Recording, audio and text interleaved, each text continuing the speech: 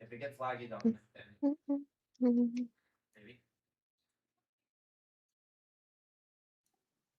Guys, if we want to bring Mar on when Nick gets back, he's an IDF soldier who's down to talk about Israeli airstrikes, the Hannibal Directive, or a few other topics with Nick. We could use that to kick us off. Right, sure. Have him raise his hand so we can see him. Yep. I'll pull him up. Mm-hmm. Let's go. Duckies, you here? Hello, hello. Hi, Mar. Shalom. Hello. Why are you saying salam to me? I said shalom. Salam. Oh. What's up? What's popping? Welcome. It's going good. It's going good.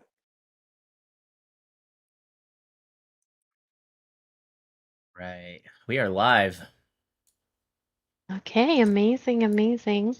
So let's start us off and then we can roll right in. Good evening, good morning, or good afternoon, depending on where you're joining us from.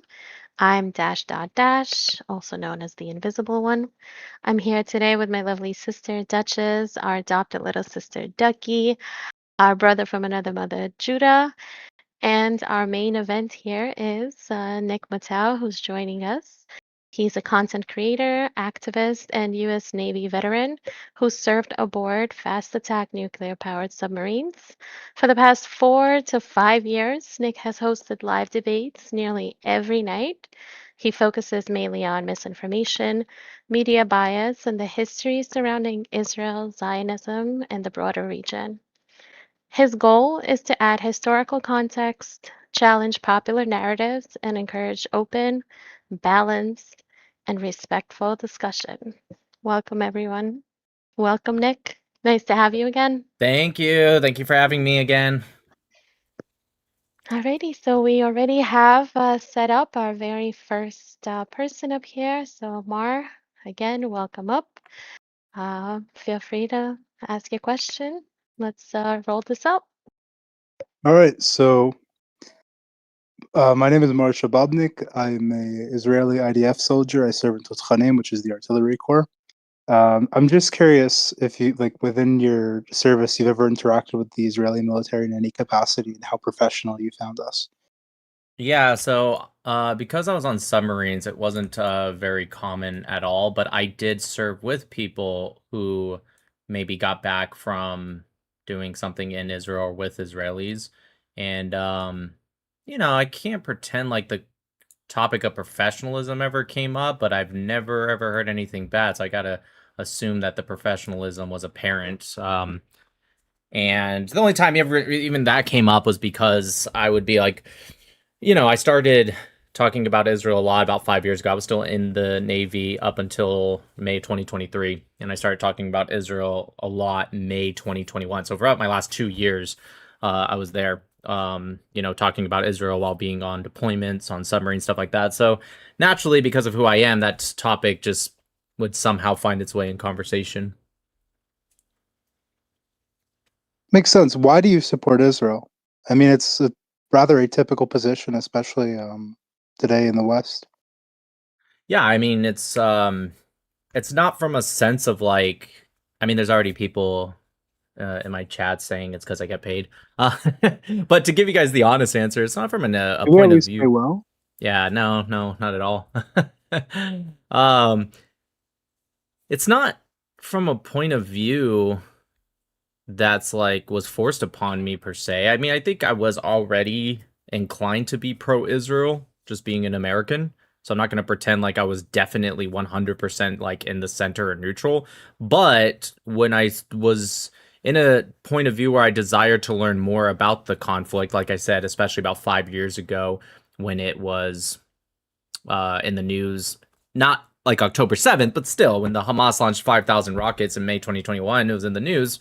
So I decided to learn more about it, and it just, just pretty much, I mean, I know it's a boring answer, but I just followed where the facts went, and the more I learned about Israel, the more it came to me that it was in the right to support Israel. Is it mostly from a perspective of just simple allegiance and so on and so forth? So you see yourself as an American, as a Westerner, and you see Israel on the forefront of defending the West and Western style civilization, or is it more so some sort of moral agreement with It's our civilizational project? I think everyone in the world can be biased for any reason. It could be they can be biased because they're Muslim or biased because they're Christian or American or whatever, Jewish. And so, yeah, I'm sure that plays a role subconsciously. I mean, I'm sure if I was born and raised in Afghanistan, I'd probably be a completely different person. But it's not from a tribal point of view in the sense that I'm just I'm reading and I find it to be that being on the side of Israel is wrong, but I'm going to force it, to look away because I really, really want to support, just like America and the Western ideology, and therefore by extension Israel is there. No, I would have no problem criticizing Israel if it truly was the propaganda that's been against Israel that I've learned even as a kid up until today. If any of them were really true, or at least true the way people say they are, I'd have no problem calling that out. It just happened to be that it wasn't. What sort of propaganda did you grow up with that you're speaking about? Yeah, I mean, I'll be honest with you. I didn't really like as a kid into teenage years. I didn't really hear much about Palestine. Right? Maybe it's kind of like if you would have asked me as a teenager, I probably would have thought it was a country next to Israel. Like I wouldn't have thought it was what people called Israel if they were anti-Israel, if you will. But I did definitely, and again, very very little. It's not like I focused on this topic a lot. I didn't grow up around Jews. I didn't grow up around people talking about Israel, but naturally, Israel's always kind of in the news. So, it's not like it never came up. Things with Yasser Arafat, would come up, some old clips, things like that, bigger topics. But when I started to dive into, hey, what is this conflict really about? Then I got beyond just kind of things like Yasser Arafat, Gaza, what they call the West Bank. I started to get a little bit deeper into, hey, what is the Oslo I'm Accords and more what so did they say? curious. Yeah, go ahead. I'm more so curious about what sort of claims you heard against Israel. Like, Mm, are we as opposed to terrorist state? Do we kill kids? What did you hear? some of the first things that I heard, trying to think, mostly just European invaders. This is like I'm going real far back, like before I really learned anything deep. European invaders. It was a colonial project. Displaced the indigenous population, stuff like that. It's not necessarily that I believed or didn't believe it. It was just that was kind of what was up in the air when I first started learning about Israel. Well, aren't you European? Why would you be insulted at the idea of European invaders? No, I'm just giving you what I was told. It wasn't like it's not like I was told and I thought like, oh my gosh, really? I didn't think anything of it. That's just what people would say about it. And I just kind of was like, okay. I didn't Where would you hear really, these things? Like in the media? oh man. I mean, probably at that time, probably like Facebook comment sections. And it was usually Arabs saying these things or white people? Oh, I couldn't tell you. I'm sure it's probably mostly leftist because before I started debating Israel, I definitely was talking a lot about like American politics. So I'm sure maybe some were Arabs. I couldn't tell you. Like I said, it was mostly just comment sections. Not like I looked at their profile to see who they were, but probably mostly I would say white left wing people. So you're like a Christian, right? No, I'm not. I'm not a Christian. I'm a Noahide. You're a Noahide. Yeah. How'd that happen? Yeah, I mean, I was baptized as a Catholic as a baby. And I did, been to mass, I've been to Christian churches. There was a period I was even consider myself an atheist, like late high school, probably or more early college, kind of a more of a smug way, to be honest with you, like I'm young enough to know everything kind of attitude. Anyways, as I kind of got a little bit older and I first joined the Navy, I started to find my way back to God, but it wasn't anything specific. I didn't particularly find myself to be religious. I had a lot of questions about the Catholic Church that weren't answered to me. So I kind of came to a spot where I'm like, I know I believe in God, but that's about it. So when people would ask me at that time, hey, what are you? I'd just be like, yeah, I believe in God. That's all I'd say. And it wasn't until later when I first started talking about Israel, I met this guy. He goes by Hebrew Hammer. He's one of my best friends, good guy. I was about to go on deployment, and deployments on submarines. There's no internet. There's not a lot to do, and you have, you know, not much to do. So he gives me the Torah. He's like, "Hey, here's the Torah. Have a good deployment. Deployments can be up to 6 months long, sometimes longer." And I said, "Oh, I've already read. I grew up Christian. I've already read the Old Testament." He's like, "Yeah, but this is a Chumash. This has a commentary. You might find the commentary interesting." And I said, "Oh, okay, that's cool. Yeah." So I didn't really consider that I really would read much, maybe a little here and there, but I got very, very interested in the commentary because it started answering a lot of the questions that I didn't get answered as a kid when I would ask other people. Like these people, I'm sure it's probably people like Rashi and others that were in this commentary. They were answering these questions that other people couldn't answer for me when I was younger, and I had them. And so, from there, long story short, I became a Noahide. So I learned about it. Makes sense.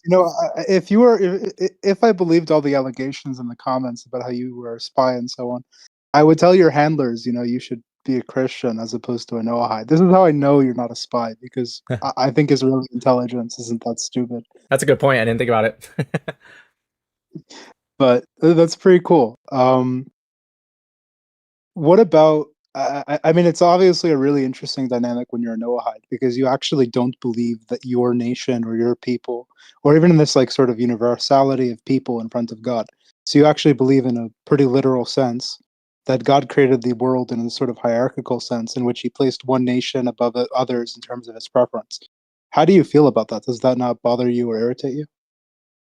No, I don't particularly read it in so much in the sense of preference. I believe that the Jews were a nation of people who were the last to actually be offered the Torah, but they were the first to accept it with unconditionally.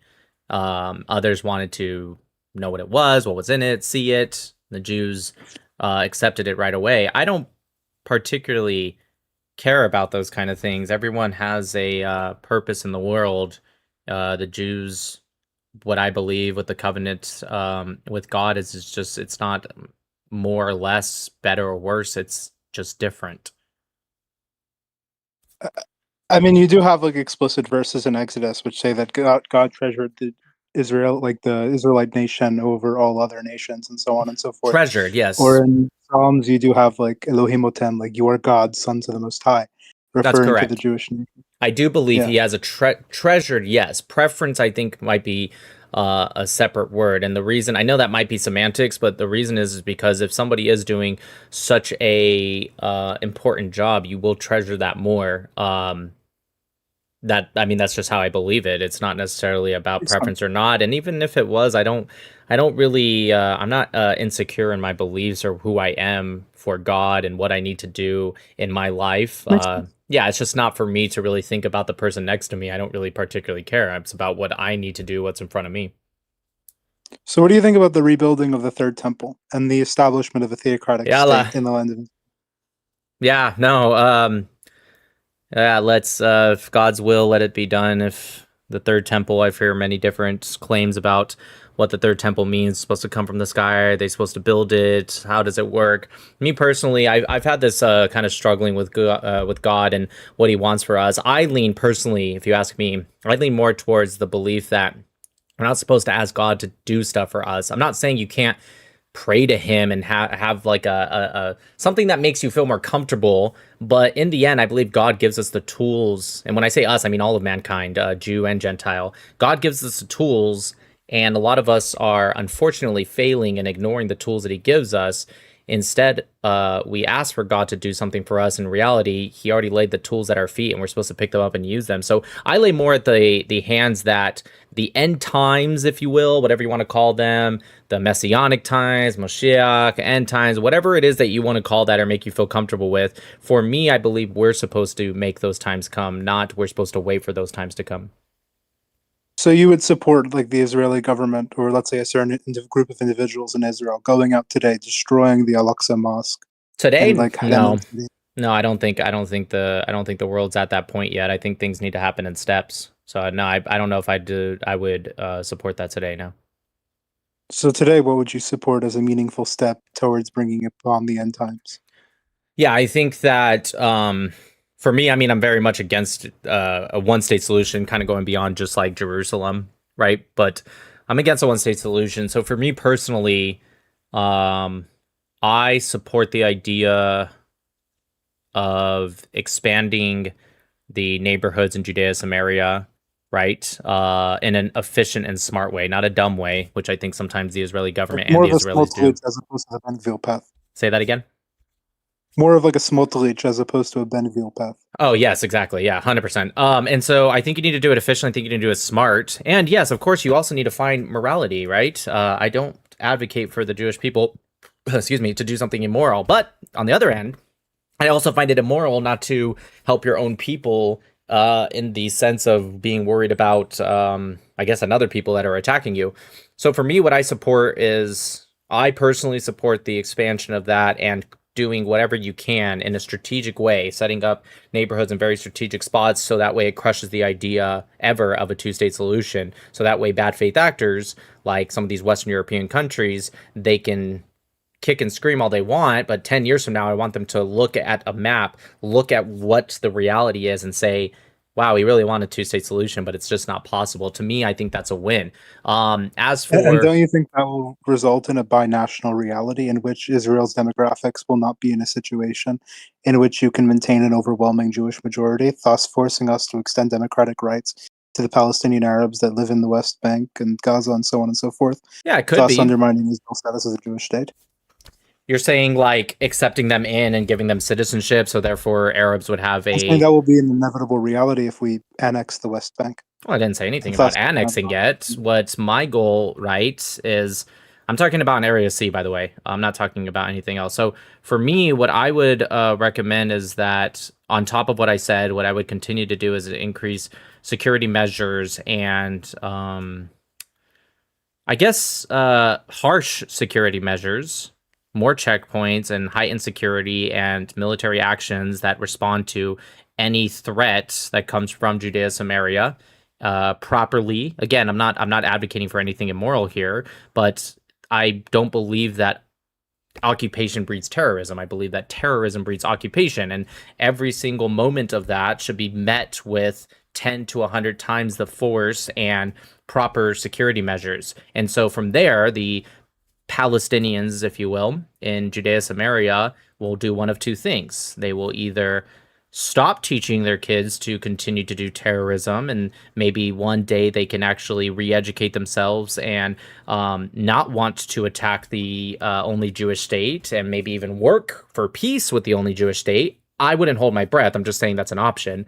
Or the second thing is they become so miserable in these harsh conditions, which again, I'm advocating for proper and efficient conditions that match the terrorism that is coming from the other side. I'm not advocating for anything immoral or on top of that. But the conditions become so harsh that they become miserable and they want to leave. In which case, I would advocate for payment. Those that kind of like eminent domain. You know, you pay people and they leave, and I'd advocate for that.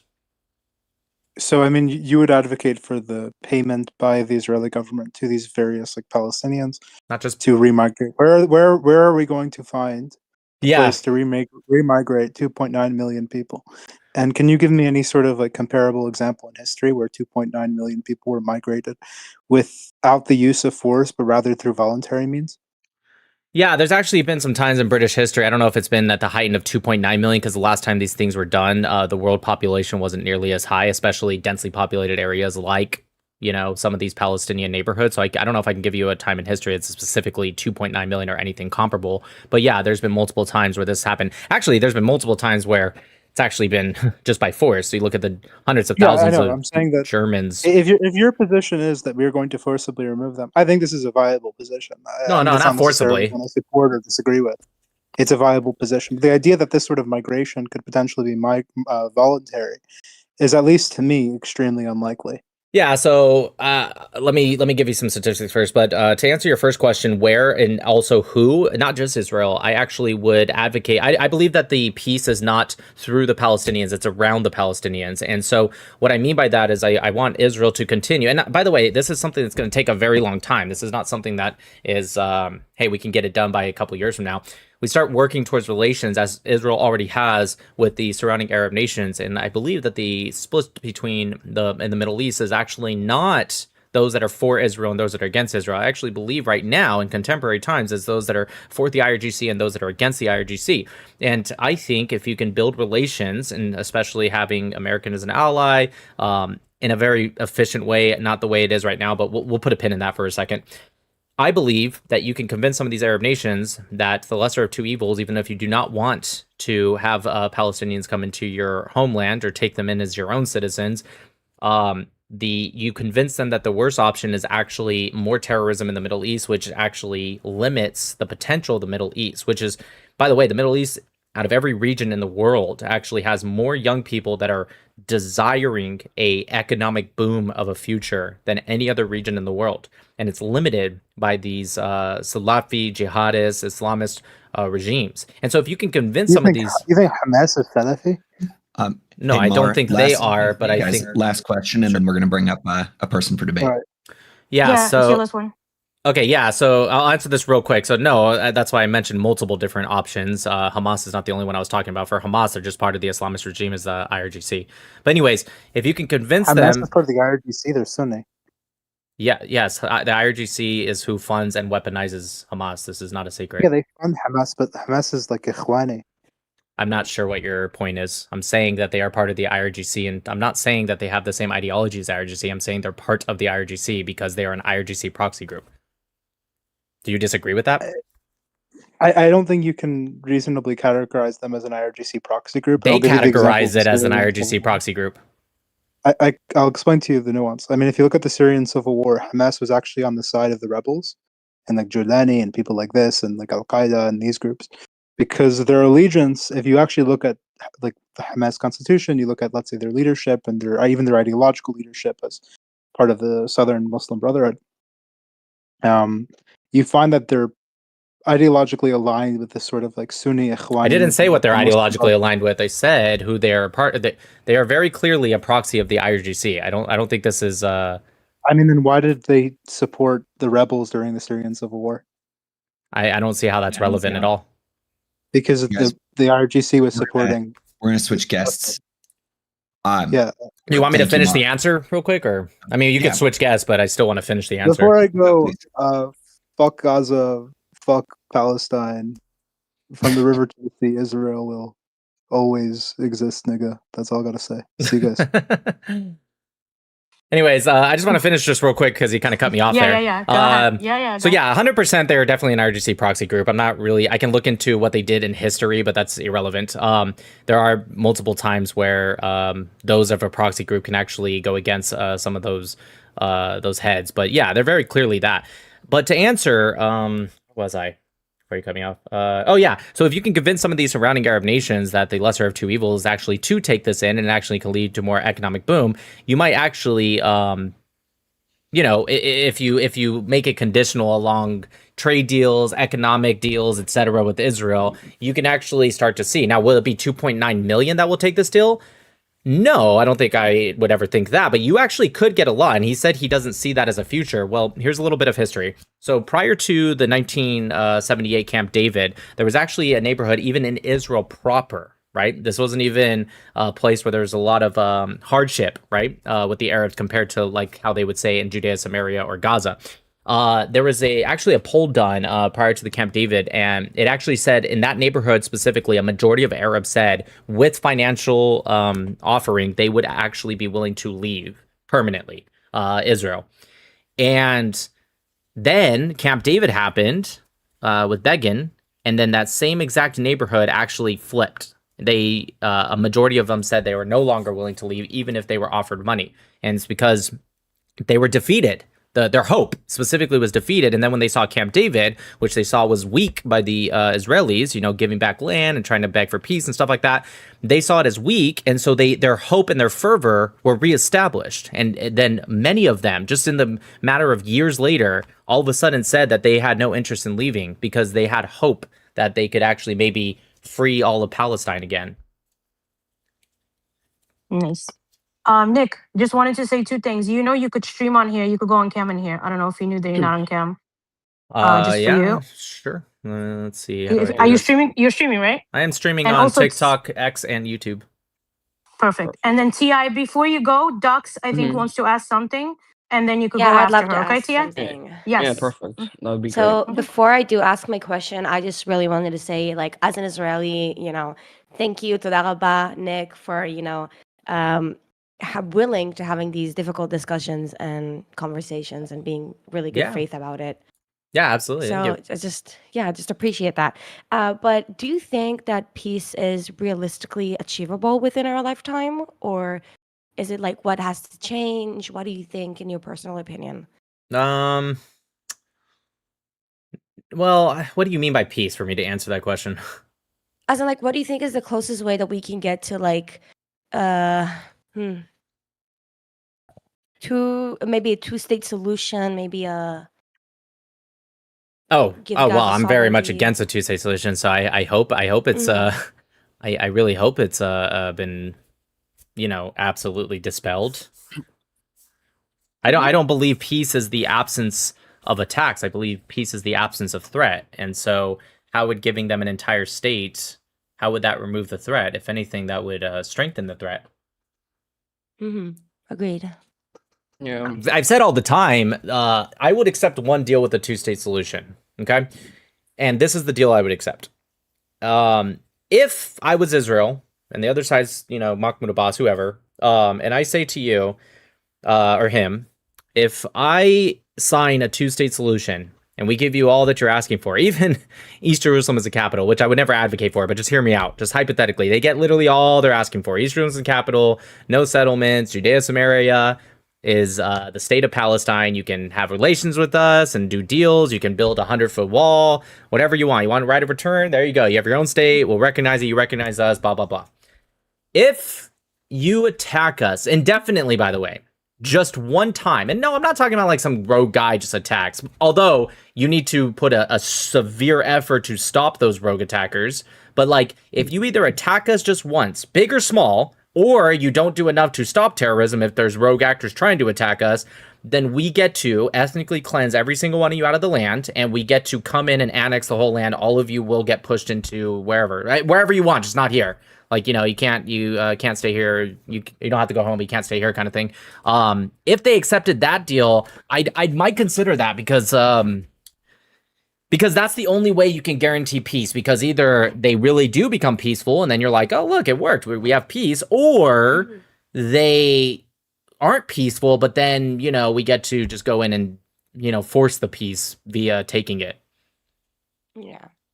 Also, hasn't been a moment that somebody challenged your views on something and you were like, oh, wait, this is actually a really good point?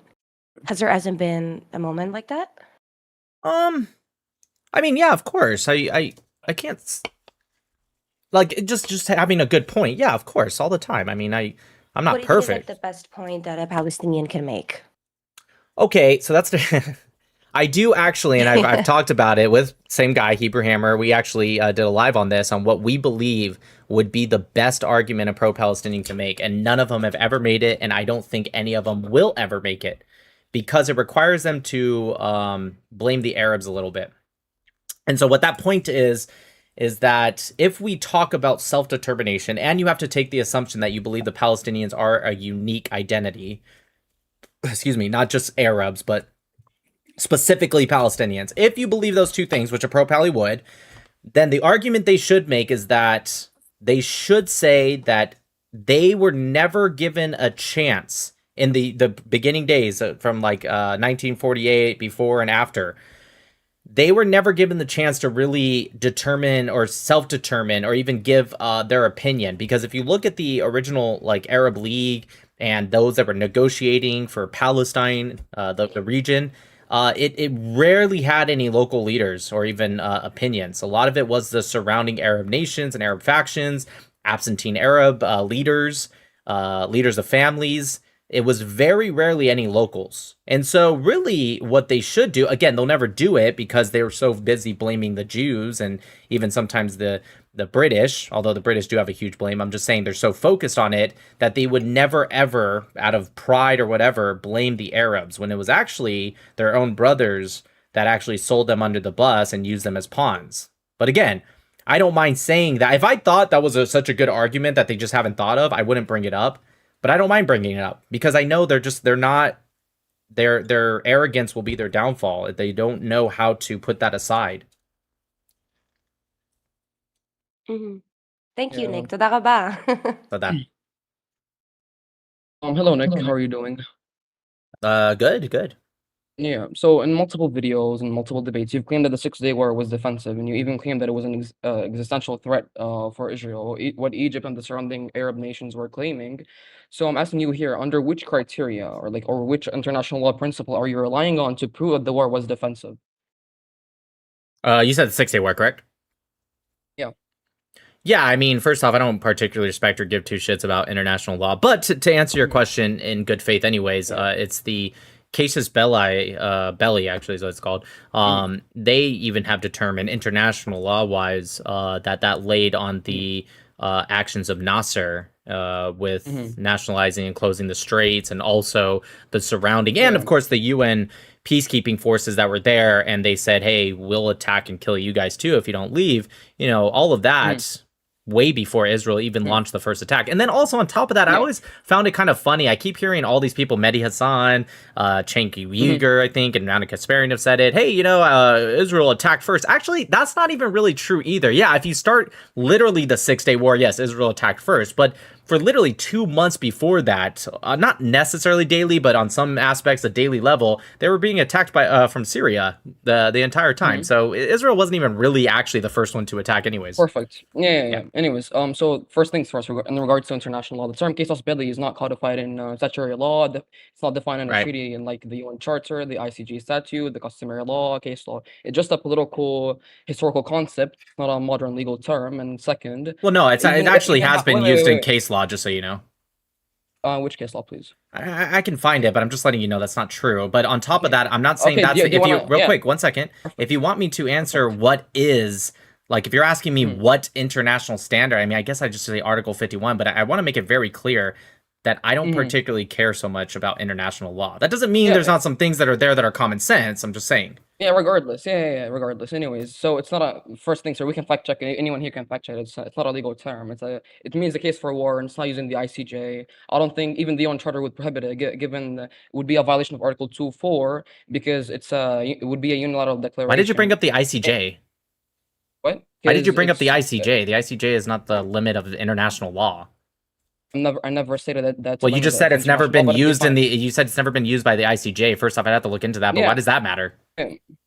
Is the ICJ is the legal court that defines binding judgments in regards to all the time disputes and wars. Not all the time. I never claimed that. Why are you misconstruing my position, Nick? Here, I never claimed not all the time. I said the UN Charter, the ICJ, customary law, or case law. I give you several options, so you don't have to be disingenuous and dishonest here to misconstrue my position and look strong here. And regardless, you also claim that the Arab started it in the Syrian war. But can you tell me why Moshe Dayan, the Israel defense minister, given that time, he said we would send a tractor to plow some area where it wasn't possible to do anything in the demilitarized area, and knew in advance that the Syrians would start to shoot. Even if they didn't shoot, we would tell the tractor to advance further until in the end Syrians would get a note and shoot, and then we would use artillery and later the Air Force also, and that's how it was. Second, he also said Dayan was the view of the occupation of the Golan Heights was driven mainly by the fertile agricultural lands. It possessed not any real power concern for security.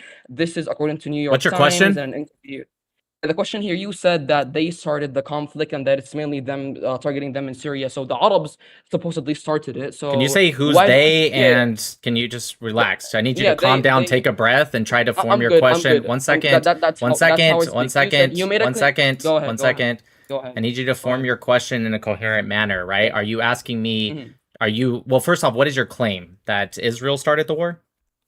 I never claimed that Israel started. I'm asking you. I didn't say you. Okay. Can I? Okay, real quick. Relax. Take a breath. Take a breath. Taking a breath. I'm good. Okay. I'm good. No. I know you say you're good, but I'm telling you. 1 sec. Relax. Stop. You don't have to deflect. Stop. I'm not deflecting. I'm still on the same topic. I'm just asking you to take a breath because you're saying like it's almost like you took a few lines. Just relax. I'm asking you, what is your claim? I didn't say you made that claim. So responding back to me saying I never said that, I don't think I ever said you ever said that. I'm asking you, what is your claim before you ask your very long-winded question, and I'm asking you if you can tighten that up so it can make sense. So what is your claim? I'm saying that your claim in this case here would be contradictory to what is my claim? Israel. Your claims that the Syrians started the war, Okay. technically, and the Arabs I in never said general the by Syrians attacking started the Syria. war. I never said the Syrians started the war. Then what did you say then? I said that Anna Kasparian and Cenk Uygur and Mehdi Hassan, and I'm sure others, have used their excuses to say Israel started the war by who literally launched the first round. I said very clear. Okay, I need you to stop. Just relax.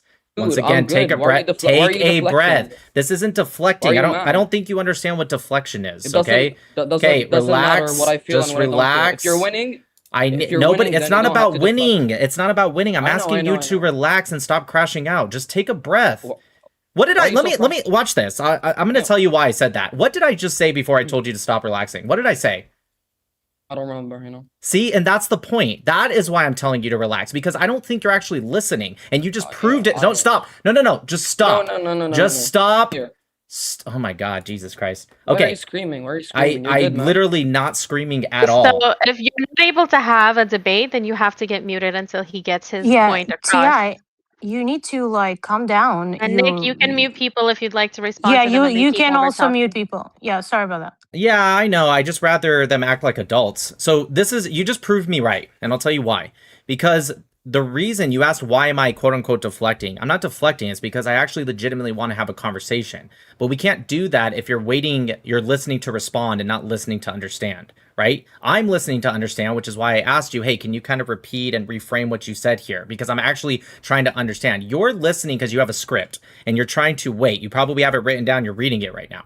I don't particularly care about that. I actually want to have this conversation, okay? So the reason you proved me right is because I just asked you, the reason I'm telling you to calm down is because I don't think you're listening. And to prove that I asked you, what did I just say? And of course you said, I don't know at all. Not even one thing.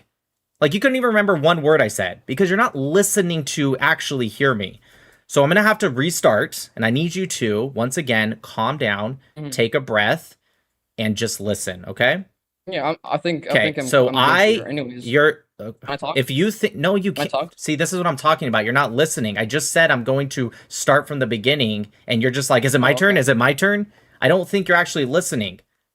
What would you say if it was your turn if you don't remember what I said? Like, what are you remember responding everything. to? I If you don't- don't remember yeah, what I said, what are you that's the responding question. to? Yeah, I think I am answering your question here. Right. You said you made a What claim was my that the Arabs- question? You claimed that the Arabs started the war. So and then first you off, it's claimed not that on May- Arabs. Second off, I didn't make that claim. Once again, you're repeating did. what you already said. You repeating what you said before. I already told you I never said that. And just to remind you, because I am listening to you, you said, oh, Nick, what did you say? Do you remember asking me that question? Do you remember You know what I'm asking talking me about. that question before you genuinely started? want to Do you remember asking me that question? Yes or no? Do you remember asking that question? No. Okay, if I you didn't don't ask you a remember, question. you did. Dude, You said, why all are right, you- stop, dude. So you did. If you want, you can ask anyone who's listening. You did. I said I never said that, and you said, what did you say then? I promise you asked that question. And I'm going to have to repeat what I said because you're not listening. I said that Anna Kasparian, Cenk Uygur, Mehdi Hassan, and I'm sure others have made the claim that if we go with the idea, this is the key word, I hope you're listening this time. Keyword is if. If we are going with the idea that a war starts simply by who just launches literally the first bullet, missile, mortar, whatever, etc., then it still wouldn't make sense because by that same logic, there were missiles being launched into Israel, mortars, etc. Now, I want to make it very clear. I'm not making that argument. I'm saying that even if somebody like Mehdi Hassan, etc., makes that argument, it still doesn't particularly make sense. Do you understand what I'm saying now? And do you agree that I'm not making that argument? Does he have the ability to unmute himself?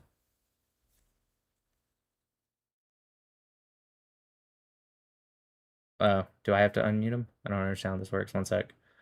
All right, I need you to really understand.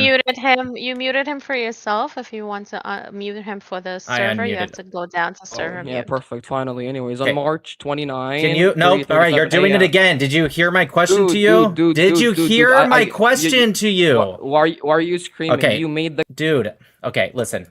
If we're not here for a debate, I need you to understand, right? I need you to have this back and forth with me. You heard, well, I don't know if you heard, I don't know if you were listening. I asked you a question that's directly related to what you said I said, and I'm telling you I didn't say that. This is what I said. Do you understand? If you're just waiting me to stop speaking so you can continue to read your notes that you wrote down, which is irrelevant because of what I actually said, I don't understand where we're going from here. Do we have somebody that actually knows how to debate? I'm not really sure where to go from here because at this point, I think he just wants to monologue. Nick, do you want us to pull up the next person? Just anyone who knows how to debate. I want to actually have a conversation. I'm here very relaxed. I'm chill, but I can't do this if people just want to monologue. If you want to monologue, just go start your own live and just monologue.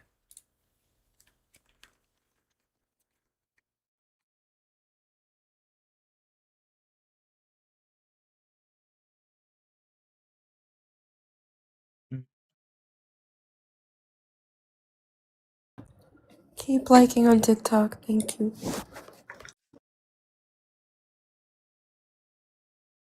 I don't know. Is there like a hands up kind of thing? How does it work? How do we get somebody up here?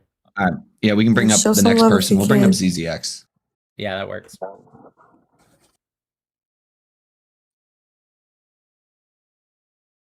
Listen, if you guys come up, I get it. Maybe a lot of you are not going to like me. That's totally fine. But we have to still have the conversation because it just doesn't work if we don't. There's no reason to waste yours or my time. If you're scared, Also, if you're then don't come asking the up. question, right? If you're gonna ask a question and the other person responds, you have to wait for them to respond in order to jump in. Please allow the opportunity to have the exchange. Hey, hello. I wanted to ask if you still hold by your claim that specifically the PLO was created by the KGB and that their council members were picked by them and that the Created Palestinian by? National... Yeah. No, I don't know if they were necessarily the entire organization. I'm sure they were created by other aspects. What I've said is that Yasser Arafat was an asset of the KGB, and yes, I still do hold to that claim. Okay, you claimed that specifically the KGB created the PLO. That's what you stated in your tweet. So do you still hold by that? In my tweet? Yeah.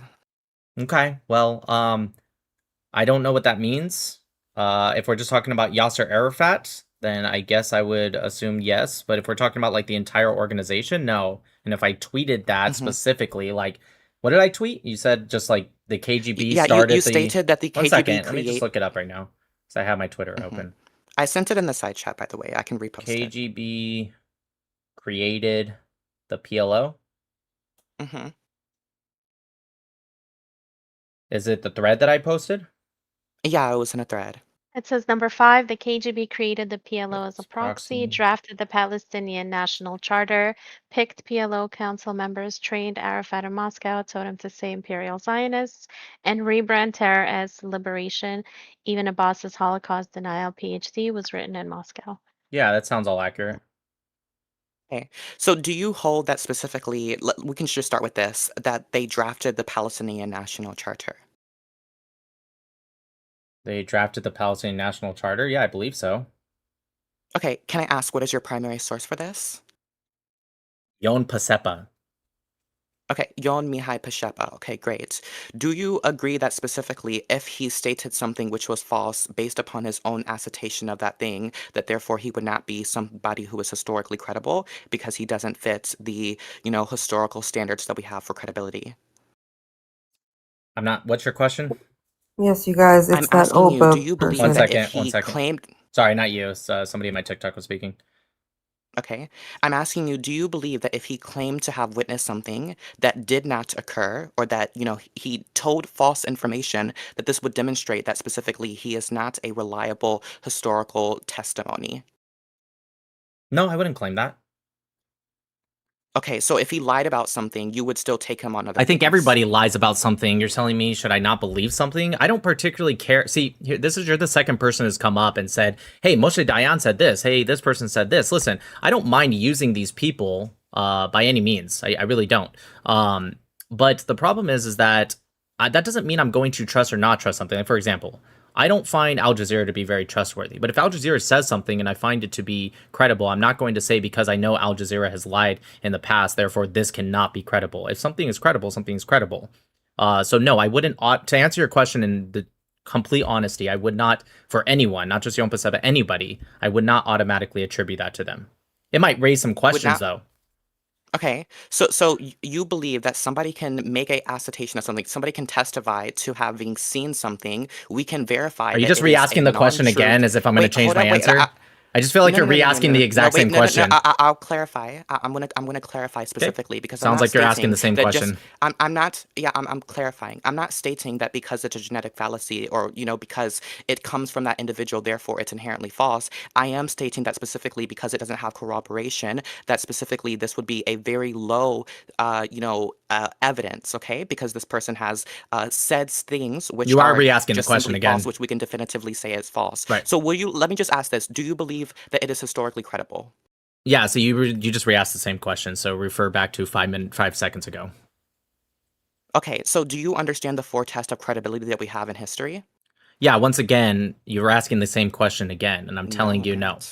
You are. No, I'm not asking the same Yes, you questions are. because I'm not asking now if you would take it. Now I'm asking You are asking specifically, me if I would take it. I'm asking you, is it historically credible? Because you take things which Nope, aren't you didn't historically ask that. credible, That's a clearly. new thing. You said, would I take it? You said, would you take it as historically credible? What is your new question now? Because you No, no, did no, no, ask the I asked exact you same originally, do question. you taste? No, You I just asked did it you again. originally, would you take this? You just Wait, said it no, again. You just said you no, again. No, I asked, would you take it? And then I asked you, would you take it as historically You credible? literally believe just this did thing it is historically again. credible? Those are not the same thing. Asking you, would you take it, is not the same thing as asking if you would take it as historically credible. You're saying it again, and the answer is yes. Okay, you would. So would you take the claim that specifically a girl named Anna Lektka was raped in Israeli custody? She was in the flotilla. Do you take her testimony? Yeah, again, I'm going to answer the same thing. If somebody lies in the past, that doesn't mean I'm going to automatically take or not take something as credible, okay? Same thing with her claim, same thing with anyone. Literally anybody in the world. This is not a one person versus another person thing. So if somebody says something, I could take it as credible, absolutely. Doesn't mean I automatically will. And even if they lied in the past, it doesn't mean I automatically will not in the future. So do you take hers? I'm going to once again answer the same exact question you're asking. Just because you change the name doesn't change the answer to the question. She could absolutely be credible. Now, of course, like anything, whether it's a pro-Israel talking point, pro-Palestinian talking point, I will look to the something to help me determine if it is true or not. But your original question, right, is if somebody lies in the past, would I take future statements as credible? Maybe. Or sorry, you asked if I wouldn't take them as credible anymore. And I said, no, of course not.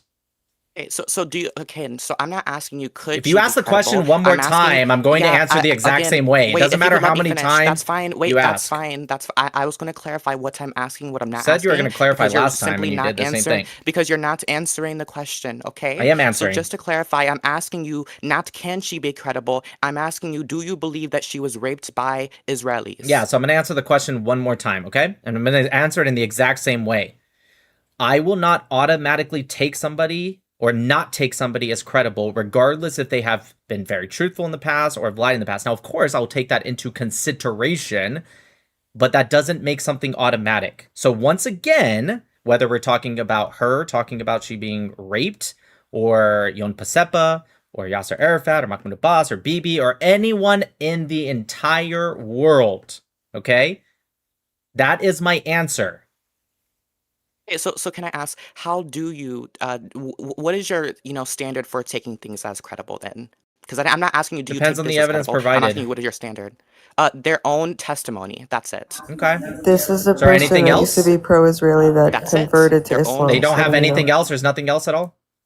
Nope, they don't have anything else. Okay, then I probably would keep it as neutral to probably not true. Okay, what about if they now part of that they had past statements which are false of their testimonies? My answer is exactly the same, regardless if they had past statements that are false or not.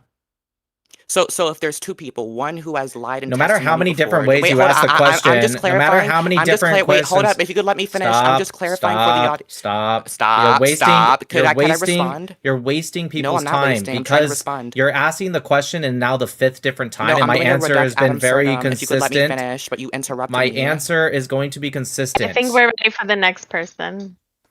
Yes, my answer is going to be the same no matter how many different ways you ask it. I'm going to be real with you.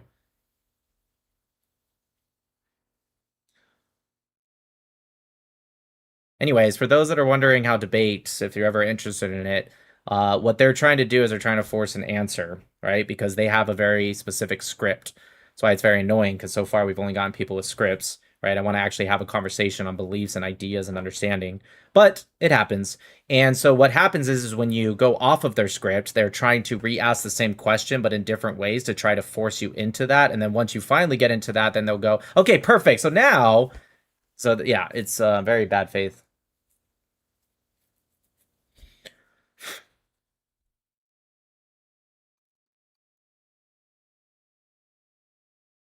We're gonna Do bring we up have? the next person. I would. Yep. Yeah, I would. Yeah, of course, we're ready for it. I think Uh, there was a list of people that raised their hands, we got but I don't know.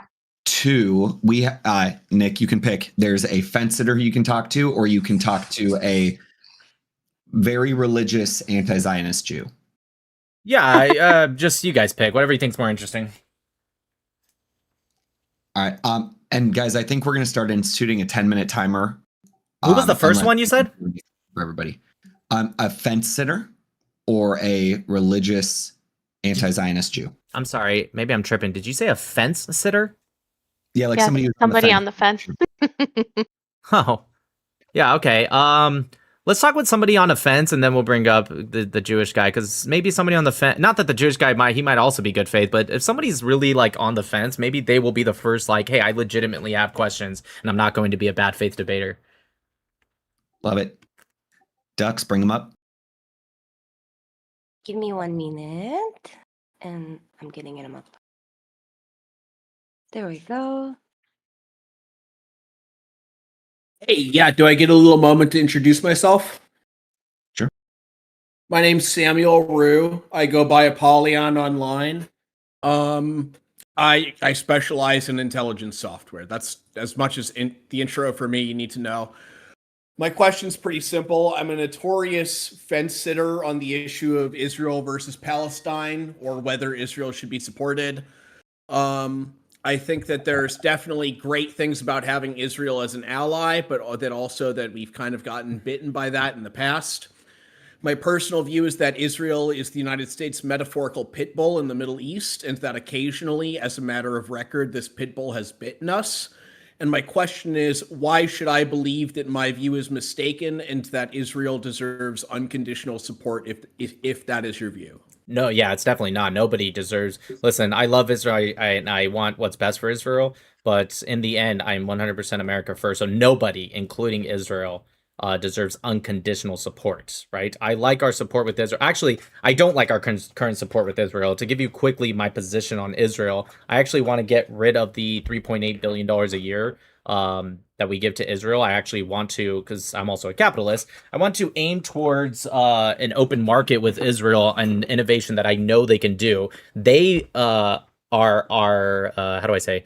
There are percentage wise, let me clarify with that. Percentage wise, Israel is, if not our number one, I think they are one of our highest R&D spenders out of all of our allies. I think it's 6% of their GDP they spend on R&D. That's important because China back in 2023 did a major increase in their percentage on they spend on R&D. And so I know Israel, and we all know, I don't even think even Semites, like people that just hate Jews, can try to deny the innovation of the Jewish people and the Jewish state. And so what I would like to do is actually open up the markets more and have an actual partnership. You know, hey, we'll buy from you, you buy from us. And sure, because we're friends, you can do deals, you can do back and forth. I'm all for that. But I don't really like this whole $3.8 billion a year, especially when it's used as a token against Israel at times, you know, AKA think of the Rafah, right? And the hold that the Biden administration did on them.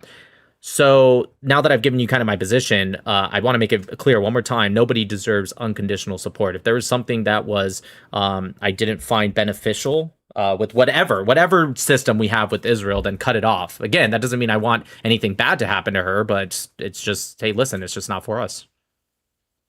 Yeah, so then another question and then a little bit of commentary on what I do believe. Why should we trust Israel?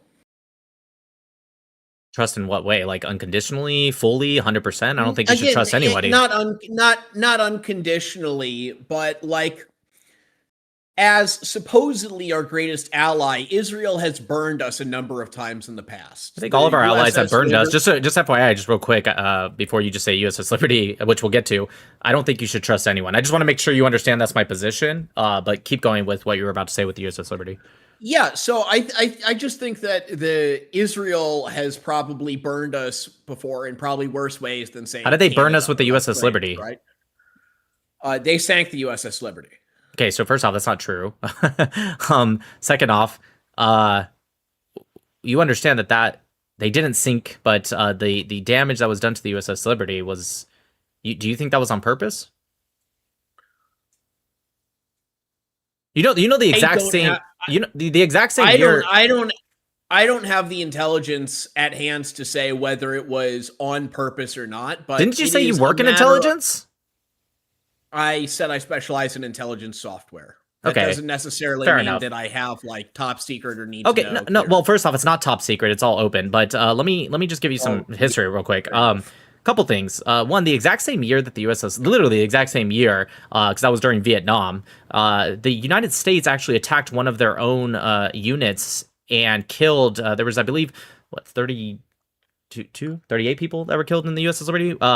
There was like 45 people, give or take, that were killed by our own. It was a mistake. It's friendly fire, and I'd have to ask you: would you put that up for possibility if it was maybe a mistake or a false flag, or is it just the USS Liberty that you're up in the air about? I respect your points here. I don't want to get too tied down on the USS Liberty. Well, yeah, but it's important. It's important. Like you can't. Okay. I don't want you to be in the air about something like that because listen, I'm a Navy sailor. I served in the U.S. Navy for 12 years, so first off, Captain McGonigal in his testimony doesn't even say this, but the idea of the USS Liberty. Let me ask you this question. All right.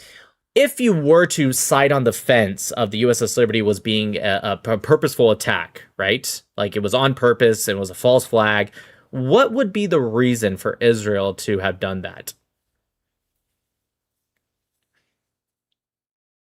I'm not particularly, again, informed enough on the issue. What I do know is that as a matter of record, the USS Liberty was hit by Israeli artillery and that it sank the ship. Okay, that's all that I'm concerned about. I don't necessarily care about whether it was on purpose. I just care that the USS Liberty was sank by Israeli. Okay, once again, it wasn't sank, but second off, I just, out of curiosity, you really mean that? You don't care if it was on purpose or not? Because I would certainly care about the difference between on purpose or not.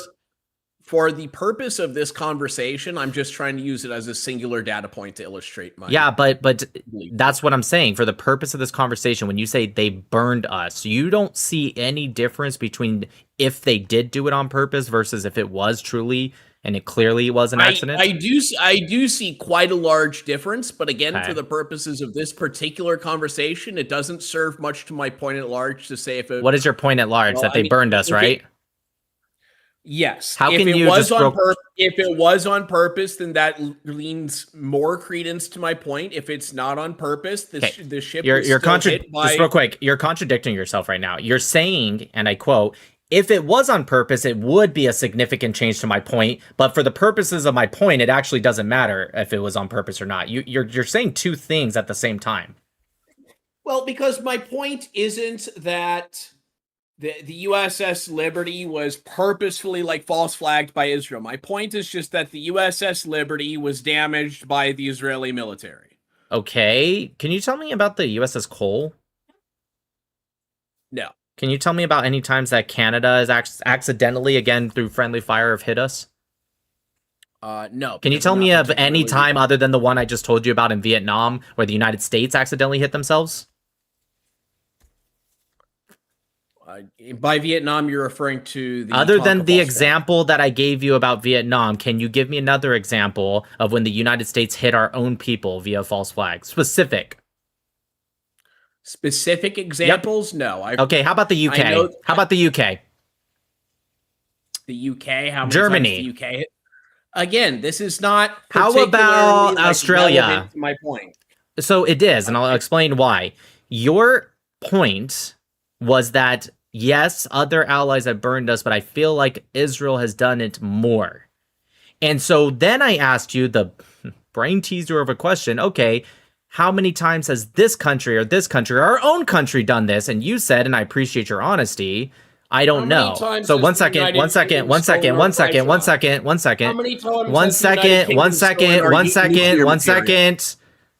You can try to deflect, but my point is if you don't know I'm those not answers, deflecting. I'm making the point that you're refusing to let me make. one second. I even the guy that's on the fence isn't in good faith. Okay, so yes, if you don't know, then I'm not sure how to compare.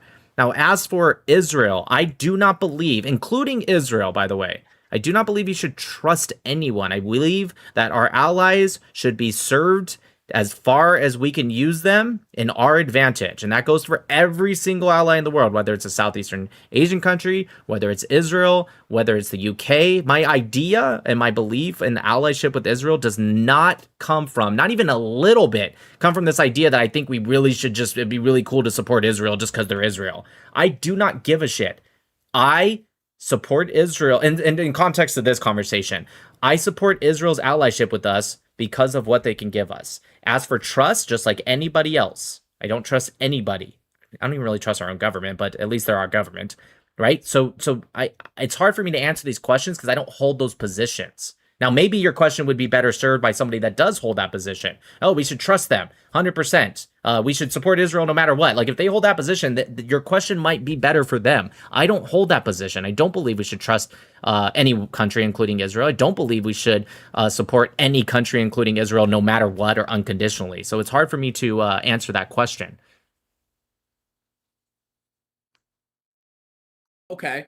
As to your point about how many times has the UK accidentally hit one of our ships? How many times has Canada? Well, no, not just ships, just anyone, units, anything. Well, dude, can you stop interrupting me? I let you finish, okay? Well, I just want to correct you because now you got to let me finish because I let you finish. That's great, but if you misquote me, I'm going to correct you. You asked me the question, how many times has Canada, Australia, the UK accidentally hit one of our ships, one of our troops, one of our whatever? How many times have they inadvertently hurt us in a military conflict without meaning to? I don't know the exact answer to those questions. I can ask you two particular questions. Number one, how many times has the UK, Canada, Australia, France stolen our Crytrons? How many times have they stolen our nuclear switches? I have no idea. 0. How many times have they stolen our nuclear material? I don't think they need to. They have nuclear material. This is a stupid point. This is a false equivalency. They have it already. Why would they steal it from us? So it's fine for Israel to steal our nuclear material? So that's a straw man argument. So that's a straw man argument. Well, I didn't say it was fine. It's different because of course it's different. Has nuclear material. No, okay. So let me explain. Let me explain. So there's a difference between this is a false equivalency, it doesn't make sense for them to, and me saying it's okay for someone to do it just because they did or didn't have something. That's two completely different things. I don't even know how you came to that conclusion. No, I don't think it's okay. I'm simply saying you're asking for things that are impossible to happen because I guess it's not. I guess they could still steal it. But again, why would they? They already have it. In fact, France has not more in terms of nuclear weapons, but in terms of their nuclear research, I'm a nuclear engineer, by the way, they actually do more than we do. So it's like you're asking me, well, France has never done this, or UK, or whoever. It's like, yeah, but they wouldn't do it. So it doesn't make any sense. That doesn't mean I'm saying it's okay for anyone else to do it. It just logically doesn't make sense to ask the question. All right, we're going to do one last minute. If you have a question, please wrap it up, and then we'll have the next person come on up. Yeah, I'm finished with my questions. Sounds good. Thank you. What fence was he sitting on? I have no idea. His only question he has the entire time was, hey, should we trust Israel unconditionally? No. I don't. We got Jin. Can we get Jin up? Okay, Jin is up. There you go. Yeah. Hi, Jin.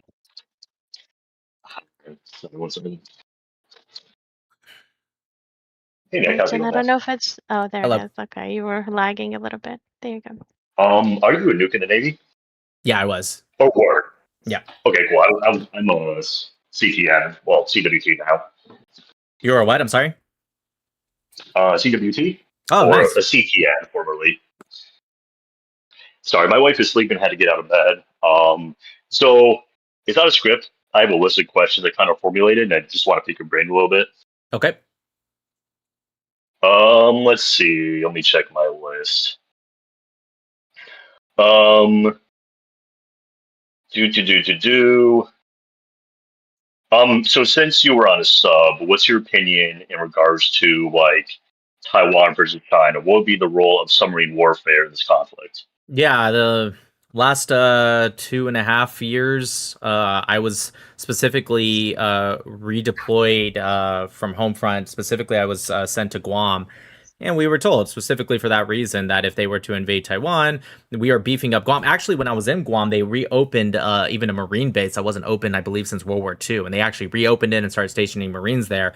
Now, to be fair, I've been out for a little over 3 years now, so I don't know what has changed since then. But when I was in, they were beefing Guam up specifically for exactly that reason.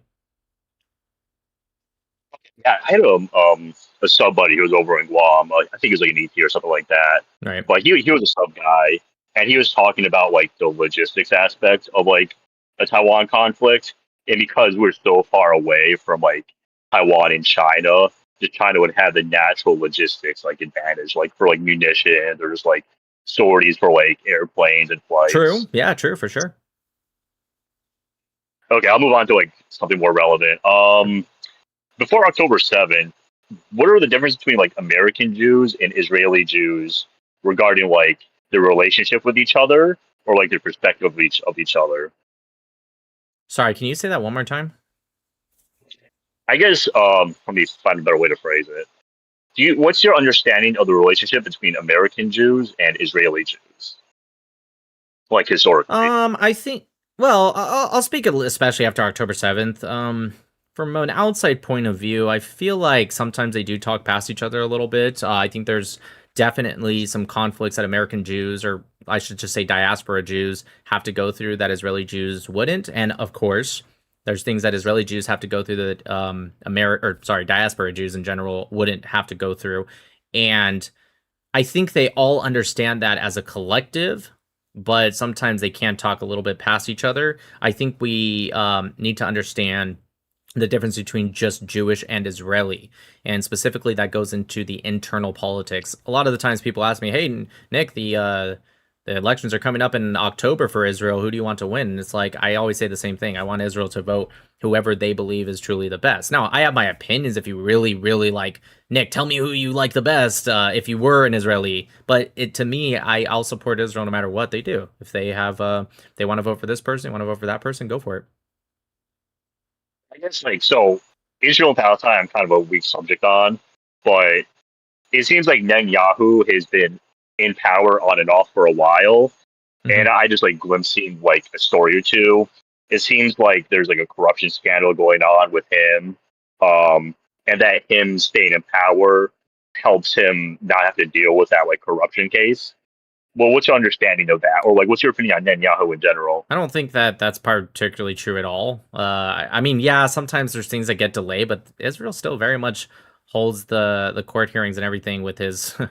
I've looked into that corruption case. I think it's a little bit of a nonsense. I don't think there's literally nothing there, but I think some people use to weaponize it. It's the same thing that I think a lot of leftists in America have with Trump. There's things that could maybe have some teeth, but it's blown out of proportion a lot of the times. But that being said, listen, again, I'm not Israeli, so the Israelis are always going to know more about that than I will. Maybe there's some stuff that I'm missing. I looked at it from an outside point of view, living all the way here in America. And that's hard because we apply like our framing from an American view. We're in this fucking our own kind of like continent. Israel's kind of like in the middle of everything with like nations that want to attack it, and it's like we put our frame into their heads, and it's like To answer your question real quick, because I didn't answer your second question on what do I feel about Netanyahu as a whole. Like, I can only judge him properly from how he is on the world stage, and I think he is an incredible politician. I think he really does know how to play the game. Again, that doesn't mean he's not like corrupt. That doesn't mean the domestic issues aren't there. So I always get Israelis are like, every time I talk about Netanyahu, I get like DMs and emails. Nick, I'm Israeli. You gotta understand, he's a piece of shit. Like, dude, you guys, then vote him out. I don't care. Like, you guys do that. I'm speaking from a world stage point of view. Like, if he wasn't your prime minister and he was some kind of like ambassador or something, he does a good, you cannot argue he doesn't look polished on the world stage. He does. He really does. So, I'm looking at over like, okay, well, the whole like, oh, then don't reelect him thing. It just seems like coalition politics is so messy. Like I hear a lot of talks in like America, like, oh, we should have like more parties involved. But then I look over to like the UK or like Israel Knesset, and it's like, oh shit, it can be a shit show sometimes, you know, Sure. of just trying to like build this coalition, and then oh god, we have a new leader. Like, moving on to another question, who would be? You kind of touched on it earlier. Say we pull our support, like it's like for funding 3.8 every year. Who would be the main ally that Israel would turn to if the USA pulled away like their support in intelligence and funding? You mean like complete cutoff, like, or? Or yeah, That's a good question. I think Israel should do what I believe every country in the world should do, and your number one job as your government is to protect your people and the security of your people over everyone. And so they would need to go to anyone that can allow them to do it. To answer your question, if I had to take a guess, India. I think they're already starting to align some stuff with them and doing some really great deals with them. And I think that's a powerful ally, especially regionally. They're very close, relatively, compared to America. Could be Russia, too. I mean, they've had some deals with Russia, but that might, not be as strong of a case because of their invasion with Ukraine. So I guess I would shift that to China, possibly. But I would go with India, probably. I know these are kind of boring questions because I probably lean slightly more Israel, so I don't know much on the topic, so I'm not gonna like debate about it too much. Probably one or two more questions, and I'll be done. Let's see. Kind of like going to the USS Liberty part. I just never knew like the motivation. What would be the motivation for like Israel to purposefully attack like America, like an American like ship? It just motivation to describe everything in life. And if you don't have a proper motivation, what they say, just to answer, what I almost always hear is that they wanted America to get involved so that way they can attack Egypt and the surrounding Arab nations. And it legitimately makes no sense because Egypt actually already made the decision to surrender before the USS Liberty was even attacked. And they did surrender after the attack. So it was like literally the same day. So it doesn't particularly make sense, Maybe it would make sense if they were like losing or having a hard time with Egypt, and so they're like, we need to get America involved, so we got to do this false flag. But they already beat the living shit out of Egypt, and also it doesn't even make sense because the false flag was an air attack, right? Which doesn't make sense because Egypt's entire air force was more or less destroyed. So it's like that would be like the worst thing to do a false flag on. On top of that, one of the sailors on the USS Liberty, he was Jewish, and he said he was crying because he felt like his own people were attacking him. Why did he say that? Because the Star of David was on the side of the fighter jet. Why would, if they were going to do a false flag, why would they have the Star of David on there? Like, why wouldn't they paint over that or just not it logically makes zero sense. And on top of all that, they talk about how they drop like napalm on the USS Liberty. Anyone who knows, napalm will never, ever, ever be used to sink a ship. Ever. Like, it'll burn the top, but it's never going to go through like a steel ship. And so the problem is that the actual reality is that these were planes that are already heading back from a mission on Egypt. There was an explosion off the coast in Israel, so they tell these planes, hey, before you come back, you need to go figure out where this explosion came from. Turns out it was a weapons cook-off, but at the time they had no idea what happened. So they said, we're being shelled. We need to figure out where this is coming from. So they didn't have everything on board. So they were dropping things like napalm. If Israel wanted to do a false flag, you could have dropped 2, let's be safe, called 3 iron bombs. It would have sunk the USS Liberty faster than we could have this conversation right now. Like, it would have, the whole thought, why wouldn't they just drop a couple iron bombs and just sink it right like that quickly? But of course they didn't because it wasn't a false flag. I'll have to look into that more myself. I guess the only part, whenever like a pro-Palestinian person asks me of like, why would Israel hit residential areas on purpose? Like I always think of like things like, okay, well maybe they wear civilian uniforms, maybe it's like human shields, and then in like civilian infrastructure. I never had like a good answer to like consistent hitting of residential areas. Like, is it just? I know in war. You make like maintenance What are they mistakes. supposed You to make hit? intelligence failures. But what's the military objective for hitting residential areas for Israel? Like Israel hitting, like, what was the purpose of that? Yeah, sure. Do you agree Hamas controlled all of Gaza prior to October 7th? Relatively, yeah. I just don't have enough knowledge, Okay. but I'm assuming, yeah. How many military bases does Hamas have, or had even before October 7th? I'm not talking about their tunnels where they do transportation and like hiding. I'm talking about like they had 0 military bases. Sometimes they had like makeshift little camps that they did training in, but I'm talking about like bases to do operations out of. Okay, good. Yeah, so the answer is no. None. Do you agree Gaza is a densely populated area? Like that's a fair statement? Sorry, what? Yes, I do. Oh, sorry, I didn't hear you. So where do they do their operations out of?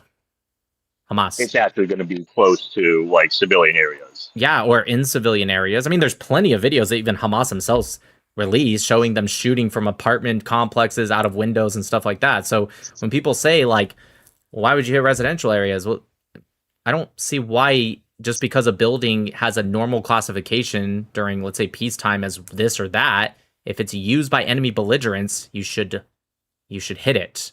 And also, Israel made it very clear one of the objectives of war from the very start was to destroy the offensive capability of Hamas. So not just hit things that Hamas are in, but hit anything that Hamas does utilize, whether they're in there or not. Yeah, honestly, I don't want to bore everyone. I don't have much more questions, honestly. Yeah, nice talking to you. Thank you. Have a good one. Thanks so much, Jen. Alrighty, we're gonna move on to the next person. By the way, this was not the person that was the Jew against Israel. This Wait, person who who's is? coming up will be. Are we bringing up? Yeah, we're bringing up. Alrighty. Yeah, bring man, the- this is the Zion, Hello. anti-Zionist Jew, right? I was gonna say There you bring go. him up. I figured he left, but yeah, bring I him know up. he was like highly requested too in the side chat. Everybody's asking for Oh. all the pro pallies asking for him to come up. So here we go. I Mashallah. just want to clarify before anything, I do not speak to women out of modesty reasons. It's not trying to be rude, but I'm just not going to respond to the women here. I hope you're having a good day. Well, that's what God says. God says, "Do not speak to women." Yes. Okay, dude. Can somebody tell him that we're not going to Should be turn my speaking to camera on him as as well? Nah, you're good. You can just keep it off. I am pro-Palestine. I am in favor of a one-state solution for the Arabs to control the land. Okay. The land, while the Jewish people are in exile, belongs exclusively to the Arabs. Why to the Arabs specifically? Because of they kept the they did circumcision. Wait, hold on. Okay, Because so this is what this is what the Torah says. the Torah says whoever does circumcision gets the land? No, it says for the Arabs in specific. Okay, so you're talking about Ishmael. Yeah. Okay, so in Genesis chapter 12, right? It specifically talks about that's the one that says who blesses Abram will be blessed, right? Yeah. And then in Genesis 15, we talk about, covenant. We go on to 20 through 25. And who is the covenant transferred to? No, I'm not. I'm saying it's within the oral Torah. I don't. Okay, well, let's start with the Torah, and we'll get there. That is the problem. Okay, I understand. Listen, I know. Listen, I understand, but we're gonna speak a little bit logically here. I'm not trying to change your beliefs, but you do believe in the Torah, yes? Yeah, but so there's no reason to not answer my questions, right? It's not like I'm asking you about the Quran. I asked you about the Torah, so I don't know why you're deflecting to the oral Torah. We'll get there. I have no problem with that. But you do agree that you believe in the Torah, yes? I don't think you can understand the written Torah. I will get there, but do you believe in the Torah? Yes. Okay, so I asked you a question that you should absolutely believe in. I didn't ask you anything weird. From Genesis 20 to 25, right? I'm giving context, that's why it's multiple chapters, but within it, who is the covenant first transferred to? No, I agree. There's a covenant to the What Jewish do you mean people. you agree? You haven't answered. It's to the Jewish people. No, that's incorrect. That's not even right.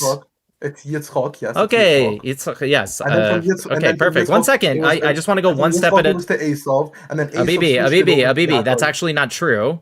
Yeah, you spoke to Esau. No, it's actually that's incorrect.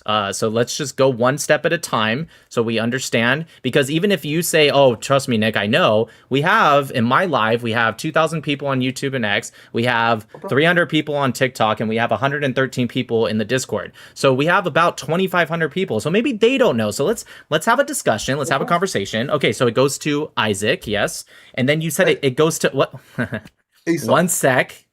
It goes to Isaac first. Yes, you agree? Yeah, correct. What sect are you, Habibi? I am Satmar. Satmar. Okay, got it. Okay, so it goes to Isaac, and then you said it goes from Isaac to Esau. Is that what you said? Yes. So that's not correct, actually. No, it is. He was the firstborn. No. And then Esau. Nope. Can I answer? No, but you're incorrect. Answer. Can you give me the verse? Let's just go right to it. Can you give me the verse of when Isaac transfers the covenant to Esau?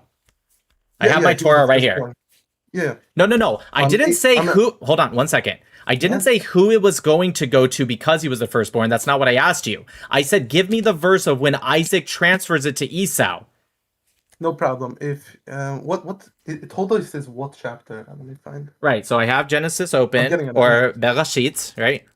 I'm getting it open. Mashallah. Here.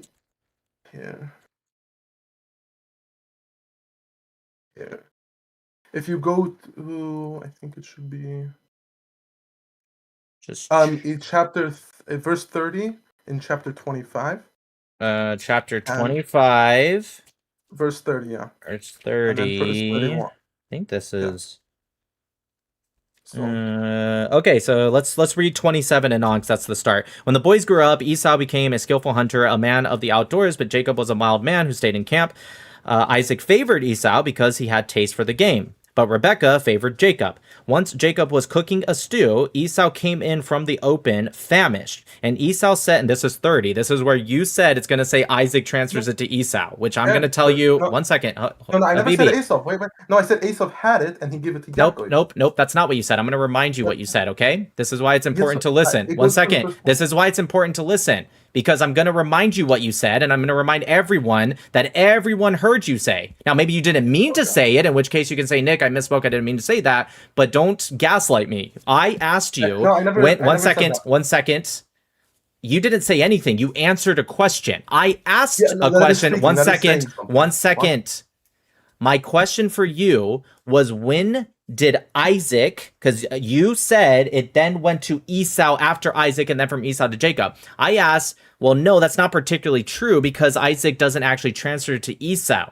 And then you said he did. And I said, okay, can you give me the verse of when Isaac transfers the covenant to Esau? And you said it's in 25:30. So we're about to read that. Well, let me read it first, okay? And Esau said to Jacob, give me some of that red stuff to gulp down, for I am famished, which is why he was named Edom. Yaakov said, first sell me your birthright. Not the covenant gets transferred to me, your birthright. Do you agree? 1 second. What was the birthright? Well, no. We'll get to that in a second, but hold on. I want to go 1 point at a time. I know you want to skip ahead and you want to cut out context, but we're not going to do that, okay? So he says, sell me your birthright, okay? Esau said, I am at the point of death, so of what use is my birthright to me? Jacob said, swear to me first. So he swore to him and sold his birthright to Jacob. Jacob then gave Esau bread and lentil stew and ...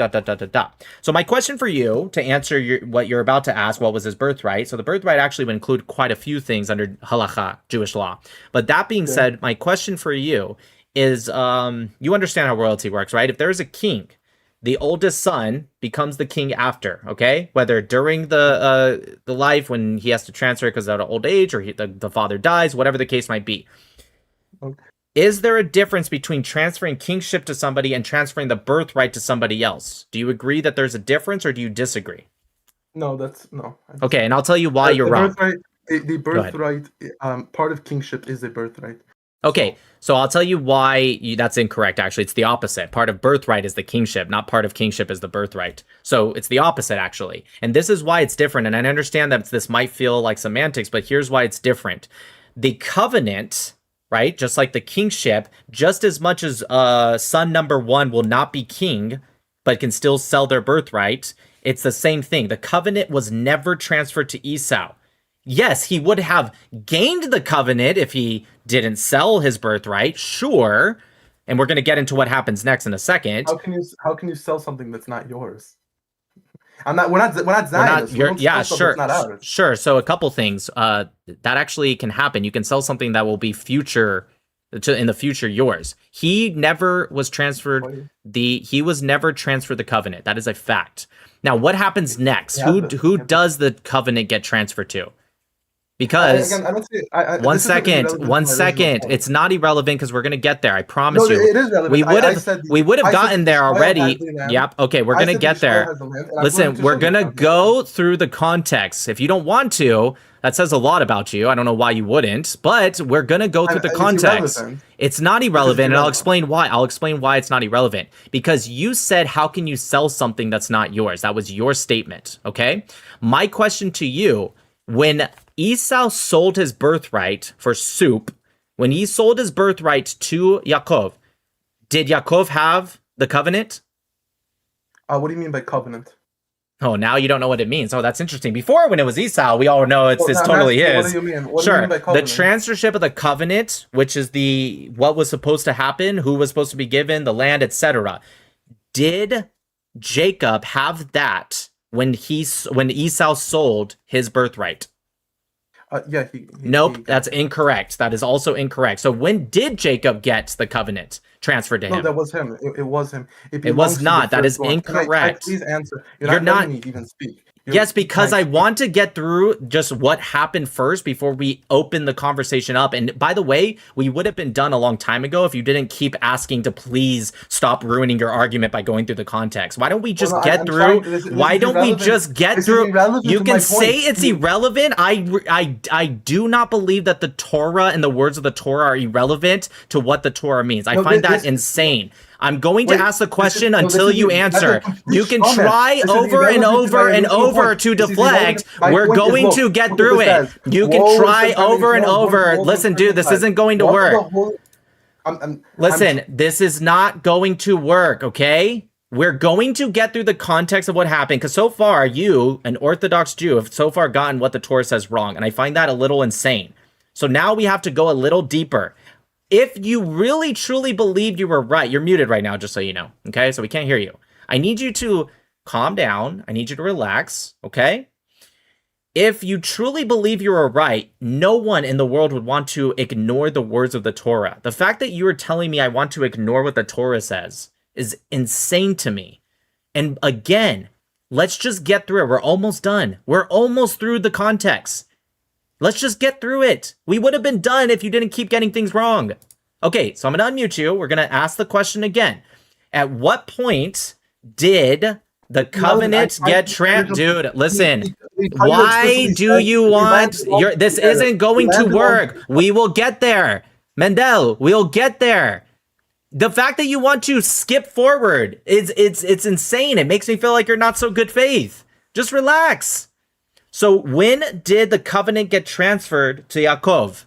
What happened? Give me the story. You don't have to give me the verse. Just what happened?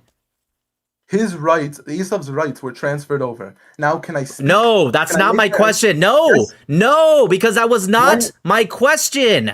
My question for you is, when was the covenant transferred to Jacob, and who transferred the covenant to him?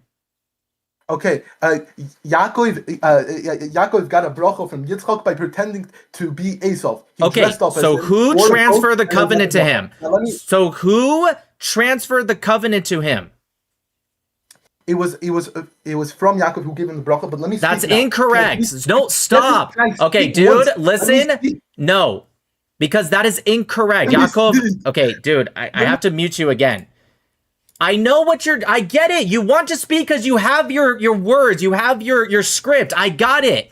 Dude, you can scream as loud as you want. It's not going to work. We can't hear you. Why are you so against having a conversation? You brought up a point. I said you are incorrect. Why are you trying to avoid that? No Jew in the world would want to avoid the words of the Torah when speaking about the Torah. It doesn't mean you don't get to bring up other points. We'll get there. We'll get there. But why don't you start with what the Torah says, okay?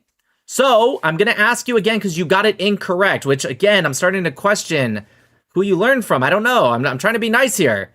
But that's not correct. Okay, stop. No, stop. I'm going to ask the question. Okay, why is it? Okay, stop. Okay, I have to mute you again. Every time I unmute you, you keep screaming over me. It's not going to work. Why do you want to waste time until the point that the moderators are going to end up kicking you? Why don't you say, you know what? You're right, Nick. I'm wasting time. Let's just get through it. It's not up to you to decide what's irrelevant for my argument, just like it's not up to me to decide what's up for your argument, what's irrelevant or what's not. Don't tell me it's irrelevant. First off, would any Jew in the world say that okay, he ran away. Okay. Wait, did he run away or is that him? Oh, no, he's still there. Mendel, are you there? There you are. Okay, listen. I am here. Okay, can you do me a favor? Instead of us doing this back and forth, yeah, I got it. You're pro-Palestinian. That's fine. Yeah. But instead of us doing this back and forth where you keep screaming and it's not going to work, why don't you just have the conversation with me? If you know more than me. Okay, but no, stop. I get you want to make your point, but this isn't a point-making thing. This is a conversation, right? This is an argument. I'm trying to present my position. Stop. You presented your position. You already did. Your claim was that the Torah says that the Arabs specifically, because they circumcise, they specifically get the land. I heard your point. We all heard it. But now that I'm trying to counter it by bringing up the context of the Torah, you are, and this is your last chance, Mendel. If you keep, you're muted. I don't know why you're speaking. You're muted. Listen, I'm going to give you one more chance, right? I really want to have this conversation with you, because I want to hear where you're going with this. But we absolutely have to bring up the context of what actually happened according to the Torah, okay? It'd be like if I brought up something in the Quran, and the second they brought up like some verses before, I was just like, oh, no, it's irrelevant. Of course it's not. We're more than glad to talk about this stuff. Same thing with the Christian Bible. But you not wanting to talk about context makes me feel like you're either not confident in your claim, and so all you want to do is you want to just bring up your points without actually hearing any pushback, or maybe you're not actually Jewish. I don't know. I don't really care. Oh yeah, you got hair. I got it. I got you. It was a bit of a joke, Mendel. You didn't have to actually crash out. It was laugh a little. It's okay. Okay, so I'm gonna unmute you, and I really would like if we could actually have the conversation and you stop trying to overspeak me, because if you do it again, we're gonna have to move on. And I know you want to prove to everyone that Jews don't deserve it and Arabs do. And you're not going to be able to do that if you keep just crashing out, okay? So I'm going to unmute you. I need you to answer my question again, all right? I can already tell you're speaking. I haven't even unmuted you yet, so I feel like you're not going to. Okay, so my question to you, you're unmuted. My question to you is, who transferred the covenant to Jacob? Was it Esau or was it Isaac? Okay, I'm going to make my point again. Okay, I'm going to move on. I heard your point. Okay. All right. So you did an awful job, Mendel. Everybody wanted him to come up. I'm not sure. That was awful. That was a shit show. Holy shit. Somebody so please let me finish real quick what because I want people to understand, and unfortunately I don't know why everyone wanted him to come up. He was awful. So a couple things. He said that Esau sold in, you can't sell what's not yours. But if that was true, then there would be no reason for Isaac to actually transfer the covenant to Jacob. If it was already done, it was already done. The reason that had to continue to happen anyways is because what he said was incorrect, according to the Torah, by the way. And also, furthermore, it doesn't say anywhere, even if we went on with, it's because they circumcised. That's not what it says in the Torah. It doesn't say just anybody who circumcises. Now, if he's going with the Ishmaelites, right, which that's why I was trying to get him to answer, but he never would. If his argument is that, well, the Palestinians are descendants of Ishmael, and Ishmael is a descendant of Abraham, I'm 99.999% sure that's where he was going to go, then every pro-Pali should be actually mad at him, and I'll explain why. Because the pro-Palis today do not claim that the Palestinians are Arabs. They claim that they're Canaanites, right? Or descendants of the Canaanites. But, and I'm sure Mendel, if he were to, have listened instead of crashing out, he would agree that Canaanites are descendants of Ham. whereas Abraham and therefore Ishmael was a descendant of Shem. So how could the Palestinians be descendants of Shem but also be Canaanites? It's not possible. So based off of what Mendel believes, all the pro-Pali should be upset at him because he's saying you guys are not Canaanites and you guys are actually just, well, Arabs from Arabia. But we couldn't get there. He was an awful debater. Let's go with the next person. Hi, Nick. I'm Big Ends. Here, give me one moment. I have to turn the side tone on my mic a little bit up so it's easier to not speak over you. This is not really related to Israel-Palestine, but I was wondering what your thoughts are on the Fermi paradox. Do you believe non-human intelligence is real? Intelligence. So non-human intelligence, like in this case, would be like extraterrestrial life. Yeah, I whether figured that's what you meant. prokaryote or yeah. I mean, I don't think much about it. You know, like I get you're asking the question, so now I'm like kind of trying to think. Like, I would say that logically speaking, putting like, you know, even just like theology and everything aside, just like logically speaking, I feel like it would make sense, you know, because the universe is very, very, very large and we haven't even observed by far most of it. So I think logically it would make sense, and that's like the best answer I could give you. Okay. The reason I mentioned this is because in 2020 there was, I don't really know like how valid this is, if this guy was just trying to sell his book or not, but the former Israeli space defense chief commented like, hey, the United States has an agreement with extraterrestrials. I think it was NBC who did this story, but he at the same time was also selling a book. So it's like, you know, is he whistleblowing or is he just trying to sell a book? It's hard to tell. Well, I will say that the United States, from my understanding, the government has been like releasing some stuff of like possible extraterrestrial activity. I'll be real with you, I haven't looked much more into that than other just articles talking about it. So you might have more information than I do. Most of the videos that are released, it's like FLIR camera footage. It's hard to distinguish any like definable features. Typically what they're looking for is like things that are exhibiting, basically like they're manipulating space-time geodesics, right? They have no observable propulsion or flight surfaces. They're moving irregularly. Have you ever heard of the anthill theory? Where it's like zoo theory? That's I think how I would. I've always called it the anthill theory, but maybe it's the same. It's where, long story short, that maybe aliens do exist or extraterrestrial whatever, whatever you want to call them, and they wouldn't care too. The reason we haven't gotten contact from them is because just like how you probably would walk by an anthill and not know it's there, we are effectively that anthill, because compared to something that's so advanced, why would they care to even reach out? Yes. The way I look at it, right, is like this is the anthill, right? You're a scientist, you're watching this anthill. You can go drop them a sugar cube and the ants are not necessarily going to understand like, hey, this, you know, higher power is giving me a sugar cube. That's a good point. When I think of the anthill theory, I think of like, oh, you know, such an advanced civilization wouldn't like just crash craft here, right? If they're so advanced, why would they do that? That's a good point. I think of it as like an enrichment mechanism, right? So you have this anthill and you're trying to introduce stuff to them to kind of widen that perspective by crashing craft here. It's not necessarily out of like, oh, you know, we messed up and we crashed, you know, our plane into your planet. It's more of like, hey, let's give them some enrichment activities so that they can help establish themselves more. That's a good point.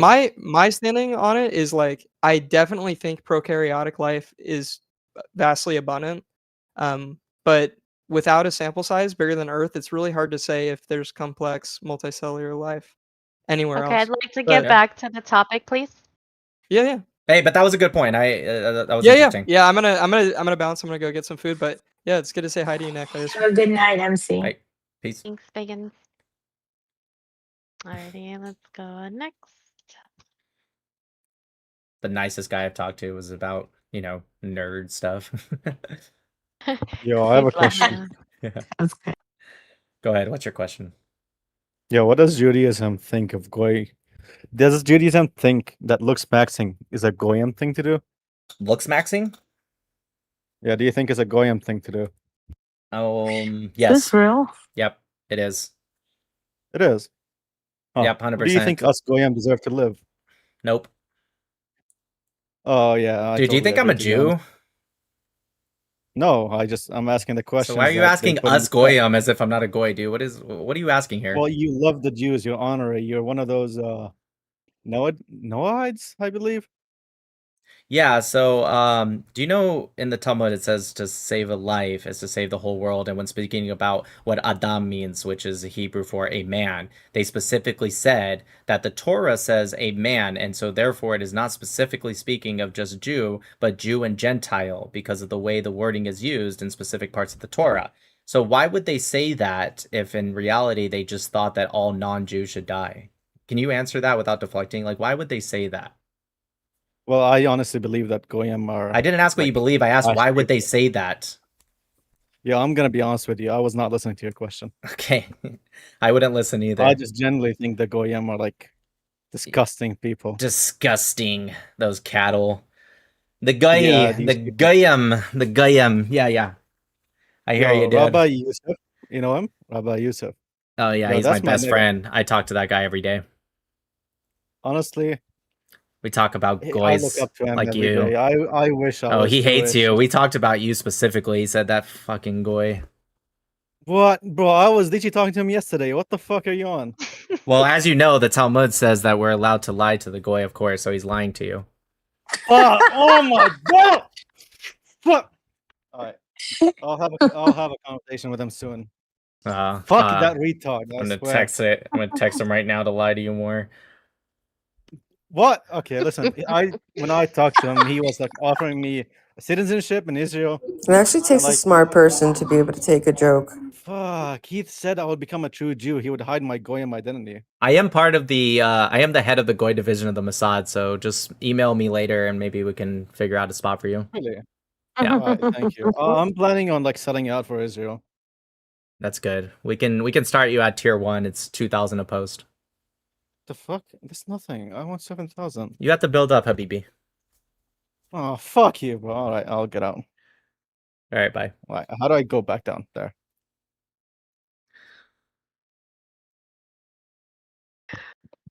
I'm sure that's clipped, Nick. I'm sure all of that is clipped. Mashallah. Good. I can be like Nick Fuentes. He's been doing those videos where he's just been like, you know what? I'm thinking of converting to Judaism. You goyim are really just pissing me off. Talking about this. You- Just talking Okay. about this earlier. You know what I always Nick, I tell know you had a lot of fun with this last one, so after we're wrapping here, I'm All gonna right. bring up another anti-Zionist Jew because I know you enjoyed the last one. just hope they can just calm down because I actually like talking with speaking with anti-Zionist Jews, but they have to like actually have the conversation, not just please let me read my script, please let me read my script. All right, so I'm gonna fair warning. Please have a dialogue. We are not here just to scream over as people are speaking. If you ask a question, you need to let them respond, right? If somebody's responding, you're not speaking over them. Let's Hashem. Hello. Hello. Hi, Nick. How are you doing? Oh, One good, second, I good. can't What's your name? hear myself. My name is Binyamin. It's nice to meet you. Benjamin. Shalom. Naimeld. How are you doing? I can understand Hebrew. I don't speak too well, so. Oh, it's okay. Tov meod. Ani beseder. I just wanted to speak on Zionism. I know what he was quoting before. I don't think it's the best argument, but it seems pretty clear from our Chachamim, our sages, that before the Messiah is coming, there will be a Jewish kingdom, which is wicked and anti-religion, before the coming of the Messiah that supports Israel. And all of our great rabbis, like I'm sure you know the Baba Sali, the Chavetz Chaim, they were all anti-Zionism. So I don't think we should support this idea. Real quick, can I just ask one? Religion.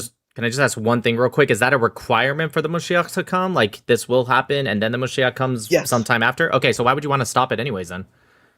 Why would I want to stop? Because even whenever we have prophecy about doing bad things, there are actually two ways that the Messiah can come. It's just to all the Jews in the audience, the Messiah can come through the peaceful way, where all the Jews become exceedingly righteous, or where we all become exceedingly wicked, where we That's go fair. to the lowest level of Thomas. So that's the Talmud in the and Sanhedrin says that's the lowest level. Okay, that's That's all the fair, Jews. and that's fair. That's fair. Okay, so my second question is: you said all great rabbis. Did all great rabbis do that, or was it just many argued that?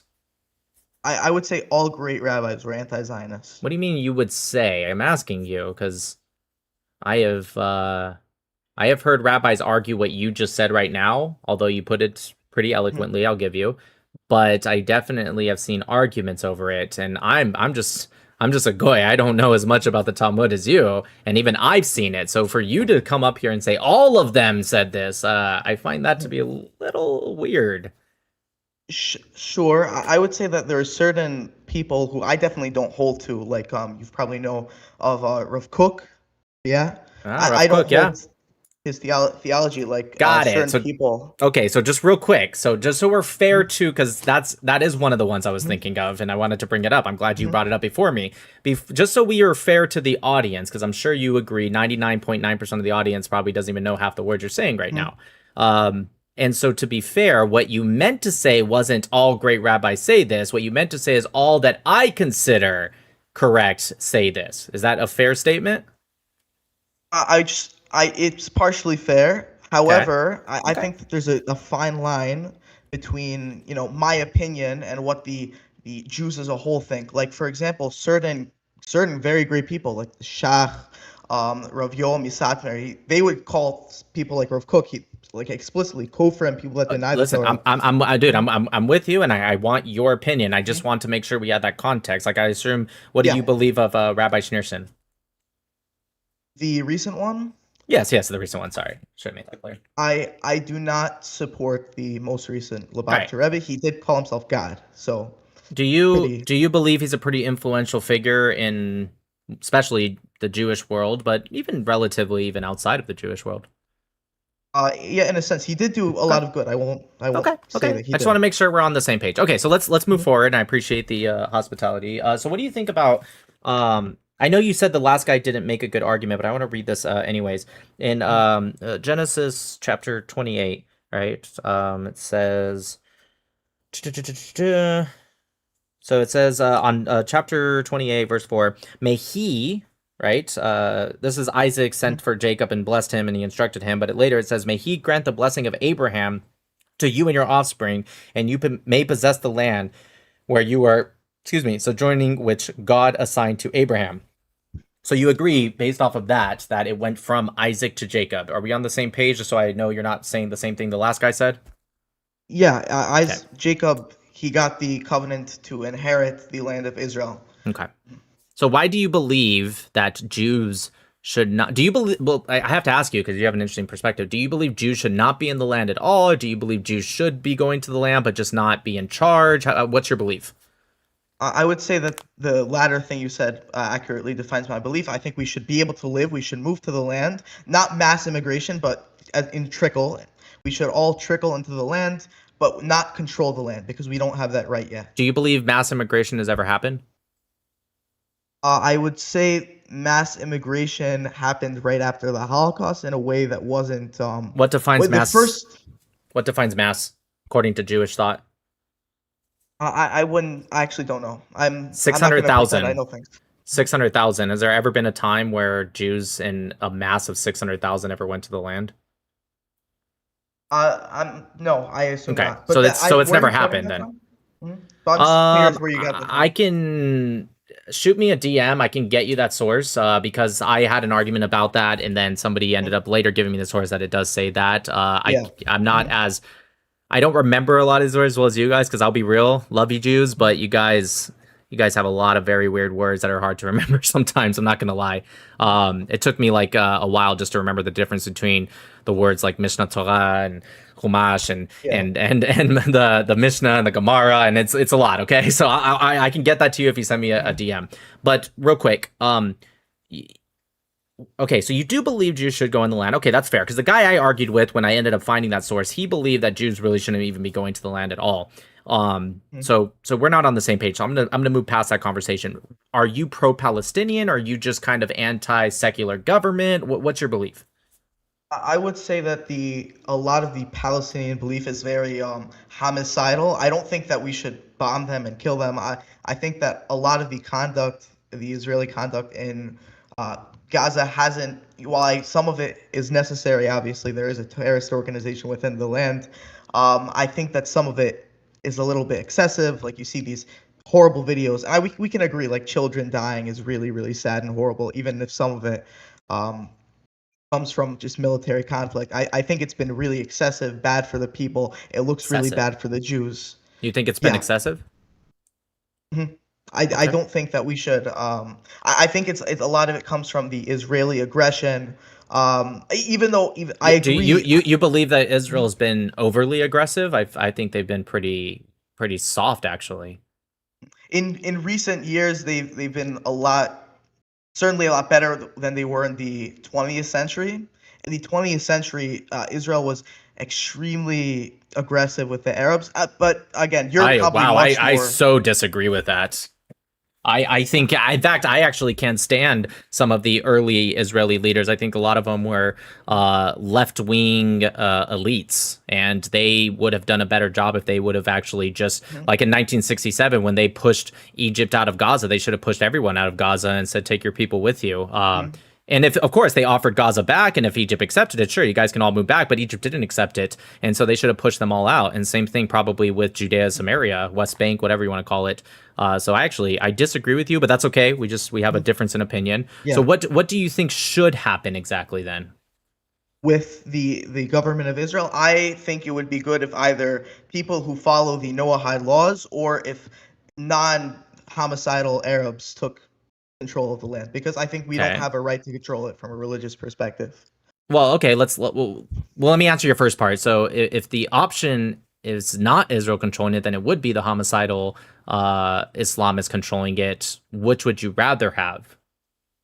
I don't think it's that clear cut. Like there are several people in Israel that follow the Noahide laws. Like I agree that from a political perspective. Who follows the Noahide laws in Israel other than, let's say, the Jews, which naturally follow it just because of the 613th vote? But like, who exactly is following the Noahide laws so perfectly? Not that difficult to follow. I didn't say it was difficult to follow. I asked you who was following it. I remember seeing there's like a substantial Noahide. I'll send you the source. I can't quote it at the moment. Not substantial enough to control 10 million people. Okay. Enough. 1 second. Go ahead. Just for I think even if the homicidal Arabs controlled us, the only person who protects us is God. We don't. God says, if you say in this week's parsha, he says, when you say, because of my strength and my government and my army, I was able to protect myself, then God leaves you to your own devices. Right. So hold on. When has God protected the Jewish people when they've done literally nothing to help themselves protect themselves? I'm not saying God doesn't have a hand in it, but you're almost sounding like you're saying that you should really just do nothing and God will just protect you. We should live peacefully among the okay, Arab population. What should you do if they're not peaceful to you? What should you do? Obviously, you should defend yourself, but I don't think they'll be aggravated in the. And I don't mean defend yourself within a government, but like if an Arab is trying to kill you, obviously you should kill him back. But I'm not saying there should be a. Okay, how do you do that? Official Jewish army. How do you do that? I mean, if I'm assuming on the individual level, if you have the means to kill somebody who's trying to kill you, then you're able to kill him back without a large Jewish army. So okay, I disagree, but my question for you is, okay, so the Arabs, do they keep, you're saying the Noahide laws, do they keep thou shalt not murder? I assume the vast majority of Arabs have not murdered somebody. Okay, well, I assume the vast majority of Jews also haven't either. I guess we were going with support and or direct action. I assumed you understood what I meant by that. So my question for you, would you, from your position, the Jews are not supposed to have control of the land at all until the Moshiach arrives? Yeah, ideally. As we already... Go ahead. Yeah, go ahead. As we already spoke of, when in the less preferable way of the Messiah coming, when we're at the lowest level of Tumah, at the lowest level of impurity, for those who don't understand what that means, we would have a government that would be evil and secular and destroyed, as it says in Sanhedrin 98a.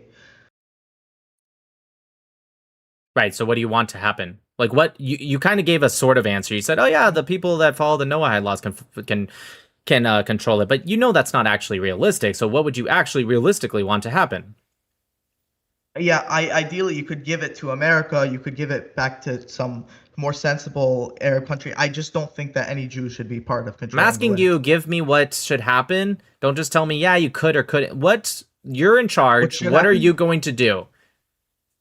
I would make it illegal for Jews to participate in politics in the land of Israel. Okay. So how do you enforce that?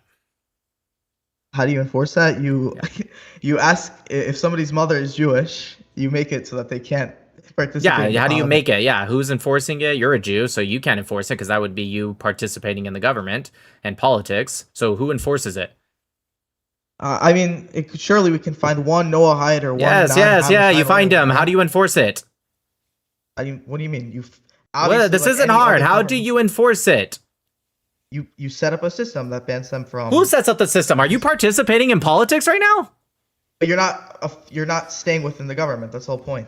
Okay, but how do you set up the system and who enforces it? I don't understand what's so difficult about my question. Who enforces it and what happens if a Jew does start to participate in politics? What happens? If a Jew were to participate in the politics, like you're not controlling the land, you're just controlling who becomes part of the government. I understand. Like, you're once again avoiding the question. Who sets the system up? Who controls it? And how do they enforce all these rules that you want to put amongst the Jewish people? Are you asking for an example, or I'm asking you, what would you do? You're in charge. You're making this plan. How does it get enforced? It's not a difficult question. Stop pretending like my question is like really twisting your brain into a knot. I'm saying you should have some committee. It could be made up of who? Oh, so Jews do get to participate in politics, just not specific politics. They're not controlling the land. They don't okay. So now we went from Jews no politics to Jews kind of politics. Okay, fine. So you set up a committee. Who's this committee made up of? Are they voted in? Do you pick them because you're you? How does this work? I'm saying what should happen. Ideally, I'll ask one more time. How does this work? Who is part of the committee? How are they picked? How are they put in? When one dies, how does the next one get put in? How does it work? Sure, it would be controlled by the Eda HaCharedis, all right, the religious governance of the Jewish people as a whole. Right, because Jews never argue with each other. You know, a lot of the founding early Zionists were religious Jews, so they would disagree with you. So what happens when you come about a disagreement? Someone says, "Hey, I'm a rabbi, and I don't agree with this guy's committee." What if there's one even more extreme than you? What if there's one that says, "No, they shouldn't have any position in any committee or politics"? Then how do you make this work? The religious, I don't think that such a concept of. Sorry, you're breaking out. Hello? Because according to the governance of the Jewish people, these people don't follow the laws. It's very clear. We can look at all of our. We're going to be wrapping up, Benjamin. You have another minute, and then we're going to wrap up to the next person, please. I can't hear this person. Okay. Yeah. She just said that we're going to be wrapping up soon. Okay. So real quick, I need you to answer this and try to be quicker. Okay. If a Jew or a group of Jews started saying, you know what, this isn't working for us. We're dhimmis. We're being slaughtered. We're being persecuted. We want to be in the government again. What are you going to do to those Jews for trying to, be in a government and actually take control or whatever? What are you going to do to them? Are you going to kill them, arrest them, beat them? Listen, God says when you follow his laws, you will be safe. Okay, great. That's not what I asked you, though. What are you going to do to those Jews that are trying to break these laws? What? Yeah, no. Okay. Because that didn't happen last time. Yeah, I think your plan. I think you're selling out your own people.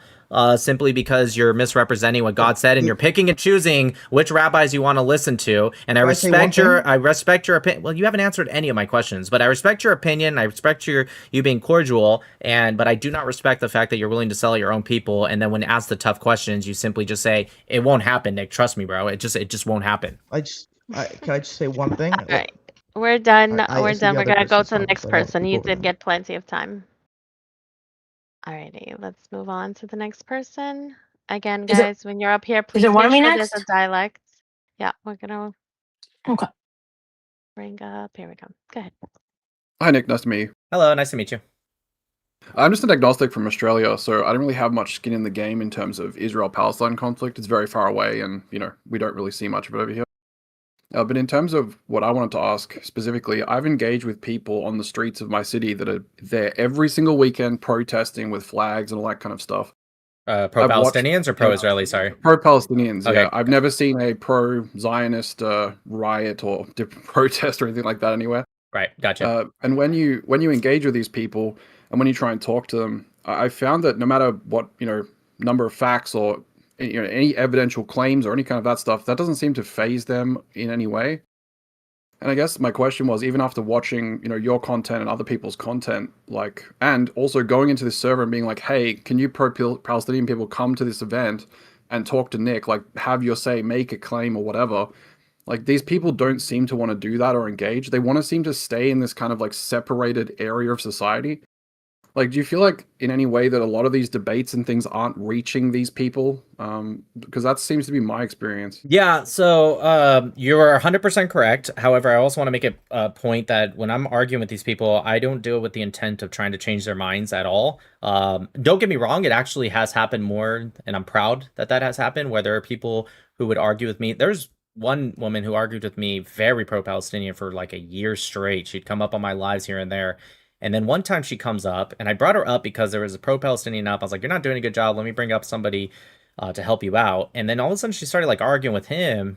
And I was like, what's going on? And she's like, oh, you know what? I looked into a lot of your claims, and turns out they were actually right. And then she became like Menachem Begin. I'm not going to lie, but she became very, very pro-Israel. And that's happened probably over 30 times since October 7th alone. And I've been doing this since before October 7th. But again, in terms of thousands of conversations, that's not literally a lot.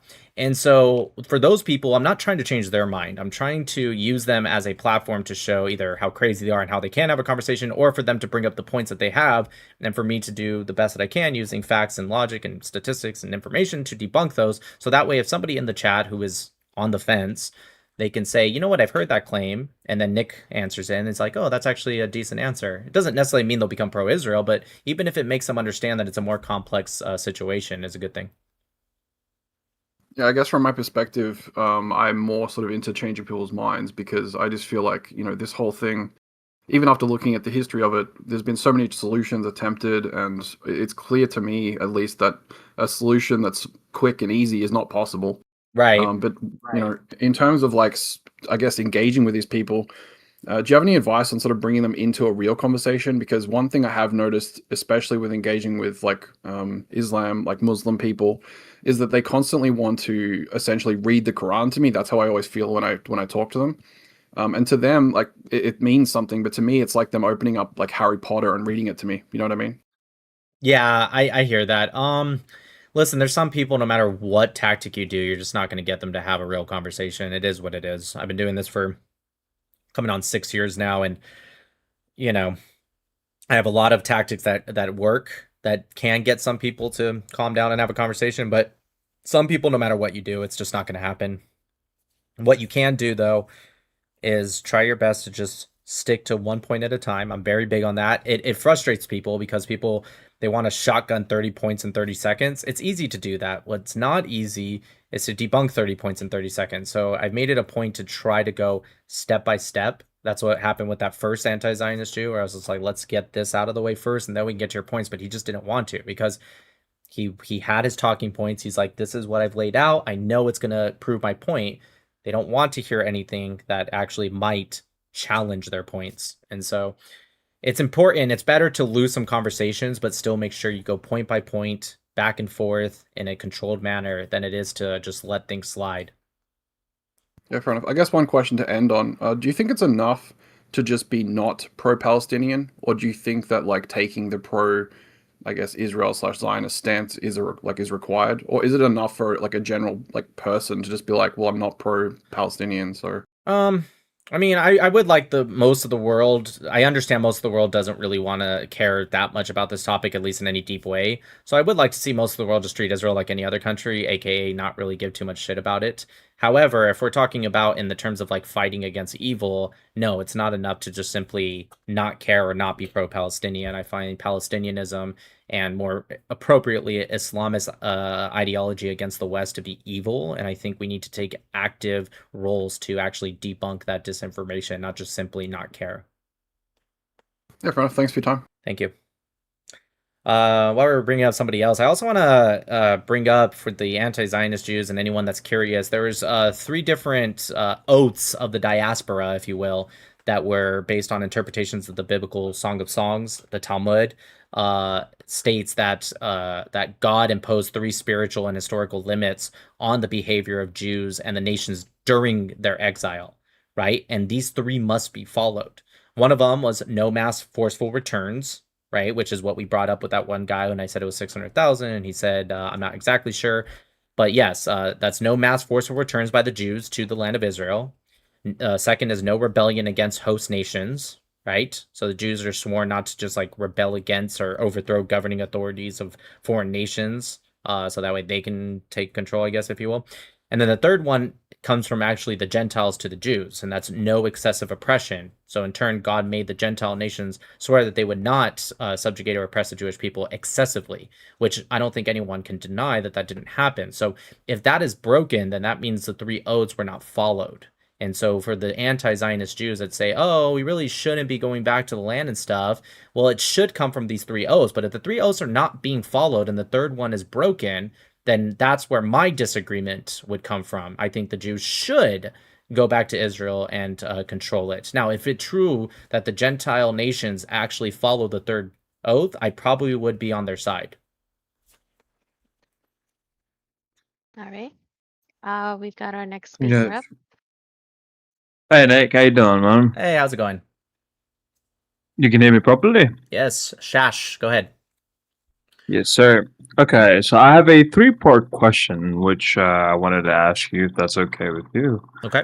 And I'd like to bring it back to the homeland a little bit, right?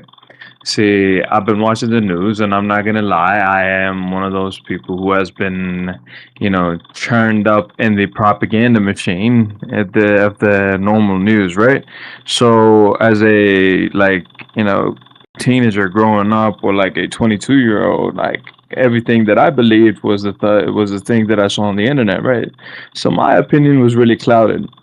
Now, doing a bit more research on it, it has made me realize when I see these pro-Hamas, like "We Stand for Hamas" posters in New York, or say like, "Okay, we stand with anti-Zionists over here in New York," like, or anything for that matter.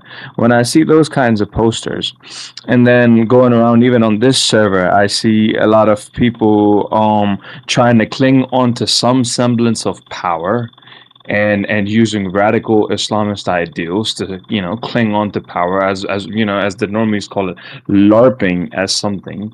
How detrimental do you think that is to the cause of achieving any sort of peace or any sort of deal, when in your own home people are using religion as a means to gain some sort of authority?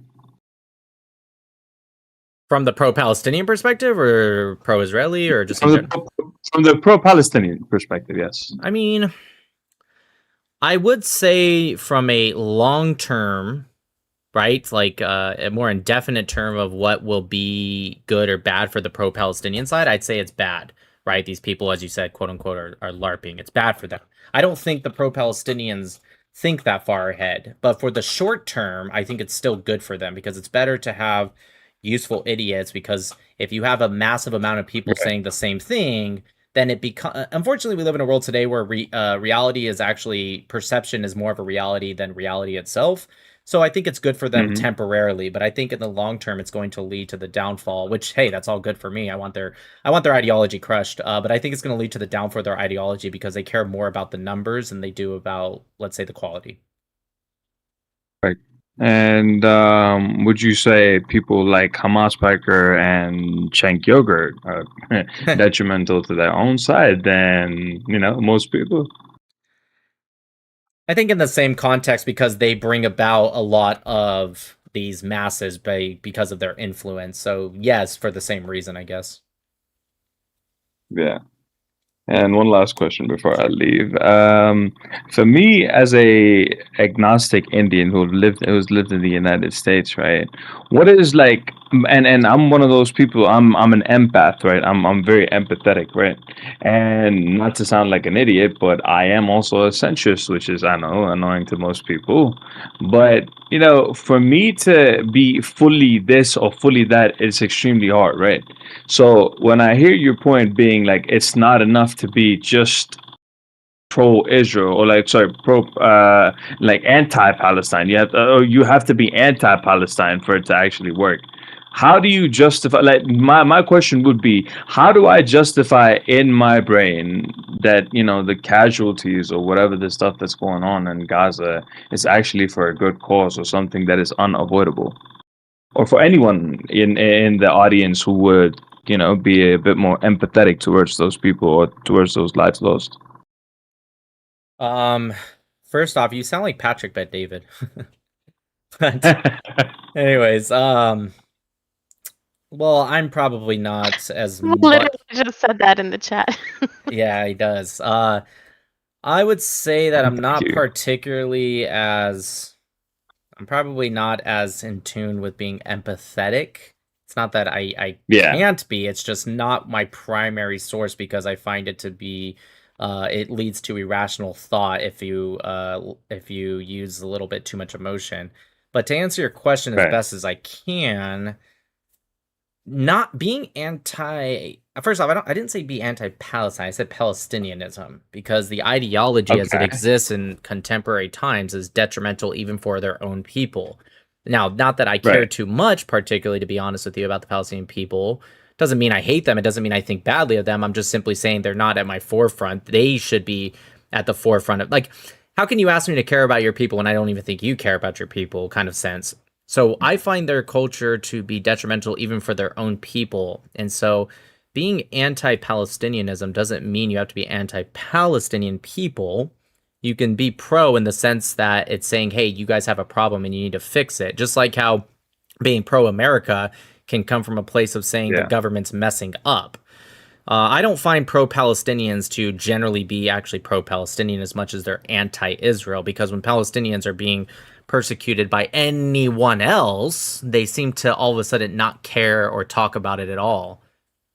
If you're a pro-Palestinian, shouldn't you care about them regardless of what the reason is? If you're only pro-Palestinian when it comes to talking about the Jews or Israel, then you're not pro-Palestinian, you're just anti-Israel or anti-Jewish maybe. Fair enough. Thank you, That would be Shash, awesome. and Thank you your so much. vibrator. We appreciate you coming up. That was my cat purring, okay? That what that was? Yeah, it was. Alrighty, we're gonna fill up the next person. Thank you, Shash. Go about 10 more minutes. Yep. So 10:30 my time.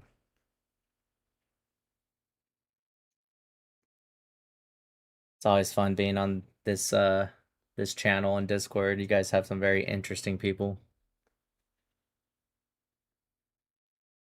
Sometimes it's very challenging too. They get crazy. I don't think he A wants to lot come of up times. anymore. Socrates is typing in the chat room about how much he loves Palestine and how Israel's committing a genocide, but he doesn't want to come up and talk anymore. Okay, we'll go to the Ouch. next person. No problem. Where do you guys see this chat? Yeah. Anyways. It's like on the well, I'm on my phone right now, but on the bottom you could see the chat there. Oh. Just pull it up on my phone then. Yeah. You could pull it up. Like in the stages, you could see it. Hold on. Oh. Wait, I'm back. And then we also have the side chat. It's a side chat. Hey, what's going on? Hello, hi. Hi, How are you? Barack Obama. So, not a fan. I'm Jewish. Well, I like Barack Obama because he's a white black man, but that's besides the point. That's a different subject. I'm a Mizrahi Jew, Okay. full Mizrahi. I speak Hebrew, and I'm the full package. In other words, I grew up in America. but I recently have gotten this awakening. And I don't know, my views completely just changed completely on everything. I kind of did a little bit of digging. I kind of like No. I did digging in places I shouldn't have. But okay, I'll start with this. Have you heard of the 72 letter name of God? Yes. Okay, do you know what that is exactly? Exactly? No. Okay, it's not that it's a name with 72 letters. It's a No, technique right. Yeah. that you get in Exodus 14 verses 19 to 21. There's this technique where if you write it from right to left, left to right, then right to left, you get 72 rows of 3-letter columns. These are names. Now, I did a little more digging and I realized that these are names of Babylonian angels, right? And I'm like, what is that doing there? And whatever, I started doing so much digging and I've come to the conclusion. Also, I came to the conclusion that the UAE is going to go to war with Israel because the Garden of Eden is in the ocean floors of the Persian Gulf. Sorry. And Why do this you all think has to do with money. Why do you think the Garden Yeah. of Eden is in the Persian Gulf?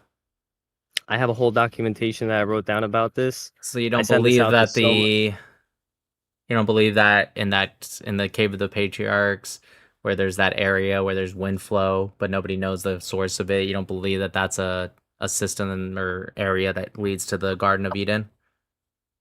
What do you mean? What you're talking about, the rivers? Nope. 4 rivers? Nope, I'm not talking about that. I'm talking never mind. I don't want to go about that because the Goy are not supposed to know about that, but it's just if you don't know about it, then you don't know about it, so let's just move away. But the Garden of Eden wouldn't necessarily be a physical place, and it certainly wouldn't make sense to be in the No, it is a bottom. physical place. Well, it's been It's closed sealed because off. it's in the No, it is ocean. Yes, sealed. That's true. because the waters are covering it. Is that what it says? It says it was sealed by waters? They're not going to tell you that. So how do you know? Nothing there is direct. I did extensive research, and that's If you what I've were to, in concluded. 20 seconds or less, tell me why you think, could you do that? If you want, I can send you my documentation. Or you could just that I tell wrote down. me, I've been taught by my father, one of the biggest things my dad taught me is if you're an expert on something, you can explain it to a layman, right? So I'm asking, can you explain it? I understand there's going to be a lot to it, in which case I'd be more than glad to read a document, but is there a way you can quickly give us why you think that? Yeah, okay. Thank you. So the rivers, they merge at the head of the Persian Gulf, okay? There's 2 of them that are active, 2 of them are dead. They're dry. But you could see them on the map. Mm-hmm. Now, the one, the river that's the most west, forgot the name. Most west? Along that, I'm sorry? No, keep going. There is this like gold mine. I think it's in Saudi or Iraq. I'm not remembering. But there's a gold mine and they've been mining gold out of this place for like over 5,000 years. And one of them leads along the dry rivers. Look, there's a lot of evidence in the document, but this is a whole rabbit hole. It's a whole rabbit hole. And my Okay. prediction is that the same way people are afraid of Sharia law becoming state law, the Talmud is slowly becomes state law as Israel expands. And because the rabbis, although, how you just argued with the religious Jews and they're against Zionism and whatever, and although you're pro-Zionism, you're using the text also against them, they're going to invert everything, reality, because that's what the Star of David is. It's an inversion. And then what's going to happen is that everybody's just under control. And that's the name of Elijah the prophet, Eliyahu. It's the 2 names. And the Yud is the Jew in the middle of the struggle. The same struggle that he went through. His name is the whole thesis of the story. Okay, so what's your point? Do you have a question? Because you're gonna get pulled down if you don't I'm have a just saying, question. there's no such thing as chosen people. God doesn't choose. Do you have a question? So I'll just answer that real God has quick. no motive. So the chosen people is not at all about God choosing or not choosing per se. it's more appropriately probably worded as the choosing people, but it's chosen because they're the ones that chose to accept the Torah amongst all the nations, every nation actually, that denied it. And so God does, and it says it in the Torah, which I assume you've read multiple times. It does talk about treasuring these people over others and a preference because of said what I just mentioned. Do you agree that the Jews or the whatever Hebrews, Israelites, whatever you want to call them, do you believe that they chose the Torah over every other nation? Yeah. Okay, so you do agree then. I guess God did choose, didn't he? Well, you just asked if they chose. Right, and then what did God do in return? What does I it guess say in chose. Exodus? What does it say? It says a lot of things. Well, okay, specifically about how he feels about the Jewish people. About How God treasuring feels them. about the Okay, just go read Exodus, okay? All right, we're gonna pull this guy down. I didn't hear much of a question. This is gonna be our last one. I know Nick has to head out, guys, so we're gonna bring up our last person. Alrighty. Hello, nice to meet you, Nick. Hello, nice to meet you. Damagecon. Go Okay, ahead. so I will like shorten it a bit more of what I want to say. So, there's this old lady, which is like a former friend of mine, who's really a pro-Palestinian. Which she showed me like a couple more videos that the Israelis were like quote unquote invading or colonizing the Philippines, in Siargao Island to be specific. So, what do you think of like that false media presence? Is it like propaganda in your point of view, or what is it in your opinion? Specifically with the Philippines? Yes, I don't for in terms of Israel. I don't think much about ridiculous conspiratorial theories. Mm. Okay, gotcha. I feel like every few weeks the pro-Palestinians bring up a new country. First they were doing it to Argentina when that kind of fell through. Then they were doing it to Venezuela, kind of Mhm. fell through. And then they said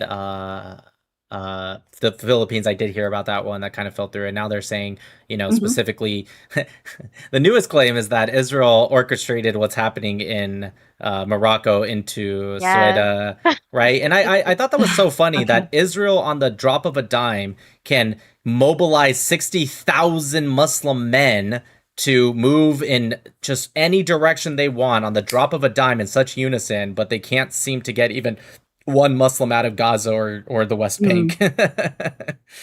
Okay, gotcha. Thank you. Yeah, no Thank you problem. so much, sir. Thanks, Sammy. The Jews control every Alrighty. Muslim in the world except the Palestinians. Nick, I had a couple of questions people were sending me Of as course, we were yeah, go ahead. talking. So one of the most common questions that a lot of the time during conversations we have had is people come in and usually Americans come in and they say things like, well, what's the benefit of Israel? Why do we keep giving them money? Why do we need to support Israel? I don't want to support Israel. We need to America first. We need to focus on us. What would you say to somebody who has this question or has this argument?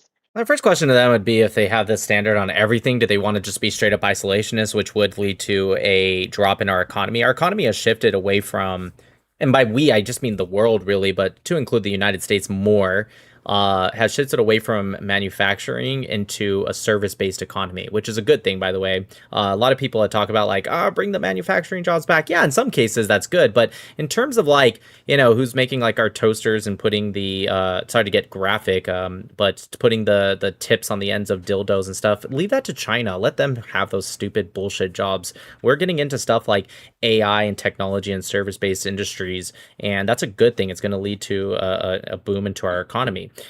So furthermore, to go back to like with Israel, if they want to just be isolationists, well, that's not good for the economy. So I don't see how that's particularly America first. And it also removes our soft power, which we have one of the greatest, if not the greatest in the world.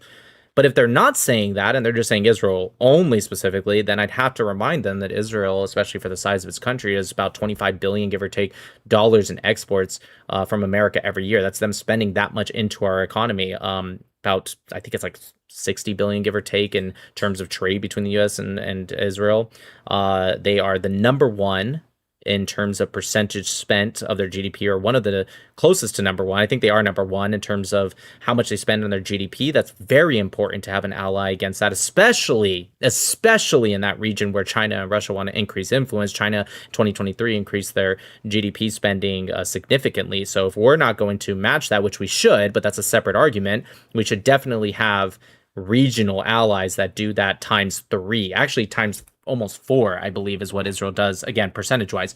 On top of that, 250, maybe 255,000 American jobs, and by the way, this is in America, come from Israeli-founded companies. In fact, again, per capita, percentage-wise, Israel is number one in terms of that compared to all of our allies, in terms of Israeli-founded companies hiring Americans. Per capita, again, there's only 10 million Israelis. And so, you know, these are all very, very important aspects. And I'm sure there's a lot of things. Bird and BART system since 1977. It's added about billions to tens of billions of dollars to our GDP. It's funded over 1,200 different projects. It was equal funding between America and Israel, $30 million each in 1977 or maybe 1978. And since then, it's been self-funding. These kind of programs are important. And I think, if anything, we should increase our open market into Israel. That's why a lot of R&D, NVIDIA, the largest company in the world, I believe, has a lot of those in Israel, Microsoft, etc.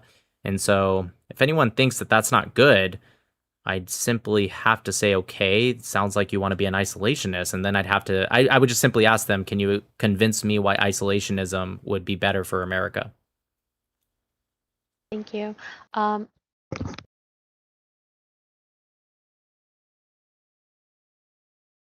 Sorry, I'm lagging out here. You're good. Okay. I know you said you wanted to stop at around this time. Do you have time for a couple more questions? Yeah. Let's hear them. Okay. Do you So, want? Wait 1 second. Do you want us to bring somebody, or you want to just answer the questions? Because there's a bunch of people still waiting. But I wanted you to be. You really want to go, right? I can take one more person if someone's like. I feel like we haven't had like a good like pro-Palestinian, or just people who are kind of like against Israel. Is there somebody who's like, you know, I think Israel has committed a genocide in Gaza, or, you know, I don't know, they think that Israelis should leave the West Bank completely? Let me see. There might be one. I could try to bring him up. Dash, would you mind if I bring somebody up before we? yeah, of course. Nick, we'll give it a try, and if anything, we'll just. Yeah. I just feel like we've had a lot of like anti-Israel Jews, or like people who are kind of on the see fence. if this is the person there. Yeah. I want to give the pro-Pallies a chance too, you know.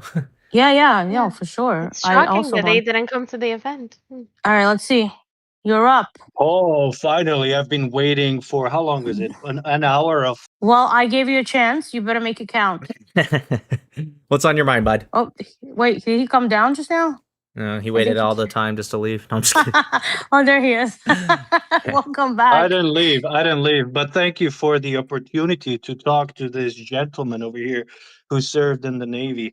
Sir, I have a couple of comments about very concerning and interesting things you said, and this is not just about Palestine, it's about Israel and American law indeed. Are you pro-Palestinian? Can I go ahead? Are you pro-Palestinian? Excuse me? Are you pro-Palestinian? Sir, I am pro-international law. I'm just asking, are you pro-Palestinian? You don't have to make it weird. I'm pro-international law. If international law states that I should be pro-Palestinian, then I am. Are you always pro? Allow me to comment. I understand. Are you all? I just want to make sure I understand your point of view real quick. So you're not necessarily pro-Palestinian. One second. Yes, if you allow me to explain my position. I understand. Just 1 second, okay? So you're pro-international law no matter what it says? If it tells you to be pro-Palestinian, you'll be pro-Palestinian. If it tells you to be pro this, you'll be pro that. That's it? I can get to that. I can answer your question. Dude, it's just a yes or no before. Is it that's what you're saying? It's yes, that's what I said, Nick, or no? Sure. Let's go with I'm pro-Palestinian for the sake of argument. I want to go ahead and continue, please. Okay, so a guy follows no matter what international law says, he'll do it no matter what. Okay, let's hear it. Right, awesome. So to comment on the things you've said, very concerning and interesting things you said. One of the things you said was and that was in the first 10 minutes of you discussing in this voice channel, you said, if you I'm quoting you here. If you attack us, we get to ethnically cleanse you. I didn't to say that. guarantee peace I by didn't say force. that. No, you said I that. didn't say that. If you're So recording, nope. excuse So me, what sir. I Excuse me. said, nope, Before you nope, jump nope, in, I'm not no, done. no, Excuse it me. doesn't matter. I go Excuse me. one point at a Respectfully, time. sir. Listen, it's not gonna work, Respect. dude. It's not gonna work. I go one point at a time. You made your point, and I'm gonna tell you why you're wrong. What I said, because somebody asked about the two-state solution, I said I am against the two-state solution. I said, though, to prove a point, I have asked pro-Palestinians that if they would accept a position where, fine, you get everything you want, East Jerusalem as a capital, settlements pulled out, West Bank known as Palestine, recognized, you can be partners with Israel, you can put up a 100-foot wall, all of that. Anyone can just go rewind on my YouTube live, or I don't know if you're allowed to rewind here, and you can hear me say this. You can do whatever you want, but if you were to attack Israel and use this as a base to attack Israel, or have terrorists where you don't actually stop their attacks on Israel, then would you accept a condition where Israel gets to go in and annex the entire land and you get pushed out? And I said very clearly that the reason I've said that, because I actually would never accept that, and I'll tell you why, because I would never split Jerusalem, just like how you should never split the baby, right? For those that don't know Solomon.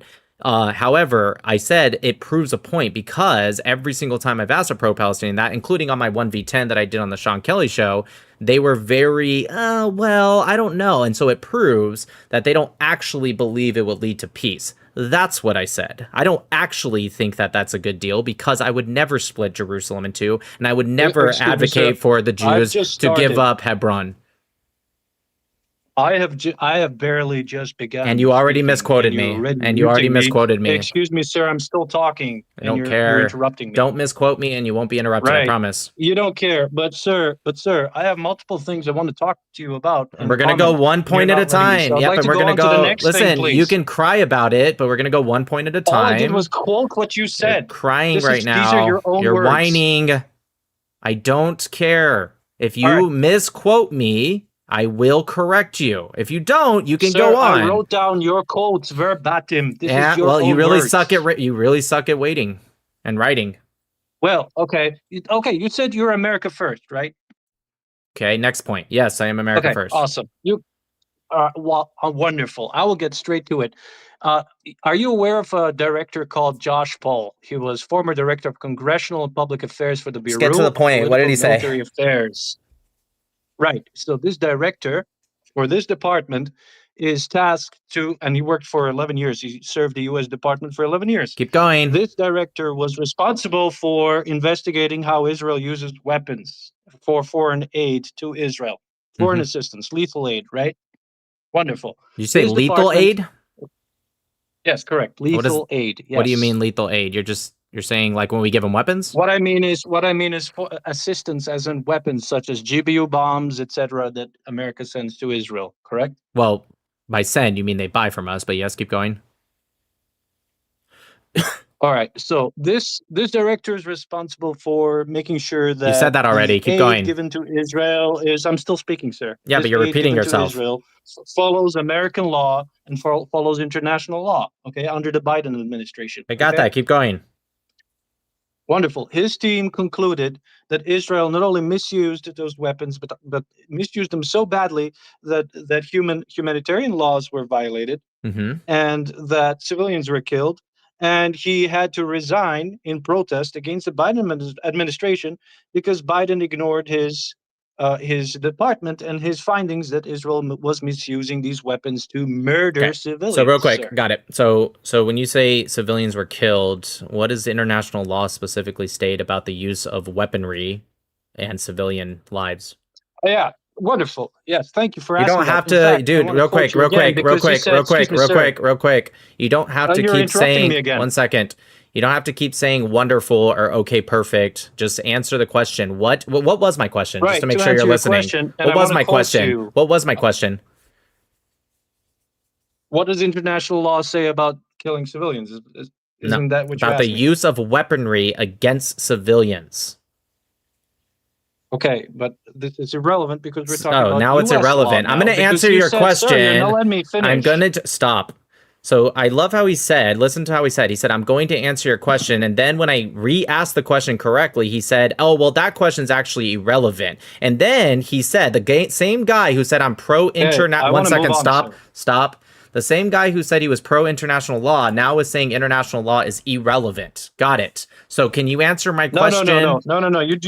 You're not letting me finish. I want to. You didn't say it's irrelevant. You didn't just say it's irrelevant, because I'm pretty sure we all heard you say that. Oh, you did say that. That's interesting. Holy shit! Let me speak. Thank you. Okay, can you answer my question specifically? You said the specific words. I don't give two shits about international law. If you recorded your correct. Own, so let me answer words, that. Correct. You said those Got words. Got it. So words. let me tell you why. Okay, I'm going to mute you real quick so I can explain that, because you're doing an awful job, and I'll tell you why. So I did say that. That is correct. And I also said on top of that, of course, there are things that are common sense or things that I can agree with that happens to be in line with international law. But I do not believe in this idea of international law for the sake of international law. However, even though I did say that, I am still very much willing to have a conversation with you based off of your beliefs, which you said you believe in international law, even though 5 seconds ago you said it's irrelevant, but you said you believe in international law. So even though you and I don't agree on how we should take international law, that doesn't mean I'm not willing to have the conversation to expose your hypocrisy. So I'm going to ask the question one more time, and I don't need you to quote me about my belief on international law, because obviously, just like every other debate in the world, we're going to disagree, but that doesn't mean we can't have the conversation. Dedoy, just FYI. So my question is going to be for you one more time. You said that this guy said that they broke humanitarian international law. Got it. Now, I'm asking you, what does international law state in the utilization of weapons against civilians? I'm going to unmute you. I need you to answer that question because it's pretty relevant. Yes, so that's a crime, what does it say? To just murder civilians. Okay, what does it say? I'm trying to answer your question. Okay, well, you are wrong, so that's incorrect. Stop. I'm just going to keep muting you if you try to keep deflecting. So that's incorrect. It doesn't just say it's a crime to murder. That's a crime, period. What does international law say about, for example, if one civilian dies, right, in the use of a weapon, is that illegal under international law? You definitely could argue it's murder. Civilian has nothing to do. They're not an enemy belligerent, whether it's America, Israel, Saudi Arabia, whoever. If a weapon kills a civilian, one civilian, is that a violation of international law? Okay, are you done? Just answer that question. Is that a violation of international law? Are you done? I thought I came here. I'm going to mute you again. Listen, I can treat you like an adult and we can have a good conversation, or I can treat you like a child. If somebody in a debate says, hey, my question for you is ... and they stop speaking and you have to answer with, are you done? That tells me you're either too dumb to have a conversation, because that's how conversations work. You should know that I'm asking you a question. So I feel like you're going to avoid answering that question because you know I'm going to cook your entire point if you answer this question. So I'm going to ask again.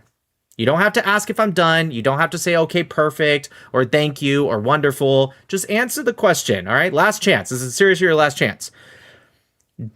You said international law just states if you murder a civilian, it's illegal. Got it. So I'm asking you, if whoever country, Israel or not, if they were to use a weapon and one civilian dies, is that against international law?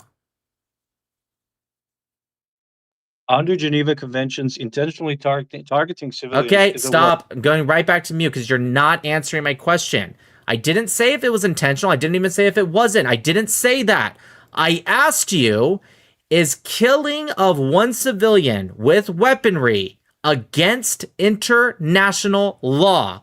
You can say yes, no, or maybe, and this is why. Excuse me, can I have the mods, please, make them stop? That's not going to work. Yeah, it's not going to work. Yeah, it's not going to work. Yeah, stop crying like a little bitch and answer the question. May I have the mods, please? The mods are not on your side. This is not. This is nope. This is a dictatorship. Yeah, great. Anyways, yeah. So this is a fucking dictatorship. If you act like a little bitch, okay, which is what you're acting like. We're moving him down. This is all right. a waste of time.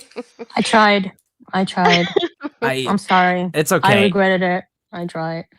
Yeah, listen, the pro-pallies either have two things that happen in a debate. They either lose terribly to me, or they just do that, where they just deflect and they get mad because they're like, "You're not following my script, Nick. How dare you not follow my script? You got to follow my Yeah. script."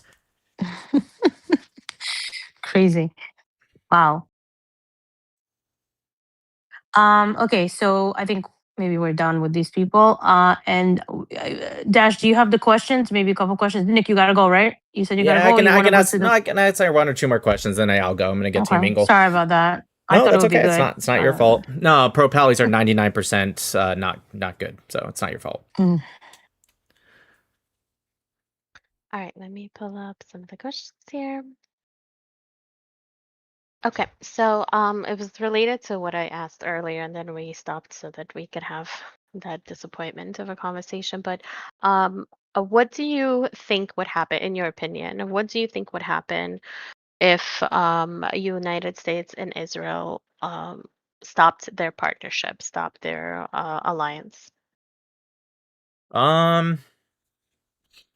Again, I mean, I'll answer both ways because I don't know what they mean specific. They mean specifically like in how it is today, but they still had like some kind of alliance. It's just not what they have today. They stop that, then I think it I could be think even better. Yeah, I think they're talking about if basically America walked away from Israel. Completely cut it off. Well, I actually think it's America that doesn't want to let Israel go more than the other way around. We hear from a lot of Israeli leaders, including Benjamin Netanyahu, that they actually want to shift away from specifically like the MOU with the $3.8 billion. We don't hear that too much from America. In fact, I'll quote Joe Biden when he said if Israel didn't exist, we'd have to create one. The answer of that, I mean, trust me, I don't like quoting Biden very much, but he's right. And so we have a very vested interest in stopping and creating a wall of against the influence of Russia and China. I don't think anyone can deny this, and that's a breeding ground for that. And so I don't think it's I think it's actually us that controls a lot of Israel's actions to actually implement more conflict in a way, and it's I think it's a little problematic actually. What would happen though? Let me just answer the question in the most forceful way I can. Like, let's say they truly just did walk away. What would happen? I think everyone would be fine. Israel will have to adapt just like any other country would. Do you think they would make any other alliances? Because in my opinion, they would. So Yeah, of this was a course. conversation we had. Yeah, of course Who they do you would. think they would lean towards, in your opinion? Do you think? Yeah, I think India, they're already starting to make some concessions there, or not concession, I shouldn't have said that. Just like allyships there with India and some deals. I think they would actually even work and capitulate more to some of these Arab nations that are a little less like anti-Israel. They might not like Israel, but they're not like in a position where their number one goal is the destruction of Israel. Maybe even possibly China or Russia. Okay, thanks. My next question is something that comes up quite often when we're having conversations. One of the things that I hear quite often is that America and American politicians are controlled by Israel and controlled by Mossad. What is your opinion on that take? Yeah, the Mossad. Listen, I feel like there's a lot of the times where American politicians just have an agreement already, like they already are pro-Israel, and so sometimes they take that American politicians are already leaning that direction, and they say, "Oh, see, it must be because they're controlled." Israel doesn't control me. I'm still very much pro-Israel, and if I was a politician, it's not like my position would change. It wouldn't be because of a control. It's because I'm pro-Israel, and I'm also very much anti-Islamist. I don't want Islamism to spread at all, and I see Israel as the tip of the spear in the fight against that. And so I think that the pro-Palestinians, it's funny how there's like, how come Israel is so loved by some of these people? Well, the reason even people like me exist is because the pro-Palestinians exist. If you guys didn't have such a weird obsession with Israel that you spread across the entire world and you tell all of us around the world, you gotta look at what Israel's doing. They're so evil. And then when some of us decide to look a little deep and we go, well, actually, I think I'm on Israel's side. Then all of a sudden they go, whoa, you must be getting paid. Why are you so pro-Israel? You're the one that told me to look in the first place. In fact, that actually is why I'm pro-Israel. I made a video over 5 years ago that wasn't even really a pro-Israel video. I was making fun of people taking BLM out of their bio to put free Palestine. And I made a video saying, what did you find like your new trend for the week? It wasn't even like really pro-Israel or anti-Palestinian. It was more like making fun of leftists, if anything. And then I woke up the next day and I had a massive amount of hate from mostly Arab Muslims, but like also just leftist pro-Pallies. And so it made me look into it. If I never posted that video, I mean, maybe we don't know how things would have turned out, but I definitely would not have had the same path that led me to where I am today. So don't tell us to look into Israel over and over, and then some of us decide to be smarter than you guys and decide to be pro-Israel. Don't then all of a sudden try to turn it around and say, why are so many people like so pro-Israel? Must be because of something nefarious like the Mossad. It's like, no, you told us to look into it. Great, thank you. My last two questions here. We have, what is your take on the statements, well, not the statement, the question of the biggest mistake Israel has made is ... in terms of the Palestinian-Israeli conflict? Yeah, what I said earlier, not in the 6 Day War, they should have pushed out every Egyptian out, pushed them out of Gaza and pushed them through the Sinai, just like they would have absolutely done if Egypt were to have, let's say, won that war or was pushing Israel back. They would have pushed everyone back. Israel should have done that. Same thing with Judea, Samaria. If you're a good faith person, just like the 150 or so thousand Arabs who stayed during the 1948 war, they gave them citizenship after some time, and they make up the Israeli Arabs today. And many of them, some of them are problematic, but many of them are proud Israeli citizens, and they have their issues with Israel, but a lot of them have served in the IDF. Look to people like Yosef Haddad. I think they're absolutely incredible, and they should be Israeli citizens, and they should have equal rights, and they're proud patriots. It's not an Arab thing, but these people obviously had no interest in progressing Israel. They wanted to destroy Israel, so Israel should have pushed them all out. Great, thank you. My last question is, I know you are against the two-state solution, but what would you propose if you had the power happens to the West Bank and Gaza Yeah, and the people living there, obviously? Yeah, I have. I like a lot of what Smotrich does versus the guy brought it up earlier. More Smotrich than Ben-Gvir. I think Ben-Gvir is a jackass in a lot of ways. I think he needs to, like, some of the things he says is just awful and immoral. I like a lot of the things Ben-Gvir does, like a lot of guns are in Jewish people's hands now. That's thanks to Ben-Gvir. I like the way, honestly, he treats a lot of the prisoners. These are terrorists, and I have no sympathy for them whatsoever. I think what he's done on the Temple Mount's incredible. There's more Jews getting access to the Temple Mount, and they're starting to be able to pray on the Temple Mount, which is a no-brainer. It's the holiest site for the Jewish people in the world. It'd be like if Christians or Jews were stopping Muslims from going to Mecca. That'd be insane. And not like I'm the biggest fan of Islam, but I would be the first to advocate against that. That's horrible. Or be like Catholics not being allowed to really go into the Vatican other than certain days. That's just insane. So I like that kind of stuff, but I think a lot of his words, he's just a jackass, to be honest. And Smotrich is kind of like behind the scenes, and I kind of like that. What I would do is, I think Israel should increase the size of these neighborhoods, or what they call settlements. I think they should start strategically building up more in Area C to absolutely crush the idea of a two-state solution, and then from there respond appropriately and disproportionately to any terrorism that comes from Judea and Samaria. So if Arabs are becoming more and more, whether it's through funding or direct terrorism from Judea and Samaria, Israel should respond with more security, build more walls, open more checkpoints until they either learn to stop being terrorists or they become so miserable they want to leave. And then in which case you should open the doors to allow them to leave, even if it means giving them funding to help them start a life somewhere else. A lot of people say, hey, Nick, that's very harsh. That's very right wing of you. Yeah, okay. But my point of view is the status quo doesn't work. Okay. It doesn't work for the Palestinians. A lot of them go through suffering, and I don't ever deny a lot of the suffering. Now, of course, I'll say that it's because they made their own bed, but I don't deny the suffering that a lot of the Palestinians do. And I legitimately feel for the Palestinian children, because it's not like they chose to be born into that. They're just born into it. And then they're being taught with little Mickey Mouses and stuff to kill Jews. And it's like, people on the pro-Palestinian side say all the time, well, what about the children? Oh, you really care about the children, but you don't care about the mental abuse they go through before? Give me a break. If you don't care about your own people, I'm not going to. So for me, the status quo doesn't work. It leads to more suffering of the Palestinians. It leads to more suffering of the Israelis. And so for me, we have to pick a side and move forward with it. And if I was, let's say, the president of America or whatever, I'm going to pick my side and I'm going to move forward. A lot of these presidents in the past, they've had this idea of like, well, what if we just give money to both and help both? All it does is it just pisses off both sides. So for me, I'm going to pick the side of the West. I'm going to pick the side of morality, and I'm going to do everything in my power to suppress the other side.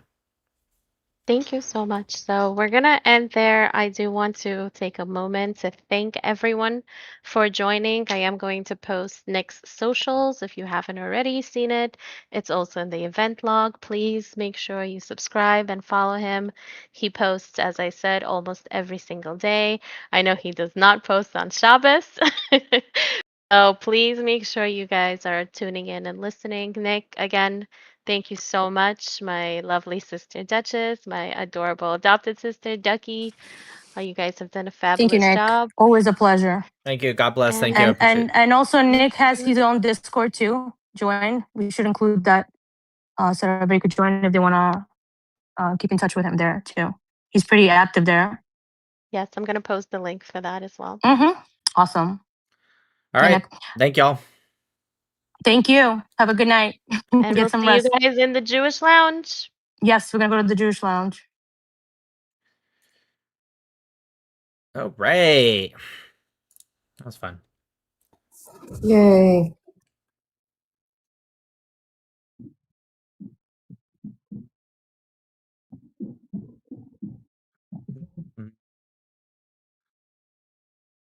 Okay.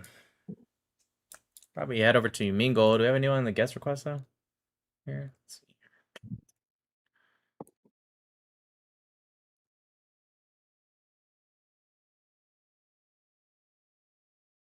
Thank you, TikTok peeps. You guys are awesome. We have someone named Samish. Samish? Oh, it's Sammy Shapiro. I just looked at the Oh, I'm SH. so sorry. I did not mean to join. All good. I got you. Sorry. You're good. Okay, let's get to some of these super chats and we'll go over to Yumingle on YouTube, but I'll read the super chats here first. Jose says taco again. Yeah. Hi, Canadian Zionist. Congrats, Nick, on hitting 80,000. Keep it up. Did I hit 80,000? Nice. Yay. I sure did. Yes, 80,000 you on got it. YouTube. Heck yeah. Thanks, guys. Appreciate y'all. Levy, thank you for the super chat. Levy also says, I love you, Nick. Never stop what you're doing. You are a blessing, always saying the truth. Mike, thanks for the membership. Eitan says, the court that is conducting the hearings in Netanyahu's trial said that there is no bribery, that the bribery clause should be removed. I need to sit down with an Israeli and ask him where they're at with that trial with Bibi. Uplay says, do your thing, Nick Mattel. Brilliant, thank you. Scream says, Nick, ask him how he's not on a kosher phone. Ooh, I wish I saw that at the time. I should have asked him that, huh? Uplay says, Nick Mattel, do it. Thanks. N Memes says, Isaac always intended the Abrahamic blessing for the land of Israel to be given to Jacob. Genesis 28:4. Oh, yeah, that's right. I was reading that. This is when he knew it was Jacob, not Esau. Facts. And Meme also says, ask if he thinks he will be free to enter the land to visit or study Torah if the Jews relinquish control. Good one. Sit down with me on the BB trial. I saw Michal. I'll sit down and I'll ask you. Bell says, Nick, the previous pro-Paleo-Orthodox Jew, is not Satmar. By definition, Satmar was always strongly opposed to pro-Palestinian Naturi Karta ideology. Now, I thought that too when he said he was Satmar. He also paused when he said it too, so I feel like he was lying about that. He was bearing false witness. Carson Dimension says, early Zionist movement was mostly religious. Chovevi Zion Rabbi Moliver? I hope I said that right. Kalischer, Al-Khalai, earliest Aliyah were disciples of Vilna Gaon. Dude, I can study Judaism for 20 years straight and I still won't understand half the shit you guys are saying. I'm just gonna be real. Javigal says, my great-grandparents lived like crap under Arab rule. They ended up fleeing and leaving family behind. They controlled Jewish amounts and worshipping. Yeah. Dragonfly, thanks for the super chat in the second super chat. I hope you actually debate Professor Dave. I don't think it's going to happen. Know that he will scour your profile to find what he can use against you. That will be his opener. He'll berate you throughout. It won't be respectful, so I hope you crush him. Ruffle Weber says, you said Hind Rajah's parents were in the Al-Mawasi safe zone while she was still in Gaza City. Are you sure? I could not find any source for this. Thanks for your work. It could have been a different safe zone, but yes, there was reports from the family that said that the parents left ahead to go to the safe zone. So I'll try to be more accurate because I guess I don't know if it was Al-Mawasi, but that would be the safe zone you're supposed to head. So either they went to an undisclosed or not undisclosed, unverified safe zone, which would be bad for them. However, it's not like I trust much of them. But there is sources that said that they went ahead of her to go to said safe zones. But they could have also just been lying. Maybe they just fucking left to go somewhere else. I don't know. Nazir says, don't do drugs, kids. Carr says, military gear cannot be made without basic industries like nuts and bolts and resistors and capacitors. Having only service industries hurts security. No, I don't think you should have only service industry. I said we are shifting towards service industry. I didn't mean literally do nothing else. So fair enough. If I did say that, my bad. I didn't particularly mean to imply that there should be nothing. Purple says it's against international law to mute him, Nick. Giannis says you should do more Discord in the future. Kadar, thanks for the super chat. It's in Hebrew. I can't read that, but I'll try. It says, Achi Tasa. No. Tashe? Babe, is that a word? No. Tet Ein Shem Hey? That's it. That's what I thought. That's what I said. Tase. Li Gedod Shel Gol Golni. Golni. Did I say it? Did I say it right, you guys? Here, let me just put it up on the let me just put it up on the screen here. No, not that one.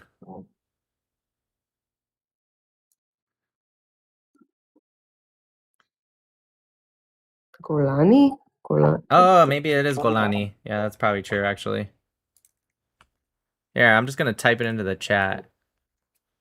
It's that I put it in the TikTok chat. That whatever that says.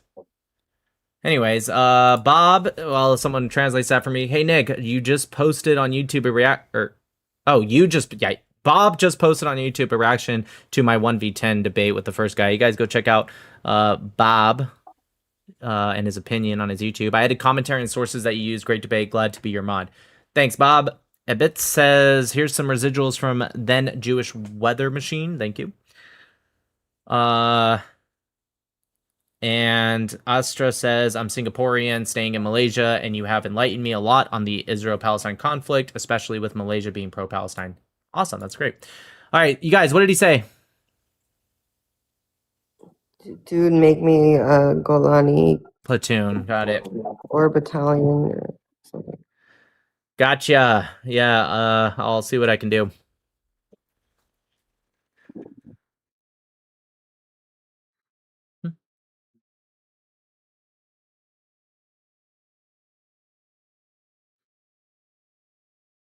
Okay, guys.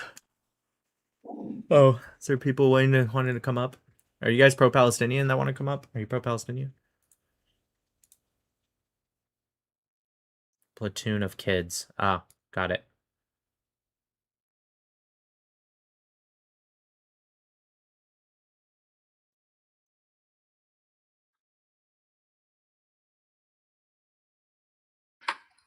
PR, are you pro-Palestinian?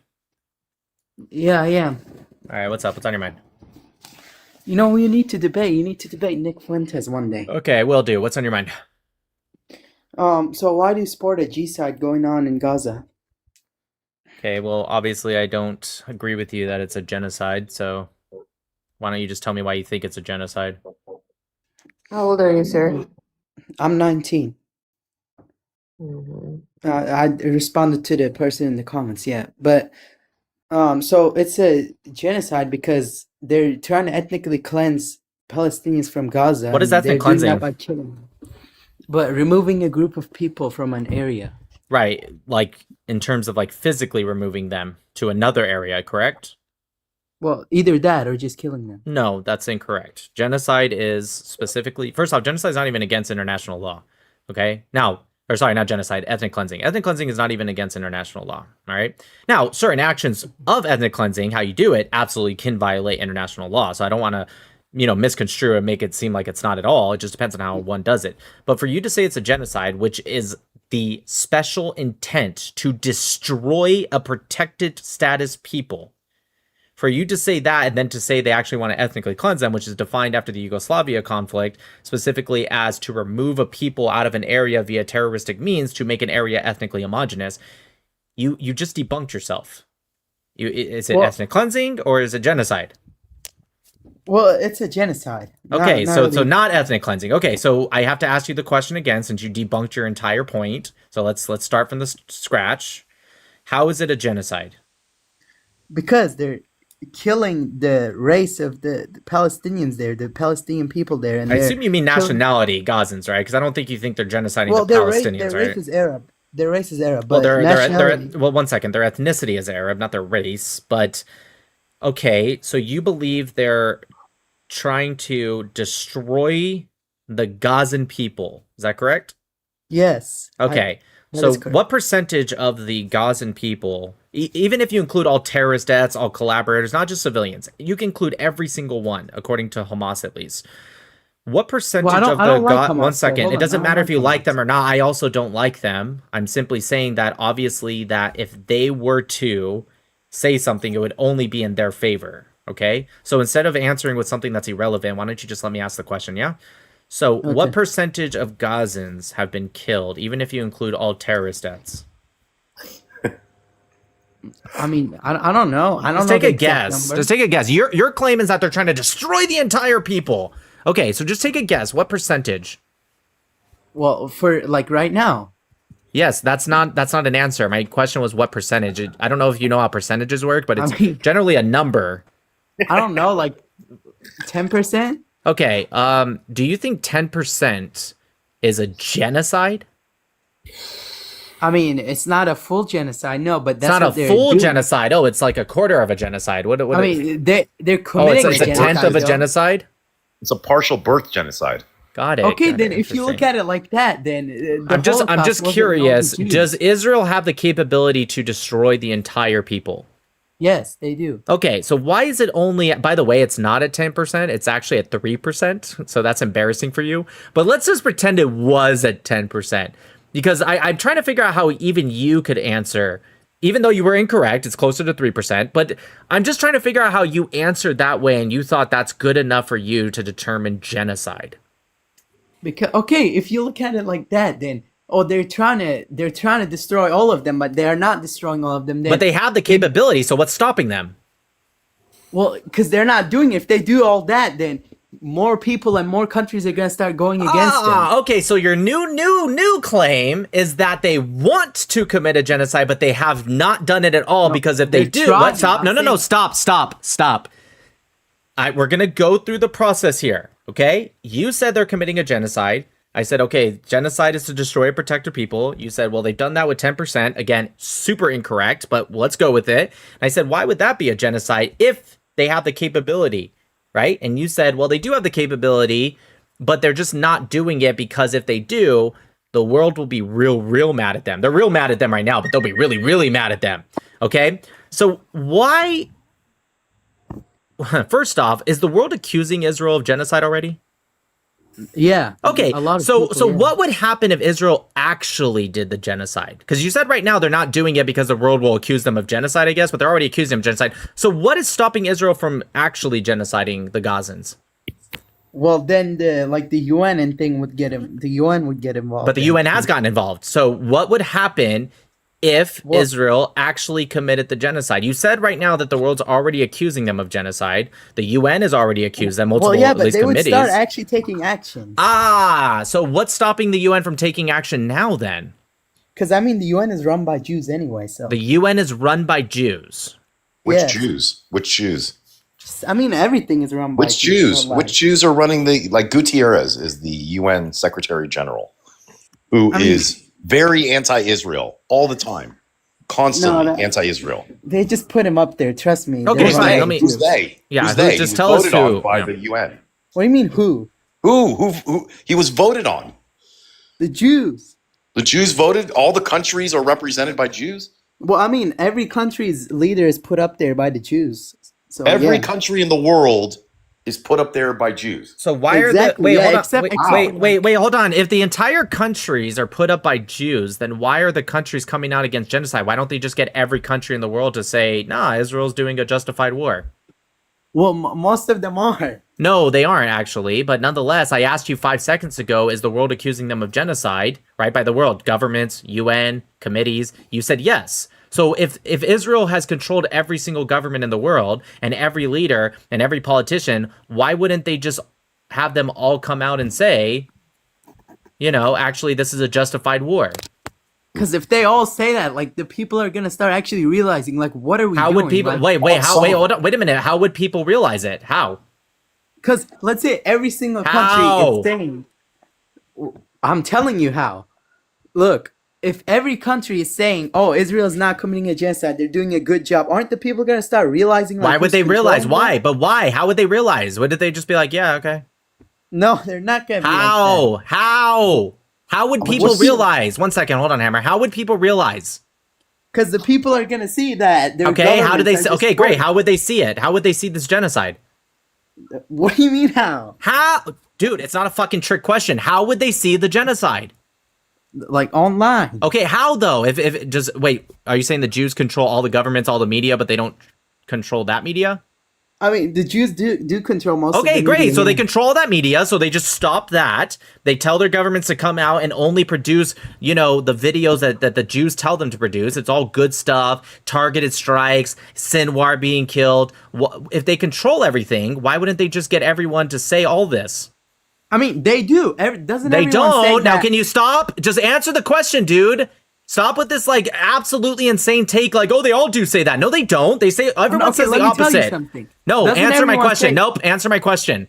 Why Okay, why would Israel or the Jews or whoever not just get all of these videos to be shown and have the governments back up these videos and comment on it? 99.9% of the world would be all for it. Because that's just like unrealistic. Why Like, is it how are they gonna unrealistic? do You all just that? said, oh, it's as unrealistic as 16 million Jews controlling the entire 8-point-something billion people. You're saying that's not unrealistic? It's almost as unrealistic. Can you as just the answer that 6 question? million. Can you just answer that question without deflecting like I know you want to? Okay, what? You 60 said million it's Jews controlling the whole unrealistic, world. not 60 million, 16 million. Yeah, like all the elites. Yeah. Right. Okay, great. So all of the elites. So Elon Musk is a Jew. No, he's not a Jew, but he's a secret. Okay, Zionist. Jeff Yeah. Bezos. Okay, yeah, let's go with Bill Gates. Bill Gates is a Jew. No, How secret about Zionist. Bezos? Jeff Bezos, is he a Jew? Secret Zionist. No. You said Jew. Don't deflect. Don't come on. Don't Well, be a pussy. yeah, some of them are just Okay, straight up great. pro-Jews Yeah, and some all of right, them shut are up. Zionists. Okay, great. So the Jews control all of the governments. They control all of the UN. They control all of the media. They control all of the elites or are part of the elites. Yet somehow the whole world is somehow going to bypass all of that by using the media the Jews control, by listening to the UN the Jews control, by listening to their governments the Jews control. Wow, the Jews are really fucking shitty at controlling these things. Let me ask you a question, Pally Clint. Nick, check your WhatsApp real quick. So you saw, because you're gonna laugh real loud, right here, real fast. Everyone, Nick's gonna laugh in 3, 2, 1. Oh, you're too fast. Okay. Let me ask you a question, Pally Clint. Instead of getting the whole world to go against this genocide claim, how about just the traditional allies of Israel, like countries that have normally been pro-Israel, who have come out against Israel? Why didn't the Jews just keep them pro-Israel? Forget the rest of the world. I'm talking like Britain, Italy, countries that are typically very pro-Israel. I mean, Why they wouldn't just the say Jews that in their prevent words. them Do they take from- any actions against Israel? No. Yeah, as a matter of fact, some of them did. Italy stopped selling weapons. Britain's cut down their weapon shipments to Israel dramatically. Spain altogether stopped any business with regards to weapons. So that's just not true. Okay, so why does the U.S. still send them billions? No. I asked you the question. Why didn't the Jews get the allies, the people that have been traditional allies of Israel, to just remain allies? I don't know. But if they control, you understand what control is, right? Yeah, I mean they're controlling the control U.S. them- right now. Yeah, definitely. No, but there's a difference between control and influence. Control means if I controlled you, for example, I could make you do anything I wanted you to do. That's what control is, right? When I'm driving a car, I control the car with the steering wheel. That's how I control it, right? So if the Jews control these countries and the leaders, why didn't they just tell them, hey, just stick with us? You don't even have to be loud about it. You could just be quietly with us. But instead, they've been openly against Israel. Why didn't they control that? Because they need to do that to like keep their people in like in order. Because like, dude, if you just keep going like with Israel's thing, your people are just not gonna support you anymore. Okay, you dude, need to stay. supporting us right. Dude, are you capable of saying maybe I'm wrong? Like, before we keep wasting our time on you, do you think you're capable of maybe being if wrong? you prove Okay, me stop. wrong, then yeah, Stop. obviously. Shut up, dude. Let me finish. Okay, talk. Okay, finish. I just need a yes, I am, or no, I'm not. Are you capable of admitting maybe I'm not? It doesn't mean you're pro-Israel. Just maybe I didn't think this argument through. Are you capable of that? Yes, I'm Because capable of everything that. you're saying in your answers to me and now Hebrew Hammer are contradicting your prior points. Not even a little bit. Like, you're fully contradicting yourself. And I don't know if you're just not capable of saying you were wrong, or if you're actually too dumb and you don't realize that you're contradicting yourself. Because you just told Hammer, when Hammer asked you, why can't they just get even just the traditional allies just to continue at least quietly supporting? You essentially said, well, because if they do that, they'll stop supporting. But they're not supporting now, dude. I said their people are gonna stop like. But they supporting the wouldn't, leaders. because Israel, according to you, controls all the media and controls the government and controls the UN. So the people, yeah, there might be a few like, you know, conspiracy theorists, but like the people, the masses, they would agree because that's all they would see. Dude, let me ask you this question. Yeah. If Israel controls all the governments and the UN, do you agree that multiple different nations lost people on October 7th? Like dozens of different nations lost people either via kidnapping and they went into Gaza or were killed on October 7th. Is that a fair statement? Yeah. Okay, why didn't Israel just say, get these countries to come together and say, hey, we're going and joining this fight because they killed and or have our citizens? And to get the UN to be like, yeah, they're allowed to do that because it's their citizens. Even if you agree with it or not, Israel controls all these countries. Why wouldn't they just get them to do all of it then? Or at least help? Because these things are just not realistic. Why like, the not? world- Dude, you're saying to me that 0.2% of the world's population, the Jews, including the babies, right, are controlling everyone in the entire world. And you're telling me that's realistic to you, but not getting countries... Shut up. But not getting countries to join in when their citizens are killed? That to you that's the crazy thing? Really? Yes, that's the crazy So thing. you're 'Cause saying look, that if a government were to kill our own citizens, it would be so crazy for us to even just attack back, let alone go, like, that is insane to you. like their people. Okay. I'm going back or I'm going to go to you, Mingle. This is insane. I can't do this anymore. Why can't you guys just say, you know what? I'm still anti-Israel, but maybe I'm not being consistent with my arguments here. Maybe this isn't actually making a lot of sense. Like, why is it so impossible? You can still hate Israel. You can still have a lot of points against Israel. But like, why do you guys try to be consistent to a fault, even at the expense of looking so dumb? All right, I'm going to you, Mingle, you guys. See you over on YouTube. Lecha, Ledatov. I'm Yisrael Chai. God bless America. Peace. Dude, I love doing this. I do, but man, those people are the most draining. I gotta be honest with you. Like, I don't mind people even being stupid as long as at some point they can realize they're being stupid.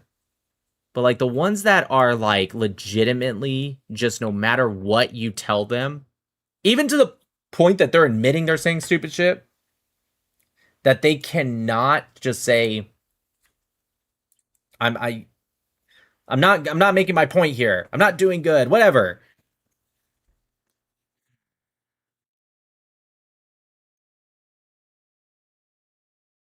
Take the flags down.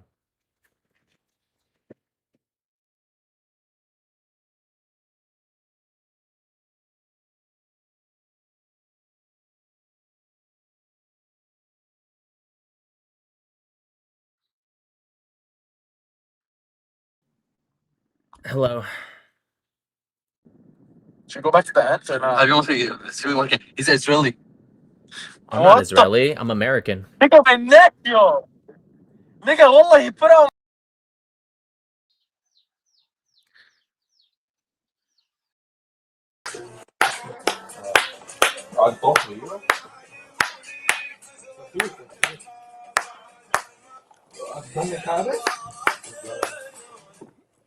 Hey, how you doing? Hi. How's your day been? Headache. Understand. How's your day been? Living life, good, man.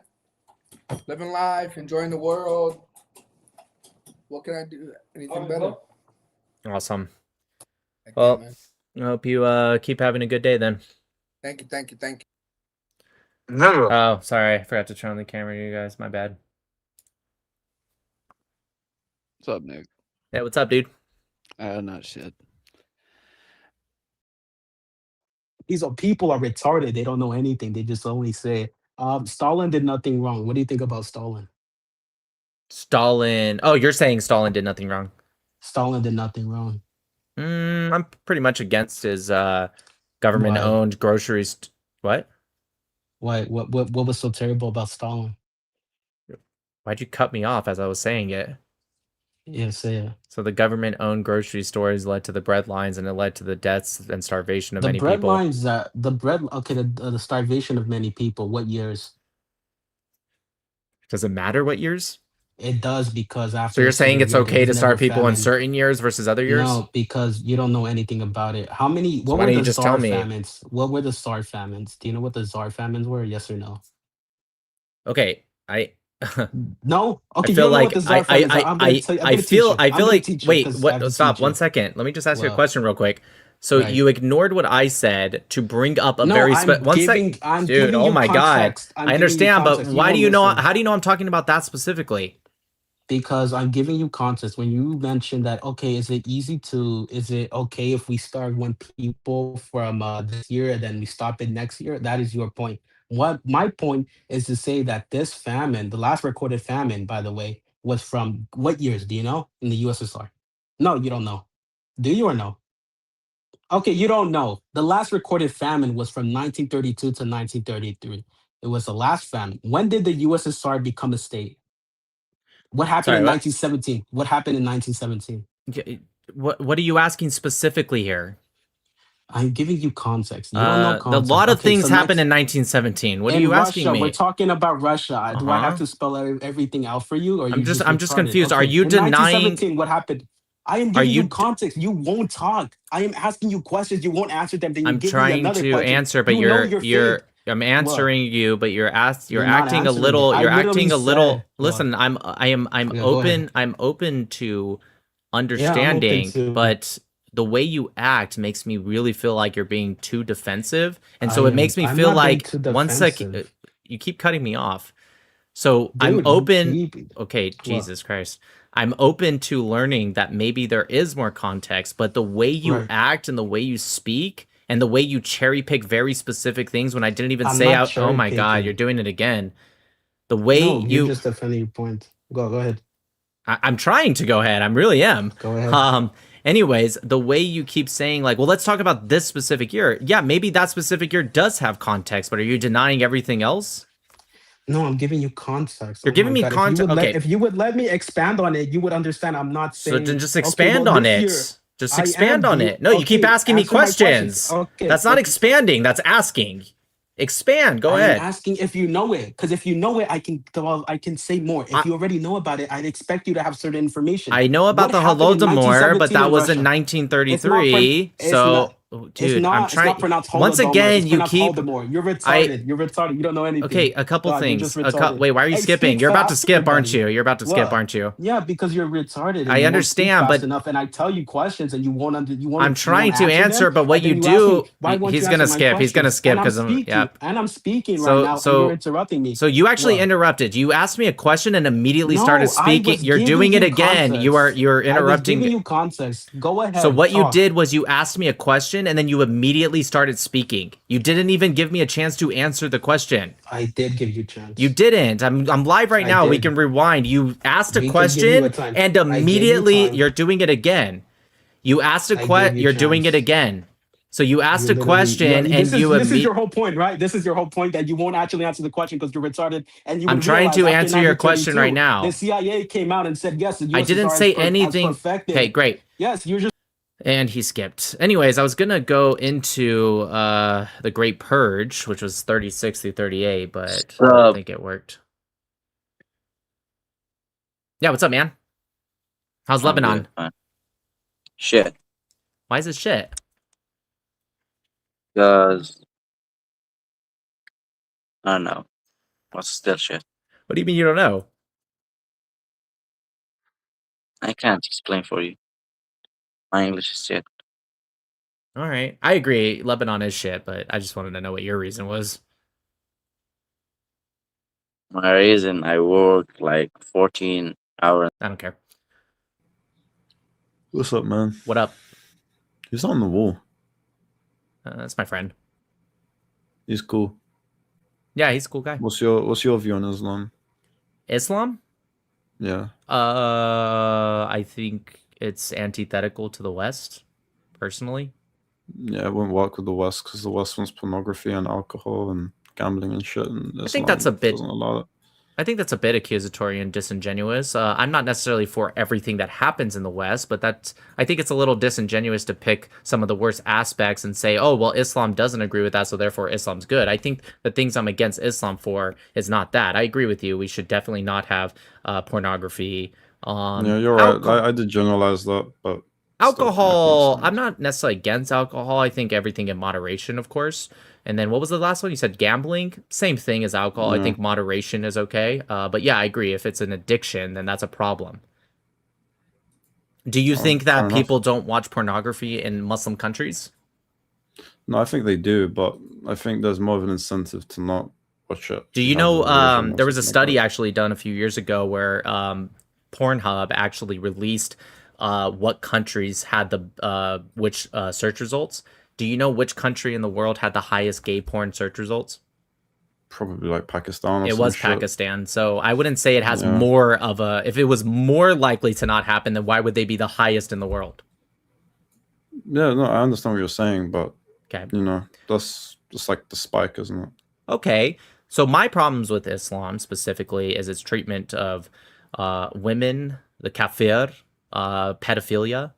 I have a problem with those kind of things. What's the treatment of pedophilia? The other two I'm not going to debate on because that's long. What's the one with pedophilia? That's the one that spikes my attention the most. Sure, with the Prophet in Sahih al-Bukhari 5133, 5134, narrated by Aisha herself, specifically talked about how she was 6 years old when 51-year-old Muhammad married her, and then he had sex with her when she was 9 and he was 54. And then Surah 65 ayah 4 specifically allows for the marriage and the iddah, the waiting period of divorce, specifically is 3 months for prepubescent girls. And when you go to Surah 33, specifically says that those that you do not sexually touch have no iddah. Alright, you need to reread this again because I've seen someone argue this I've before. read the Quran twice. I'm reading it for a third time. I've read about 20,000 hadith. I've read Well, Ibn you're getting it Abbas. mixed up. This is a really You're saying easy Ibn refute. I'll Abbas. Google You're it saying now. Ibn Abbas is lying. Do you know who Ibn What Abbas have is? I said? I haven't said anyone's lying. Well, Ibn Abbas agrees with what I just What was said. the surah you said again? So the first one would be Surah 65, Ayah 4. Yeah. But I'm saying That Ibn was, Abbas specifically agrees with what I said about 65:4. Ibn Abbas was a companion of the Prophet. And Ibn Kathir, he wasn't a companion, but Ibn Kathir also agrees. So how could I be wrong if I'm quoting them? 65:4. It's not 65:4. Oh, here we go. So, because I remember doing it, and I was confused as well, but then I had to actually read it and figure it out. Yep, I've read it many, many, many, many times, and the scholars agree with me, the four school of thoughts agree with me, Ibn Abbas agrees with me, Ibn Kathir agrees with me, but I'm willing to hear you out. Maybe you know more than them. Go ahead. So I'm going to read it, and then I'm going to read what this is saying. Okay. I'm not going to disagree with you yet, because, you know, there's stuff that I don't know. I haven't read the full Quran, so... Well, first, before we get into 65.4, do you agree that the Prophet Muhammad married... Well, I don't even care much about the marriage. It's more of the sex. Do you agree he had sex with a 9-year-old? Well, I normally go by the argument that she was actually 18, because the way it works out with her sister Asma. But really? What says that her sister Asma was born at a certain time? Well, she was at the Battle of Uhud, if I remember, when she was 18. And also, Aisha was at the... Aisha was at the battle. But you don't have to be 18. Children weren't allowed in the battle. Yeah, you do. So a couple things, no, because did she battle in that battle? No, but she wasn't. What did she do? She was there. She was supporting the Prophet. How was she supporting? She was a commander, if I remember, actually. Nope, she was passing out water. How can I... Oh, no, I remember seeing that she was a general. It's in the Hadith. Okay, what Hadith? Yeah, I can find it. I think I have it saved, but let me see. Hold on. Hadith, Aisha. Jesus Christ, hold on. Hadith where Aisha passed out water at the battle of. I'm gonna have to type it in because. So she tended to the wounded and carried water. I found what you were on about. Yeah, 2880. She tended to the wounded. A child cannot tend to the wounded. Why does it say a child can tend to the wounded? Also, let's just read it real quick. On the day of the Battle of Khud, when some people retreated and left the Prophet, I saw Aisha bint Abu Bakr and Sulaim with their robes tucked up so that the bangles around their ankles are visible, hurrying with their water skins. Then they would pour the water into the mouths of the people and return to fill the water skins again and came back again to pour water in the mouths of the people. That's the end of it. Okay. So it doesn't. Are there any other? I can't fucking think of the word. I'm so the reason, regardless of what I'm asking, first off, you don't have to be 18 anyways. But nonetheless, I have heard the argument about, oh, if you take her sister's age and you minus it, then Aisha was actually 18 years old. But the problem is that comes from an assumption that isn't actually founded in anything that would trump Sahih al-Bukhari. And so you're taking modern assumption. It could literally be right, debunking all of the people before them. But you are taking an assumption, whereas my quote is from Aisha herself and something that would be higher, which is Sahih al-Bukhari. Okay, well, even if she was 9, that was happening all around that time. Okay, do you believe... And it was happening up until 1870 something in Delaware, where the legal age was lowered to 7. Sure, no, listen, I agree with you. Other people did it, but I also don't call anyone from Delaware the most perfect man to ever exist and a prophet of God. But my question for you is Muhammad the most perfect man to ever exist and ever will exist, or are you comparing him to just the average person of the 700s, or 600s, excuse me? Well, yeah, I have to agree with that because it was normal for his time, so I can't criticize him based on today's standards. Well, you couldn't criticize a normal person, but we're not talking about a normal person. We're talking about the most perfect person. What do you mean? But they were perfect in terms of what their time was. So he's not the most perfect man to ever exist and ever will exist? He's only perfect for the 600s? Because my moral is in line with the Quran, not today's standard. Right, and the Quran allows for pedophilia. That's true. No, it doesn't. Okay, the Quran states that a girl has to be physically and mentally mature. Is the Quran for the people? Is the Quran for the people of the 600s, or is it for the people of all time? Of all time. That's why there's no explicit age consent. There's a criteria instead. So if the Quran is for the people of all time and is the most perfect, it's the word of Allah, and you're saying that Muhammad had to follow the morality of the Quran, and the Quran is indefinite. Yeah. Then if he married a 9-year-old, as you said, who cares if she married a 9-year-old? People were doing it. But he's not following the morality of the 600s. He's following the morality of the Quran. So the Quran allows him to do that. What does the Quran say about it? What's the Quran say about it? Yeah, so again, the Quran actually shows... What's the criteria for marriage? So you're going to bring up Surah 4, 6, I believe it is, and it's actually talking about orphans, right? And then it says with orphans, they have to be at a marriageable age, but it doesn't actually particularly mean or say what a marriageable age is. Do you agree Aisha was playing with dolls? Maybe, I don't know. So I yeah, haven't so in looked at Sahih the hadith. al-Bukhari it says that she specifically would play with dolls with her girlfriends, and then when the Prophet Muhammad came in, they would try to hide, but he would allow them to play with dolls because she had not yet reached the age of puberty. I'm trying to find the surah. It's Surah 4. I know what you're going to bring up. I'm not trying to find that. I'm trying to find just the general requirement. Yeah, it comes from Surah 4. I can read it for you. It says, deliver their monies to orphans and do not substitute corrupt for pure. Do not consume their wealth by adding it to your own, for this would be an outrage most grievous. If you fear you will not be fair towards orphans, so too with marriage. Marry whoever pleases you among women, 2, 3, or 4. But if you fear you will not be fair to them all, then only one.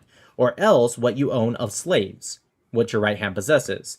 This would be closer to impartiality. Give women their dowry, a free offering, and if they willingly offer you any of it, then consume it in peace of mind and wholesomeness. Entrust not your wealth to spendthrifts, wealth that God provided you for maintenance. Here it is. Provide for them from it, and clothe them and speak kindly to them. Put orphans to the test until they reach the age of marriage. This is from Surah 4, which is women.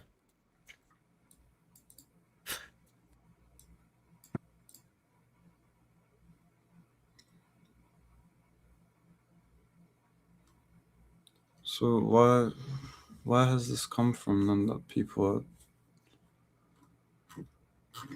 are...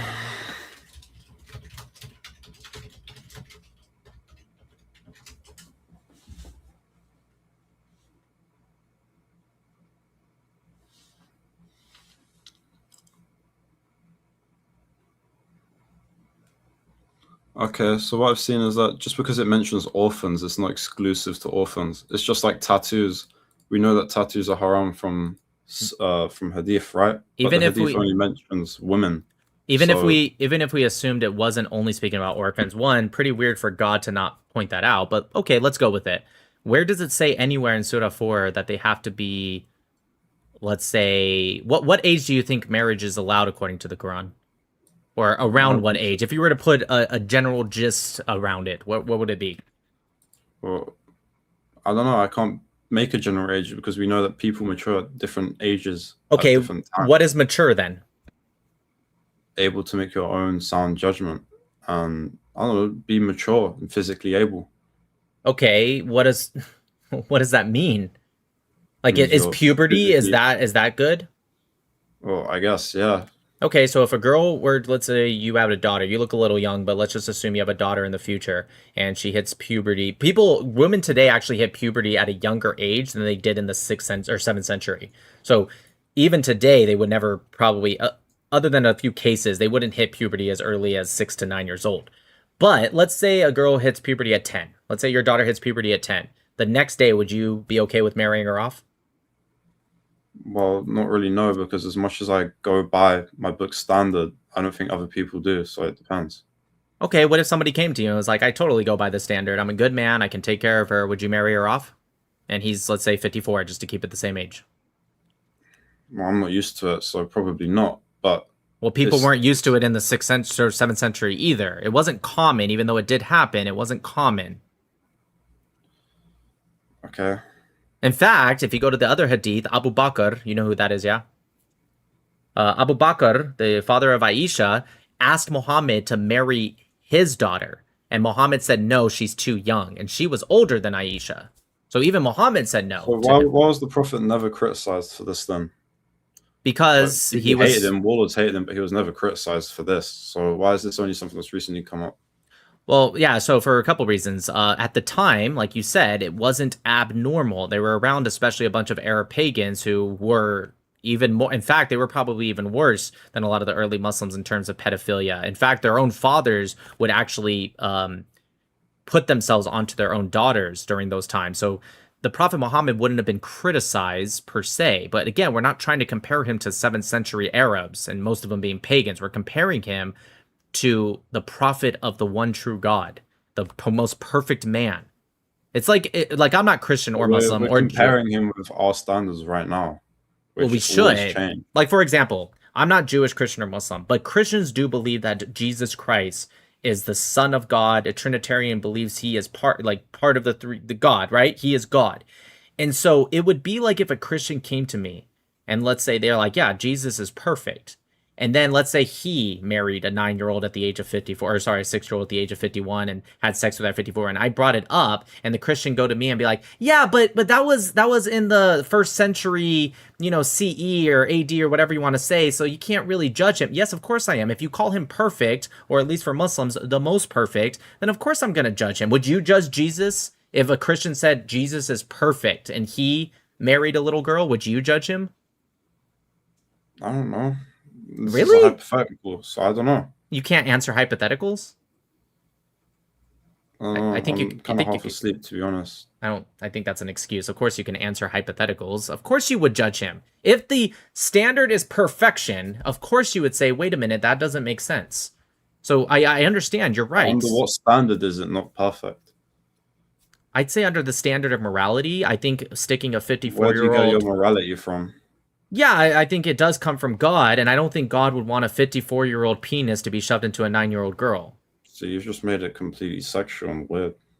You're saying I made sex sexual? How dare I? He had sex with her. What do you mean I made it sexual? It's sex. Yes, You described it in an overly aggressive way, like he shoved it in it, like... That's what you do. Have you ever had... That's what you do. You take your... I don't know. Do I have to teach you the birds and the bees right now? I don't understand. What do you... I don't know, but all right, I get your point, right? Okay, but you're using today's morality and standard for something that we have a general criteria for. Like, you can think what you want, but it doesn't work.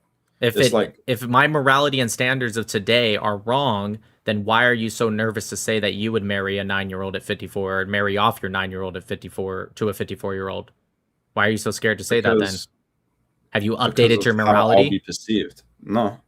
Because of how I'm perceived, because people won't understand it the same way I do. So you're saying you would do it, but you're just afraid of what other people are thinking. So you're not afraid of God, you're afraid of your peer. No, I am afraid of God, but you're acting like it's a must that I must marry them off because I didn't say you must do it. I said, would you be willing to do it? Well, then I wouldn't then. No. Okay, so why not? Have you updated your morality? No, I think your morally is fine, but I just don't agree it. You think it's morally okay for a 54-year-old to apply himself onto a 9-year-old? Well, today's 9-year-old, no, because we know they're much different. They're actually more mature today than they were back then. I doubt that. In terms of like how you lived in a harder life, they were probably more mature back then. I'm talking about physically. Women physically mature quicker. Monarchy, do you know what that is? Monarchy? It's okay. That happens earlier today by far than the 7th century Arabia, or 7th century in general, not just Arabia. So yes, I've seen studies online. I can't quote them because it was just a brief Instagram reel. So I don't know if it's no study in the world that is at least legitimate that will say opposite. Every study will say that monarchy happens earlier today, right? So the first menstruation happens earlier today in every country than 7th century, for sure. It's not even close, by the way. So you're saying that the Prophet went against what the Quran tells him to do by waiting? No, I think the Quran allows for it. But it doesn't, because it tells you to wait. Wait, how do you know he waited for the age of puberty? Where are you getting that from? Because he follows the Quran. Okay, but the Quran doesn't say that. So how do you know he waited for the age of puberty? How do you know, Maisha? The Quran, no, because there's the criteria that to marry you must be. Sure, show me. I have the Quran. Age. Yes, prepubescent. It's in what you read to me. Do you know what prepubescent means? Yeah, I do, but it's in what you read to me. Right. What is prepubescent? It's before puberty, but right. That's in the case that something prepubescent happens. It doesn't mean that it should. I didn't say it should, but you said the criteria of the Quran means that Muhammad had to wait till she hit puberty. First off, how do you know Aisha hit puberty? And second, where does the Quran say that? Bro, it's in Al-Hulum, which is the age of puberty and sexual maturity. Al-Hulum, so can you give me the surah? So it's Surah 24:59. 24:59. So that's the age of puberty. That's the word used for that age. I think this is it. Let me read a little bit before. O believers, your slaves are to ask your permission, or also the minors among you, on 3 occasions: before the dawn prayer, when you remove your clothes at noon, and after the evening prayer.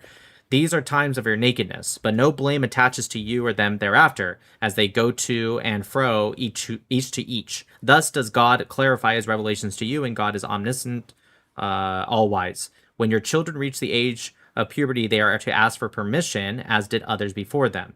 Thus does God clarify his revelations to you, and God is omniscient, all-wise. So that's not talking about marriage, just so you know. Let's see. Let's keep reading, I guess. Women past the age of childbearing who do not look forward to marriage, to them no blame attached. Okay, so this is women that are much older. They've reached menopause, but do not display any ornament. If they behave with modesty, this would be better for them. Okay, so I can read what the context of this, but that specific verse, it's not talking about marriage or sex. My guess is this is talking about prayers. Let me go back to the beginning. All right. Like, yeah, I think this is actually talking Well, about I've prayers. just found an explanation online. Okay. You can choose whether you trust this or not. Can you but just at tell me end what of the day, source is? It's Reddit. You know, that might seem hilarious, but at the No, end of the day, that's fine. I'll read it. you're the I same as the appreciate. guy on I Reddit. appreciate There your is no honest. difference. I know. I appreciate your honesty. Maybe the Reddit guy is All going to provide sources. Go ahead. It's Wadi. Holy shit. Do you want me to read it out? You didn't send anything. It just says strangers Oh, typing. Did you I click pressed enter? copy paste. Yeah. Do you want me to send you the link to the page instead? You can if that's easier for you. I don't know. Some people they don't trust links on there. I don't blame them. No, I think we'll be okay. Let's see. Let me pull it up to the side here. Okay. Am I reading like the main part, or am I reading one of the comments? I don't know. Oh, the main. Wait, you didn't read it? No, I did. I didn't realize what you meant. It's the one by Painting Brains. Okay. The top comment. For things like this, I like to read different tafsir from different scholars with different opinions. One of the best explained ones is from Towards Understanding the Quran. Oh, okay, yeah, I know what that is. Okay, let's keep reading. The answer to your question is, in short, is yes. Well, let me see what the question is. Does Quran 4:6 have mental maturity as a requirement? Okay. So he says, yes, mental maturity is a requirement. But honestly, this verse sets up 4 strict rules for inheritance for an orphan, and less about the actual rules of marriage. Okay, just so you know, this guy's debunking you because he's talking about inheritance. He's saying it's about inheritance, not marriage. Well, if you read on, he's not. Okay, that's what he says. He says less about the actual rules of marriage. Number 1, once an orphan reaches puberty, you need to make sure they are mentally mature to ensure a safe budget of their family money. So you need to find the rushd, which can, yeah, so what this is talking about, and he's actually correct. He's saying that this is talking about when you actually transfer their property, what they own to them, and they have to be. I don't know where you got the puberty thing from, but sure, I can accept that. Just read on. Well, it's very, very long, but I can continue to read, I guess. But I'm telling you what I know this argument. He's saying that this has to do with when you transfer their money to them, their family money. He's saying you have to wait till they're mentally mature. He's not talking about when you have sex with them or not, or when they're, you marry them or not.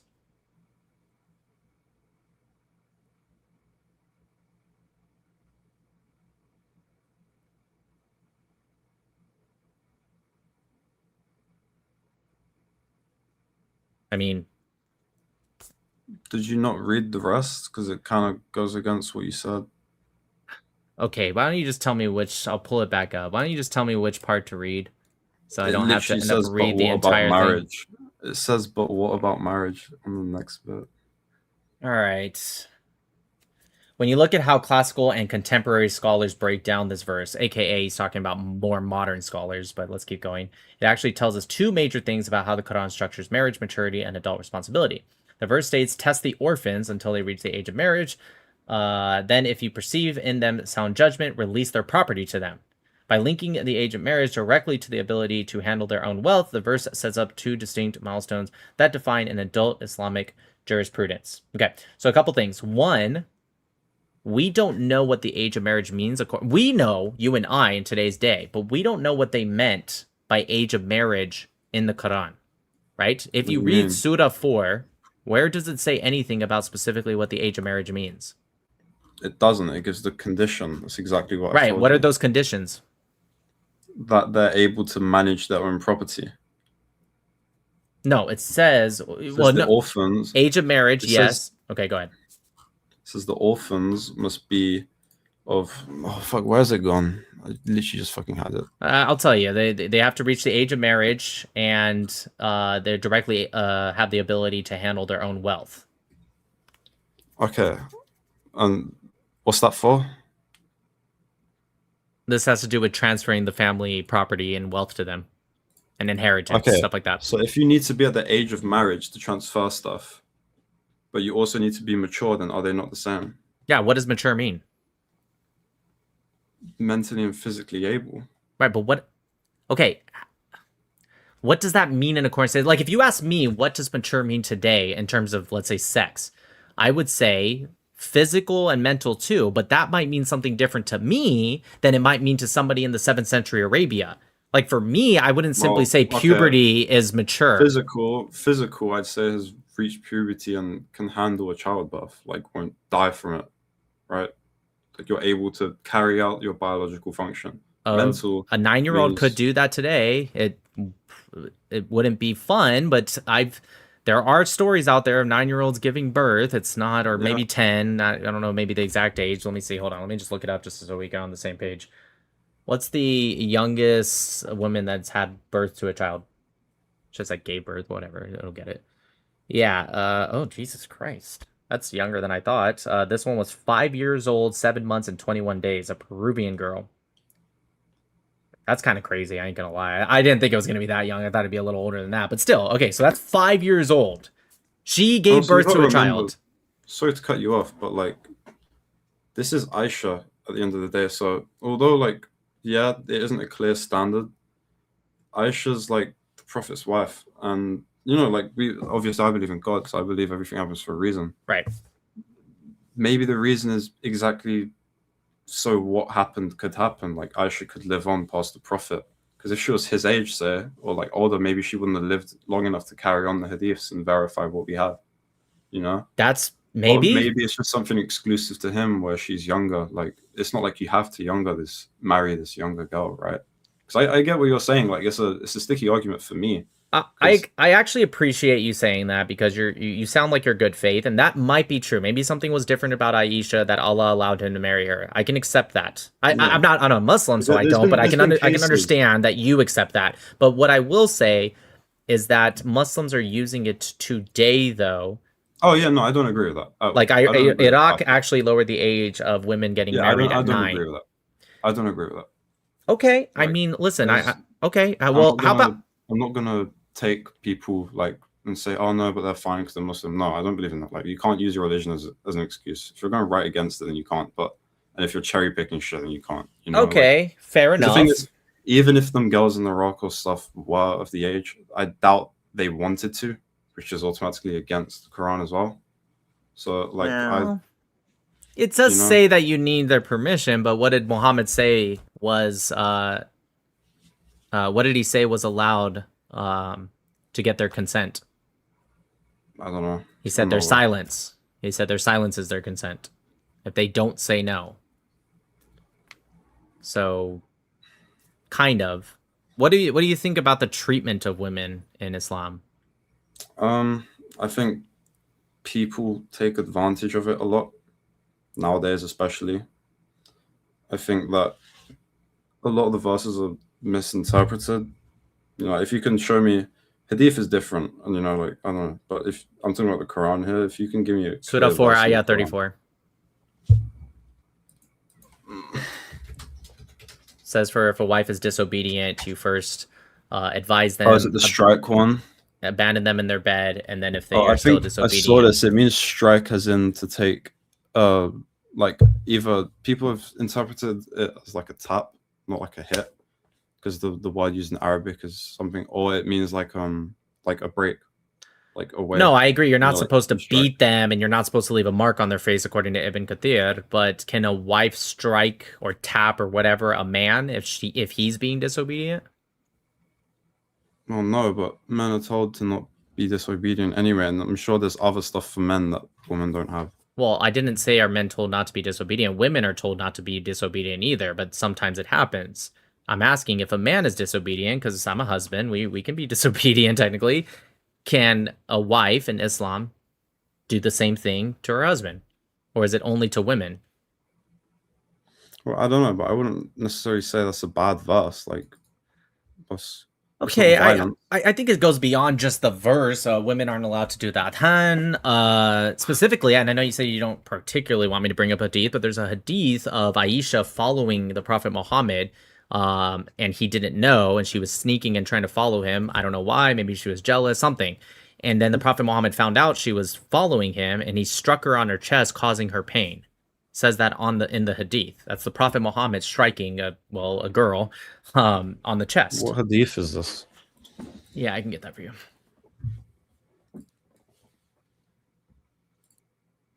It says Sahih Muslim, Book 4, Hadith number 2127. It's kind of long, so I'll read the part that it comes from. 2127. Sahih Muslim, Book 4, Hadith number 2127. So it says, why is it, O Aisha, that you are out of breath? I said, there is nothing. He said, tell me, or the subtle and the aware would inform me. I said, Messenger of Allah. This is Aisha speaking. I said, Messenger of Allah, may my father and mother be ransom for you. And then I told him the whole story. He said, was it the darkness of your shadow that I saw in front of me? Because again, she was following him. I said, yes. He struck me on the chest, which caused me pain, and then said, did you think that Allah and his apostle would deal unjustly with you? She said, whatsoever the people conceal, Allah will know it. He said, Gabriel came to me when you saw me. He called me and he concealed it from you. And it keeps going, but you get the point. He struck her on her chest, causing her pain.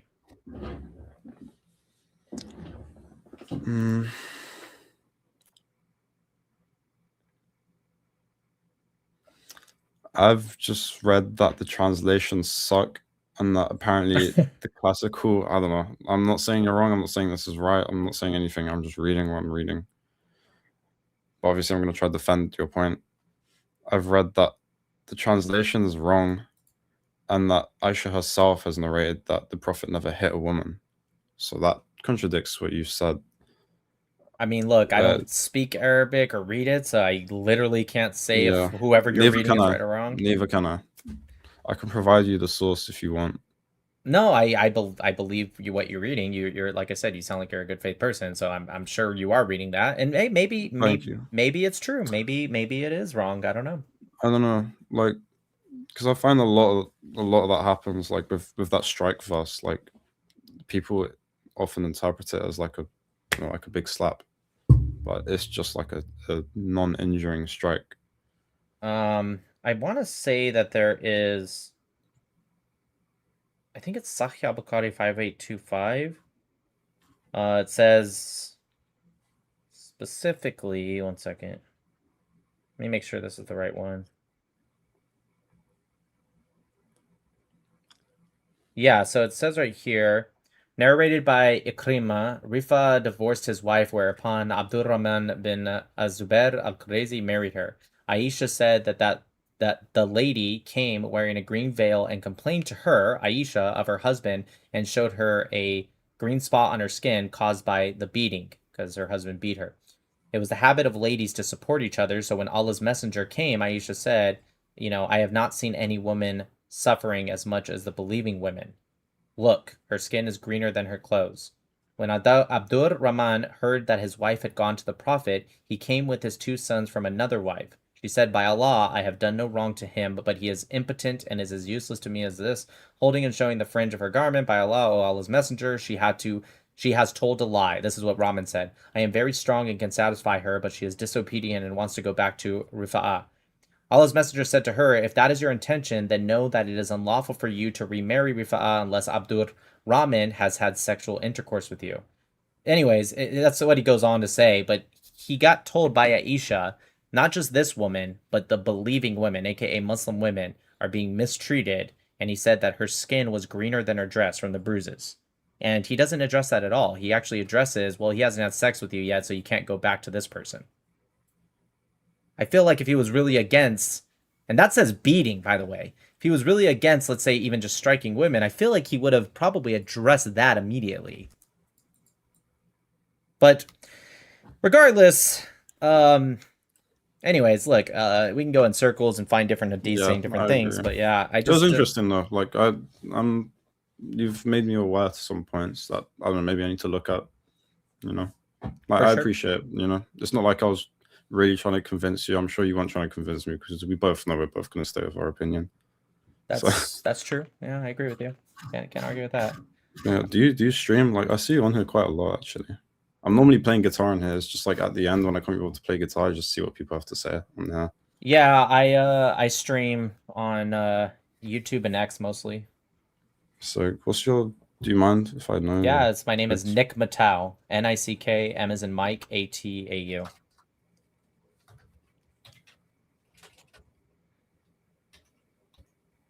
Did I get that right? Yeah. Cool.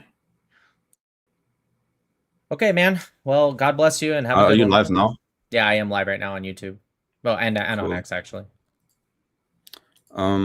Is it cool if I don't consent to a clip? I mean, because I'm like 17, bro. And like, oh, you know. Okay. Well, in that case, yeah, no worries. I won't clip you at all. You are live right now, but I won't clip you. That's fine. I'm sure I'm already clipped, but you know.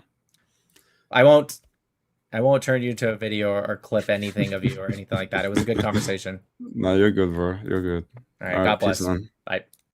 Yeah, I don't think he's 17 either, but it's okay. Somebody asked me, I won't do it. What's up, man? You can speak Arabic? No, sorry. Okay, nice to meet you. No problem. Nick Matau, how you doing again, man? Hey, what's up? Dude, I'm outside this time. It must be pretty late for you over there. What is it, like 2 o'clock in the morning in Los Angeles? No, just midnight. Midnight? Oh, yeah, 9 hours. My bad. It's my bad. How's everything been over there? How's everything been on your program tonight? Yeah, it's been good. Okay. I had a question, totally forgot it. Once I remember it, I'll be sure to ask you at some point in the future, okay? But have a good one, okay? Bye. Bye-bye.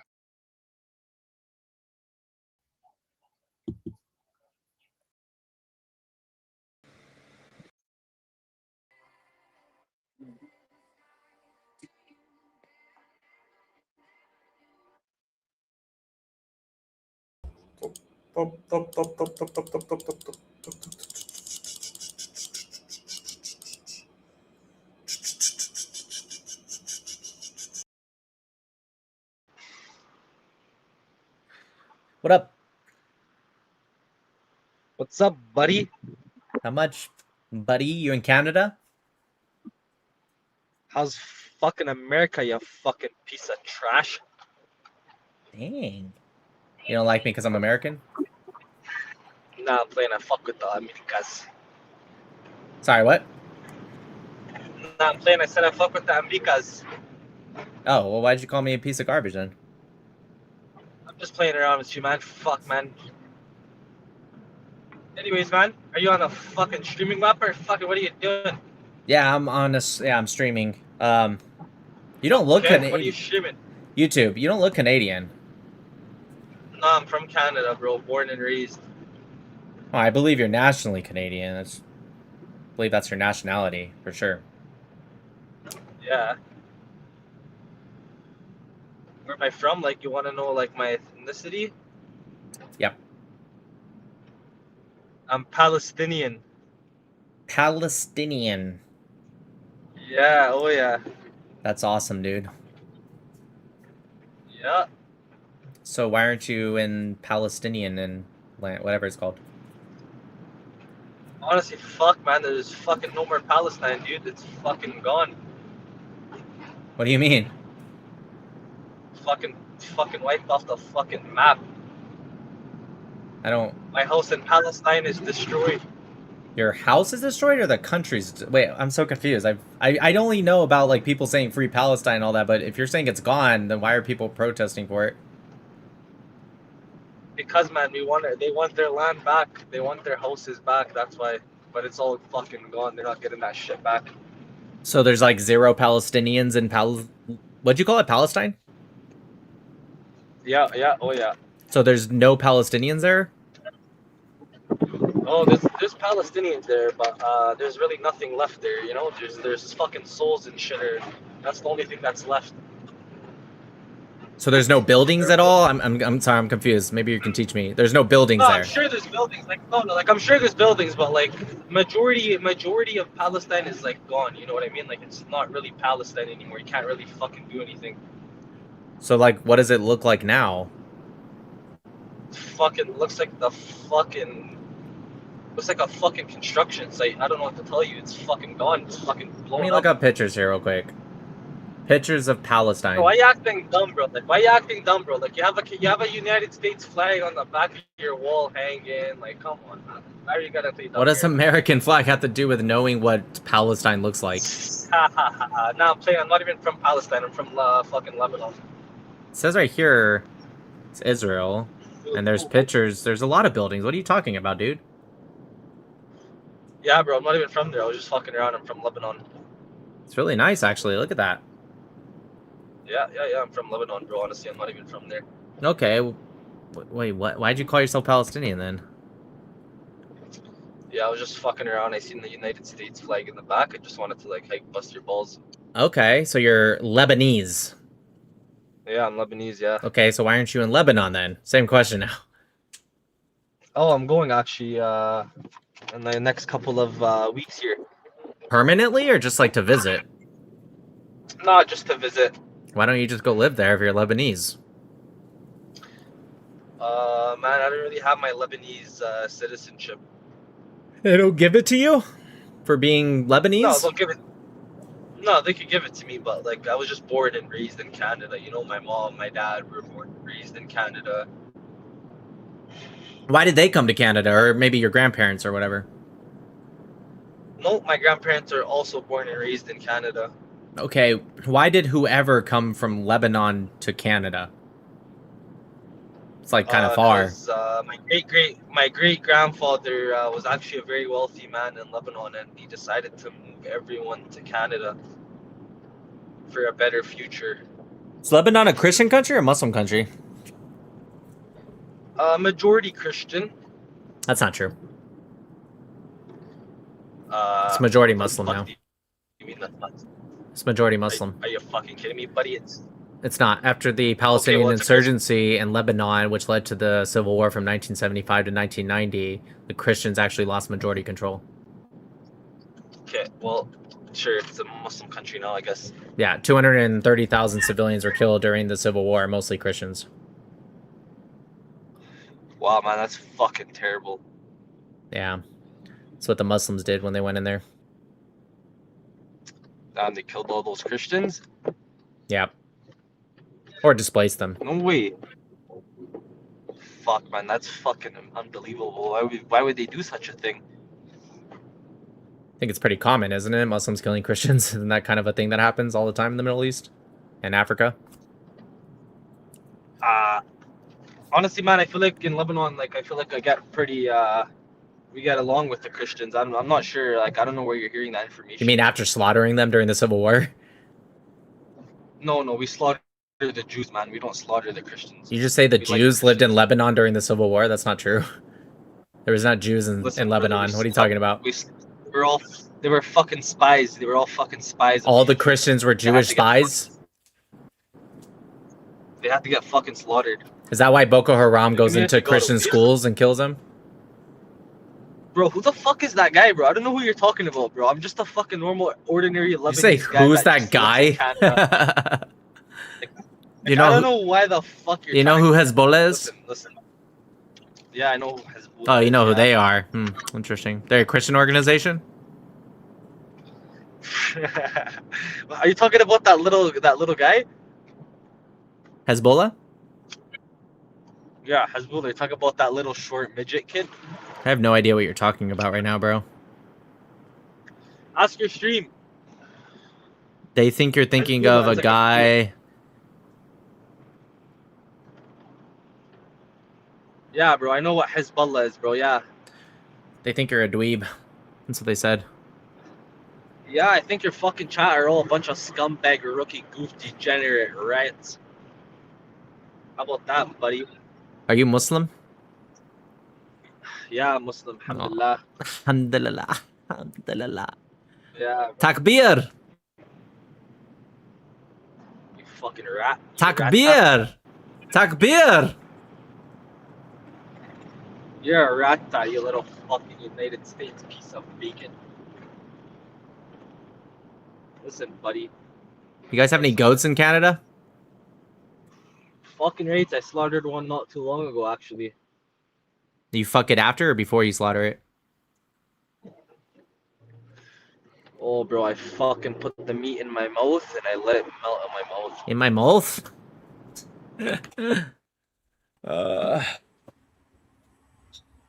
Brazil. Yo, what's good, bro? What's up, man? Yeah, I know you, bro. No, you don't. Yeah, you're on TikTok. No, I'm not. Yeah, I know you're TikTok, bro. Yeah? Well, who am I? Your name is James. Definitely not. Yo, can I get a quick shout out, bro? What's your name? Hey guys, make sure y'all follow my. تضحك عليا أخافك عليه. يا عم كلمني عربي لا. استغفر الله العظيم يا رب الناس ماتت استغفر الله. يلا يا عم يلا يا عم لا قسمك. Salam alaikum. Salam. Bro, you was white as fuck. Bro, you know, on guy, he looks Arab too. I'm Syrian. Oh, he's just, okay. Like us? Nigga, Or Syria? Assyrian. We're not Assyrian. We're Assyrian. No, we're Okay, not. Assyrian. No, there's two different. Bro, are you fucking stupid? Fucking dumb, Nigga, are you retarded? Are you The, dumb? the guy's Yeah. right. Whoever's speaking in the back's wrong. Assyrian, The Assyrian girl are was different. Nigga, bro, Assyrian and Chaldean are two different shit. He's It's right. like if you're saying we're fucking Muslim, you jackass. He's right. Dumbass. Shut up, bitch. Wallah, she's a multi, bro. She doesn't understand shit. Go the fuck out. Yalla, habibi, I'll see you. No, they're 3 o'clock in the morning. Smells good too. Nick! You know him? Yeah, what's up? Hi. Yeah, I know Nick too. He's a good guy. I got one question for you. Yes, go ahead. We support. I'm not opposition, but I have a quick question.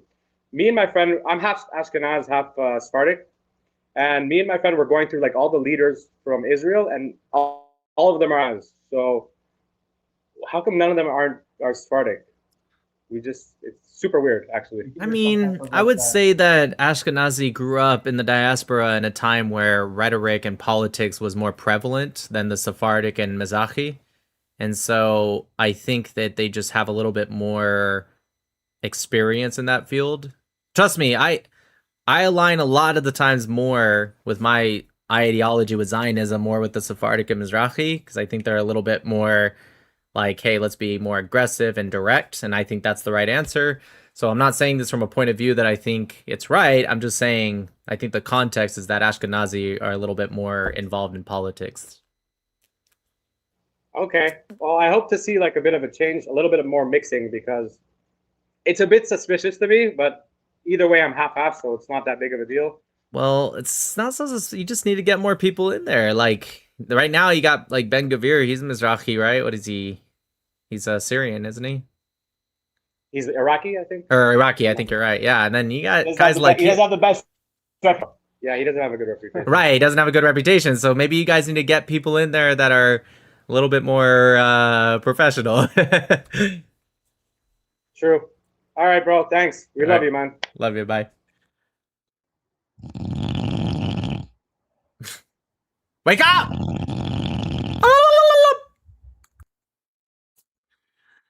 Hello. Oh, geez. Holy filter. I don't have any filter. It's literally making your glasses blend. What? No, my glasses are just dirty as fuck. All right. And holy makeup. I mean, it looks fine. That's a lot. Not even one. Are you allowed to wear makeup as a Muslim? Yeah. I know that's As different long as school of it's- thoughts, right? But Yeah. I mean, technically, yeah, you can. depends on the school of thought you follow, I guess. Yeah. It's just you have. Is that a hijab or is that a hood? A hijab. Right. So you have the hijab. It's supposed to be for what? What's the hijab for? Modesty mostly, and also like, let's say like back in the Prophet's days, right? Whenever he like, okay, so basically like a ummah. Do you know what it is, or? Umar? Yeah, I know the Umar. Yeah, okay, okay. So like basically also, let's say the prophet he's like walking around, right? If he sees a woman wearing a hijab, he's gonna know like, oh, she's part of the ummah. So like when people look at me, they're like, oh, she's Muslim, like she's like, I mean, some people low key like. Okay. Someone thought I was Jewish one time, but Are you Jewish? no, I'm Muslim. Well, I meant like I'm Mus. ethnically Jewish. Honestly, don't know. I mean, I could be like just a bit, but a lot of Arabs I know are like like a little bit Jewish. What kind of Arab are you? I'm Palestinian. Ah, you're Palestinian. So Yeah. you might be part Jewish. Yeah, that's why I'm like, cause that area especially like, Judaism, I'm probably like a bit. What how old are you? I'm 17. Oh, all right. Well, I'm streaming, so I'm gonna move on, okay? But God bless, okay? Wait, you're streaming? Oh. Oh, Yeah. okay.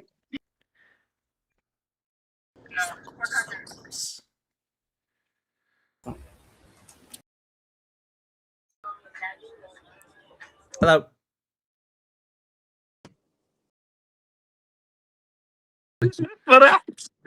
Yeah, bro. Canadian Arabs. Oh shit. Oh shit. What's up? I Diddy. What's going on right now? This is an AI chatbot. We're making moves in the AI scene. All right. Well, good luck with that. Interesting. What's interesting? Yo, what's up, man? What's up, dude? What's interesting? There was a lady boy. Was it the one from the Philippines? It was from the Philippines. Yeah, she skipped right away, but it was like that's Yeah, a dude. But you can see that shit, huh? Yeah, for sure. So what are you doing on here? How long you been streaming for? Streaming in general, probably like 4 hours, but on Umingle, not that long, like maybe less than an hour, Streaming. about an hour. When did you start streaming? About 4 hours ago. Like your first ever stream? Oh, like start. I thought you meant today. No, I don't know, like 4 or 5 years ago. Damn. What do you stream on? Well, that was like on TikTok 4 or 5 years ago. Now I stream on YouTube and X as well. That's past like 4 months, maybe ago. 4 months ago, I started streaming. I didn't even do YouTube until really about 4 months ago or 5 months ago. Why'd you stop TikTok? I still stream on TikTok, but I end it when I come up onto Umingle because TikTok's a lot more sensitive, you know? That's fair. Is that your full-time job? No, I'm an engineer. I can see that on you. What does that mean? You're smart. The beard? You know. Wait, can you answer some questions? Yeah, of course. Go ahead. I don't think you're going to answer, but I'll I'm a answer. numbers guy. How many hours did you stream on TikTok a day back then? If it was like 4 or 5 years ago, not much. I'd go an hour here and there. And how much did you make? I don't make a lot on TikTok, but you get paid weekly or what? If like TikTok, like if people gift you, I think they pay out every 2 weeks. I think I don't actually know. I think it's every 2 weeks. How much was it in a month? Back then, dude, I barely had any viewers, so next Like to nothing. 1,000? Oh no, not even, dude. All right, what about YouTube? Well, again, I've only been doing YouTube for the past like 4 or 5 years, or sorry, Dude, 5 months. Don't say only. Oh. So how much? How much do I make on YouTube? Yeah. A lot more. Dude, answer me. Well, I post videos on YouTube too, but I only started 4 or 5 months ago. But how many subs you have? 80,000. Damn, that's good. For 4 months, yeah, I'd say it's pretty good. Wait. Hi, Annie. Wait, grab this chair and sit. What was I gonna say? You post YouTube videos and you do live? Yes. Do you also post the VODs of the live? I will Or does that post, like, if I have auto-post? a good debate or something, I'll post that on to YouTube as a separate video. Sometimes I post other videos too, like if I just make a separate video. What do you debate? Anything? Politics, right wing. I'm a right winger. I'll debate geopolitics, Israel-Palestine. Fair. I have a degree in Middle Eastern history, so I talk about that probably the most. So how much do you make on YouTube? Over or under 5,000? Over. 9,000. Really? 15. If I had like, no, maybe not that much. Like, it depends. Like I debated Sneeko once, and that video Actually? Well, that that's video sick. by itself probably made like close to $10,000. No way. Is it just off views or what? Pretty much, yeah. Do you pick max ads and stuff, or is that just on Twitch and things like that? No, I actually lower my ads, and when I'm live, I turn them off completely because I had them on, and then my chat was telling me like, "Oh, I hate that it goes to a ad, and then I have to come back and you're skipped." And I was like, "I didn't know it did that," so I turned it off. My chat was like, "No, no, Nick, turn it on if it makes you money." But I'm like, "No, I want to have a balance. Like, I don't do this for money." And so it's like, to me, I appreciate when people gift me, but I like if I'm getting money from like these multi-billion-dollar corporations, I don't care. I'll take everything from them. You have sponsors? I've had some people pay me to like do ads and do certain stuff, but not a lot. And I'll only do it if I agree with the messaging. I don't. I've given up a lot of stuff where it's like, it's not even that I don't agree, but it's like that's not my content, so I say no. There's some people I know in the That's fair. content creation world that They'll will just take anything. Yeah. This is true. You would never take a gambling deal? No, I was offered that yesterday. How much? And by who? I didn't get into it because they were like a crypto business or something like that, and so I said nah. I was like, it's not my part of my channel. That's fair. I don't blame you. Wait, you're a pretty sick ass man. Thank you. What's your name? What's your YouTube? Nick Matau, Nick, M as in Mike, ATAU. Hold on here.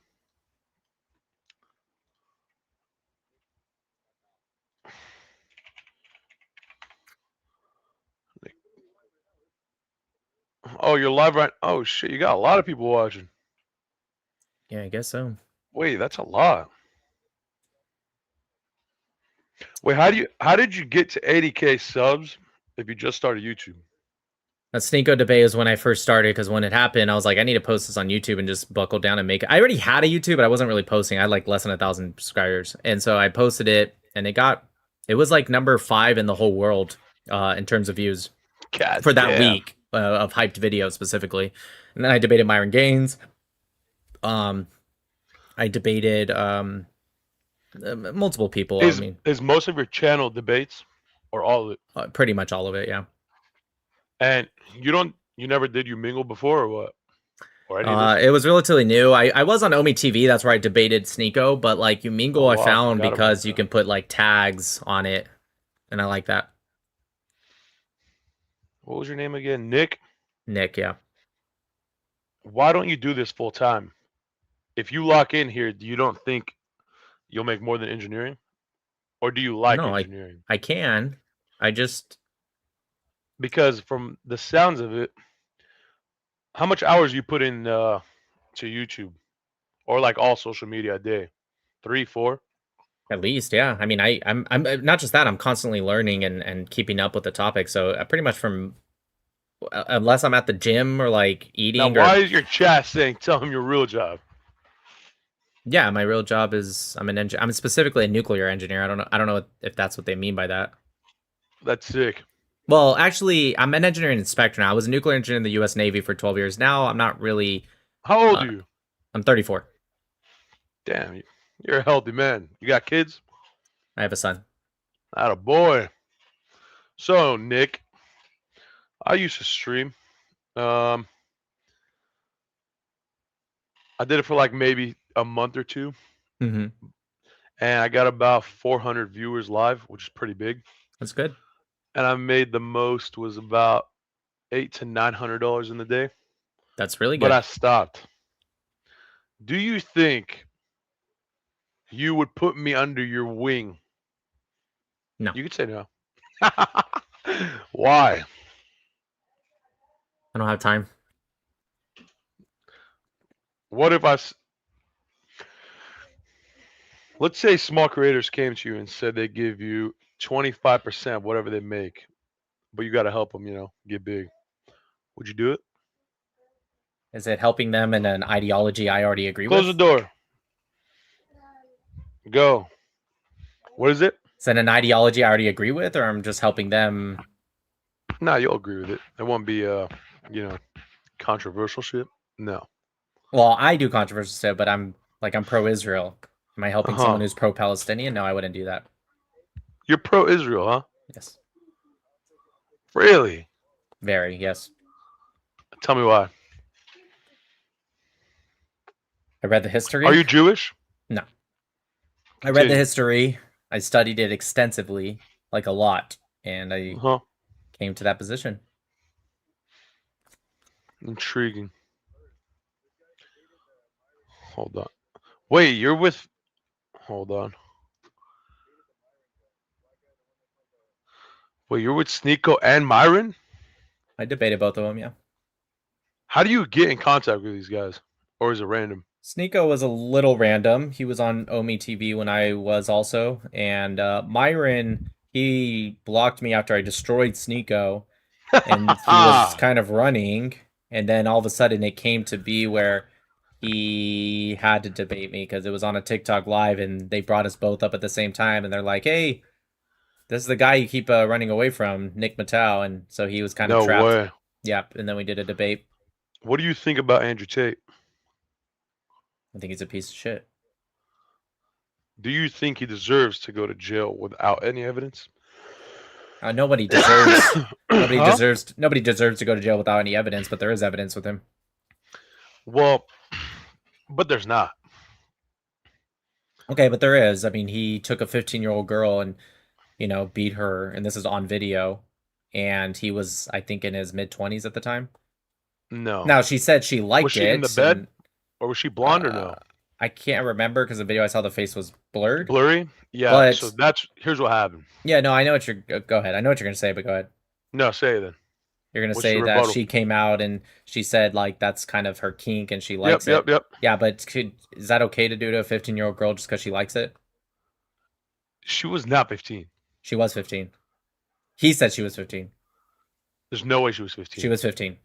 She might have actually been 14. It was the same year that she turned 15, so she could have technically been 14. But I'm being nice by saying 15. And also, he sold he used that to make money. He knew he made a video. Even if the age of consent is that age, it's the age of consent for sex work internationally is 18. So it's still wrong. Are you sure that 15 is confirmed? Unless he was lying and she was lying about her birth year. I guess then let the investigators, do their jobs. Let me ask you this. If they were both of age and that was his kink, or both of theirs, then would you think it's a problem? No, if they're both adults, consenting adults, and it was a kink, no, of course not. Fair. But, and there's also other allegations against him. And hey, if they turn out to not be true, then release him. But, I doubt it. I don't know, man. I think... Look, if that's right, I agree. I don't know if that's right. I don't think it's right. Everyone deserves a trial or, due process. Because she did not look 15. And... What does a 15-year-old look like? Well, the thing is right now, she's for sure in her 30s. And I'm pretty sure that happened 10 years ago or something. No. So it happened it was like 15 to 20 years ago. And I can't... okay. I don't know. I want to look it up, but then it's too much work. So this is all, Let me just look up 15-year-old girl Andrew Tate. Let's get her name first. Okay. He was just like my aunt when he got arrested. That's funny. Let's see. Identify. I think it's this one. Yeah, Bibiana. Yeah, because I remember people were calling her Viviana. Is that the blonde girl or no? I don't remember. I saw a video of the blonde girl, but I don't know if it was If it was her in the video. So it says right here they met in 2012. So 14 years ago. She was How old is she? 15 and he was 26. Yikes. But yeah, so today, is that like right? yeah, Like a it good says article? right here, today she's 29 years old. So 14 years ago would be 15 years old. Yeah, I cannot defend that one then. If Yeah. that's right, that's But it could be wrong. Like maybe she lied, maybe she's not 29. Again, I True. let the investigators do what they have to Fair. do. It's fair. Yeah, I think he admires Tay. Why else would he be defending him? Not defending him. Is that girl blonde? It's okay. I think your chat hates me. Yeah, I maybe. think they want you to skip. Would you skip if your chat hates the person you're talking to? Not necessarily, unless it gets boring after a while. Are you Swear? pro-Palestinian? You know, I'm not pro-Israel, but Okay. also I don't know too much on it, so I cannot. So then why are you not pro-Israel? Are you just neutral with Israel, or are you like anti-Israel? You could be honest. I don't know. I heard a lot about the Jews. Okay, what'd you hear about the Jews? Too much, man. Do you Okay, think what? they're in power? Do I think are Jews in power? Yeah, they run the world. I do. Oh, around the world. Oh no, I was gonna say I have heard this conspiracy that they're the country of Israel is controlled by the Jews, but I'm still looking into that. Yeah, I don't know, man. I've seen a lot of shit. You think the Jews control the world? There's 8-point-something billion people in the world, and there's 16 million Jews, including all babies and stuff. You think they control the entire world, really? I don't know, man. They definitely have a lot of influence on a lot of things. Well, they're smart people for They sure. I don't definitely think control anyone the can. media. What do you think about that? They control the media. Then why is 95% of the media against Israel? I mean, that's now. It gets to a level. No, what do you mean? You said they control. You said contempt. Like you're speaking in present tense. They control the media. Okay, fine. Let's start with BBC. BBC is one of the largest media organizations in the world. Is a Jew run BBC? You know, Nick. No, it's an Indian. If I could like nominate someone for you to talk with, it wouldn't be me. I don't care about much of this shit. Yeah, but you made the claim. Dude, I just told you I don't like Israel. I can't give reasons. You know, you're a famous guy. It's okay though. Where do you see yourself in 5 years? Probably talking with somebody else. Oh shit. I think it's weird that you make the claim, but then you say, I don't really know that much. If you don't know that much, then why make the claim? I'll tell you why I make the claim. Because there are educated people around me who are invested in this stuff. And moral of the story is, you know, that's all of their takes. And there's like too many where I've never heard. Give me the most educated person you know that makes that take. Well, you wouldn't know any of them. It's Yeah, the just give people me. I know. Oh, just individual acronym. Yeah, but the thing is I have a lot of different groups, and all of them are on the same page. So I mean, something got to be wrong.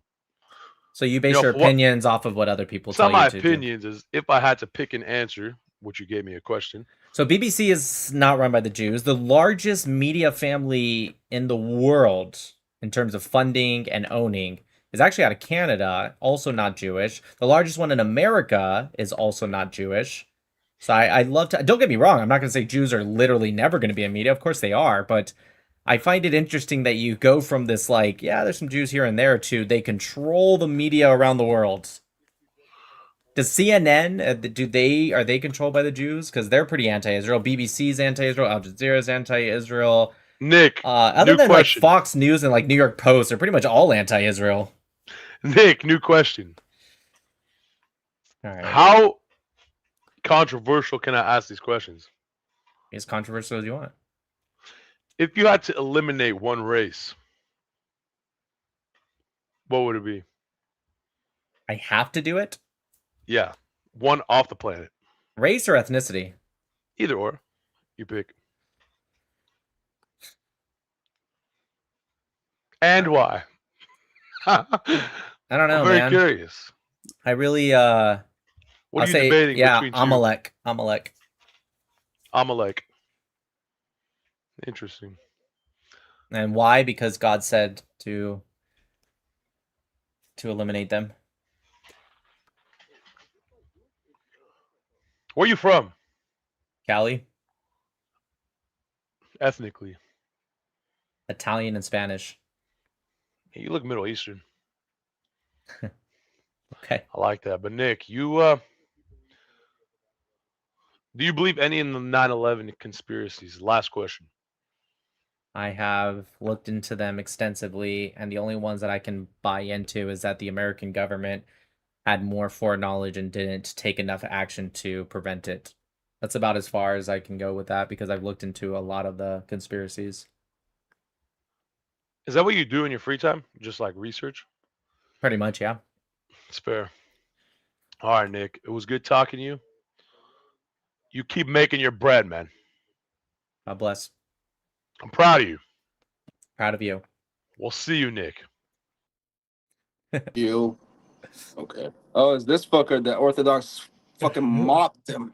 Fucking Who are mopped, you? wiped the fucking floor with you, my boy. Who and what? And who are you? Who and what? Are you gonna be polite? Are you gonna be? Oh my god, are you savage? That's why you're screaming.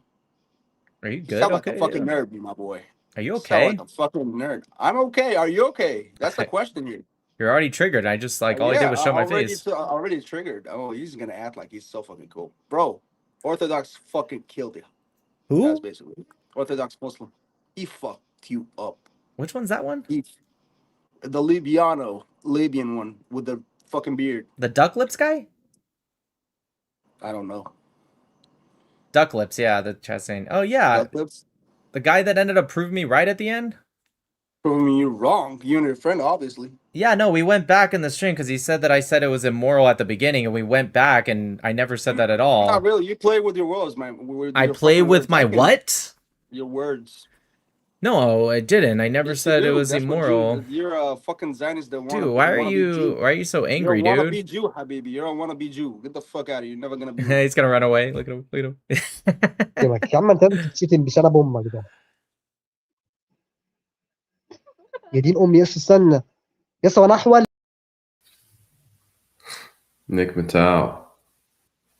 Hello. How you doing? When are you gonna do Are you gonna ever do a debate with Libiano again? We were just talking about it. I didn't know his name. I just call him Duck Lips. Yeah, I would have no problem with it, but it'd have to be under a position that he can't just scream and cry the whole time. It has to be like more moderated. I would like to do it without it, but it has to be because like we saw Cora, we saw what happened when she does a debate moderator. She got fucking baked on Sneeko's channel. Are you religious at all, or are you secular? Yeah, no, I believe in God. Yeah, are you like practicing? Yeah, I mean, but I'm a Noahide. Yeah, I practice. I follow the 7 Noahide laws. It's not that much. Wait, you're not Jewish? No. Really? Dude, you saw the debate with the Duck Lips guy and you don't know this? That was like the whole debate was that I'm not Jewish. I didn't watch it. Oh. All right, my bad. I thought you did. All right. Yeah, well, anyways, the whole time he just like crashed out and kept speaking over everyone, and I don't know. I would do it again. Oh, Nick Matau. Hello. Nick Matau. Oh my god, I'm so excited, bro. We agree on everything, so probably it's not a good content, but I wish you like keep doing your work, and I hope 20 years from now you will be the president from I don't know what side of the political. I hope I see you in politics, bro. Like this is your next level. In my opinion. I appreciate it, but man, politics is nasty. But thank you. It's nasty, but you have the the mindset to be the president. You put America first. You know everything in track. You know what I mean? You know the history. You know the truth. That's the one thing that most important. Thanks, brother. God bless. Okay. God bless you. All right. I could never be the عم president. عايزين نعمل حاجة يا عم. Ew, that's gross. Hello. Are you there? Hello? I can't hear you. It's muted. Oh, okay. What's up, bro? What's up? How old are you? 19, you? Dang, you look young. I'm 34, but dang, you look like you're like 14 years old. That's good though. It's gonna be good for you in the future. Yeah. Anyways, what is that? Palestine, right? Yeah. I always get that mixed up with the Jordanian flag because it looks similar. Very similar. Just Jordanian flag has a star in it. Did the Jordanian flag come first or the Palestinian flag? Honestly, I don't know. I'm pretty sure. I don't know actually. I'm just wondering if like they added a star, if you guys like took the star away, or. Yeah, no, I wonder. I have no idea actually. Are you from there or? I don't live there, but yeah, my blood's from there. Your blood is. Wait, Palestinians are like a blood thing? I mean, yeah, it's a country. Well, Americans are a country, but it's not like a blood. You know what I mean? It's nationality. Like you're not like ethnically American. You know what I mean? Like me, I'm I mean, American. Americans came from like England and stuff like that. Right. Yeah. Like I'm Yeah, Italian and Spanish, but I'm American. But I wouldn't say Mhm. like there's such thing as like a DNA that's American. I guess. I mean, this is I get Native what you mean. Americans, But I think like yeah, I mean everything descends from like somewhere at some time, you know. Well, somebody told me he was pro-Palestinian. He said that there were Jewish Palestinians and Arab Palestinians and other ethnicities that are Palestinian. So I thought it was more of like a nationality with multiple ethnicities. You know what I mean? Oh, not too sure. I'm not gonna lie. Are the Jews in Israel, are they Palestinian too? They're Jewish, whatever the hell they are. Well, no, I know they're Jewish, which is an No, majority ethnicity. of them come from like they come from like Iraq or from like wider countries like in the European countries, stuff like that. So like a lot of them come from different places, but no one's like genuinely Jewish. Wait, what do you mean they're not genuinely Jewish? They can be Jewish from Iraq or Jewish from Or not, they're Europe. not actually like Israeli. There's no like blood that's Israeli. That's no one's actually Israeli. Well, I don't. If you ask them where they're Right. from, they tell you what's it called. I'm from Israel. Then you Right. ask them like, where's your family from? And they're like, they just play it off for a little bit, but then they end up getting to like, oh, they're from Iraq, they're from Poland, they're from whatever. Weren't the Jews like kicked out though by the Romans like 2,000 years ago? Wouldn't be surprised. No, they were. It was Roman Emperor Hadrian. He kicked them out. So it's like, I don't think it's fair to say like, oh, they're actually from these places. I think they were forced into those places temporarily, but I think they're originally from that land, aren't they? I mean, Jesus was a Jew and he was in that land. Yeah, I mean, you can originally be from somewhere, even if you don't claim it. Your blood is still from there. Right. I think Jewish blood, if you will, is from. I think it was called Judea, actually. Yeah. Right. So I'm not really sure what you mean when you say they're not really from there. I think they are. Okay. You stream? Do I stream? Yeah, I stream. Yeah. So what do you come on here to do? I normally debate American politics. Okay. Now, naturally, because of the October 7th attack and after, naturally people bring up Israel-Palestine lots. So I speak with sometimes pro-Israelis and mostly pro-Palestinians actually come up because I usually debate against like left-wing people and they're more likely to be pro-Palestinian, whereas like right-wing people are more likely to be pro-Israel. You want to explain to me what left and right wing is? Yeah, like in America, left-wing people are terms and they call themselves more progressive. I think in some cases that might be true, progressives, but I think sometimes they go a little deep and further with it, whereas right-wing will more likely call themselves conservative, but in some cases they're not conserving everything. So I find it to be a little kind of funny how American politics works, but I consider myself to be more right-wing in terms of fiscal right-wing and also domestic policies right-wing, and definitely foreign policies are more right-wing. I'm getting the feel like you stand between like a lot of things though. What do you mean? Like you don't really have a solid ground on, like you don't have a solid opinion on one thing. I feel like No, I you're do standing for in the- sure. You do? It just depends on Okay. what you ask. You're asking me kind of vague questions. Like if you ask me about like border security, I'm like very close the border. That doesn't mean people can't come here legally in some cases, and even then, I think it just like depends. I don't think we should do mass migration either. But you know, if somebody does come here, it has to be through a legal process. But in terms of like, I go with a lot of people. I debate them, and they're like left wing. They want to give like amnesty to illegal immigrants. I'm very much against that. Okay, I get you.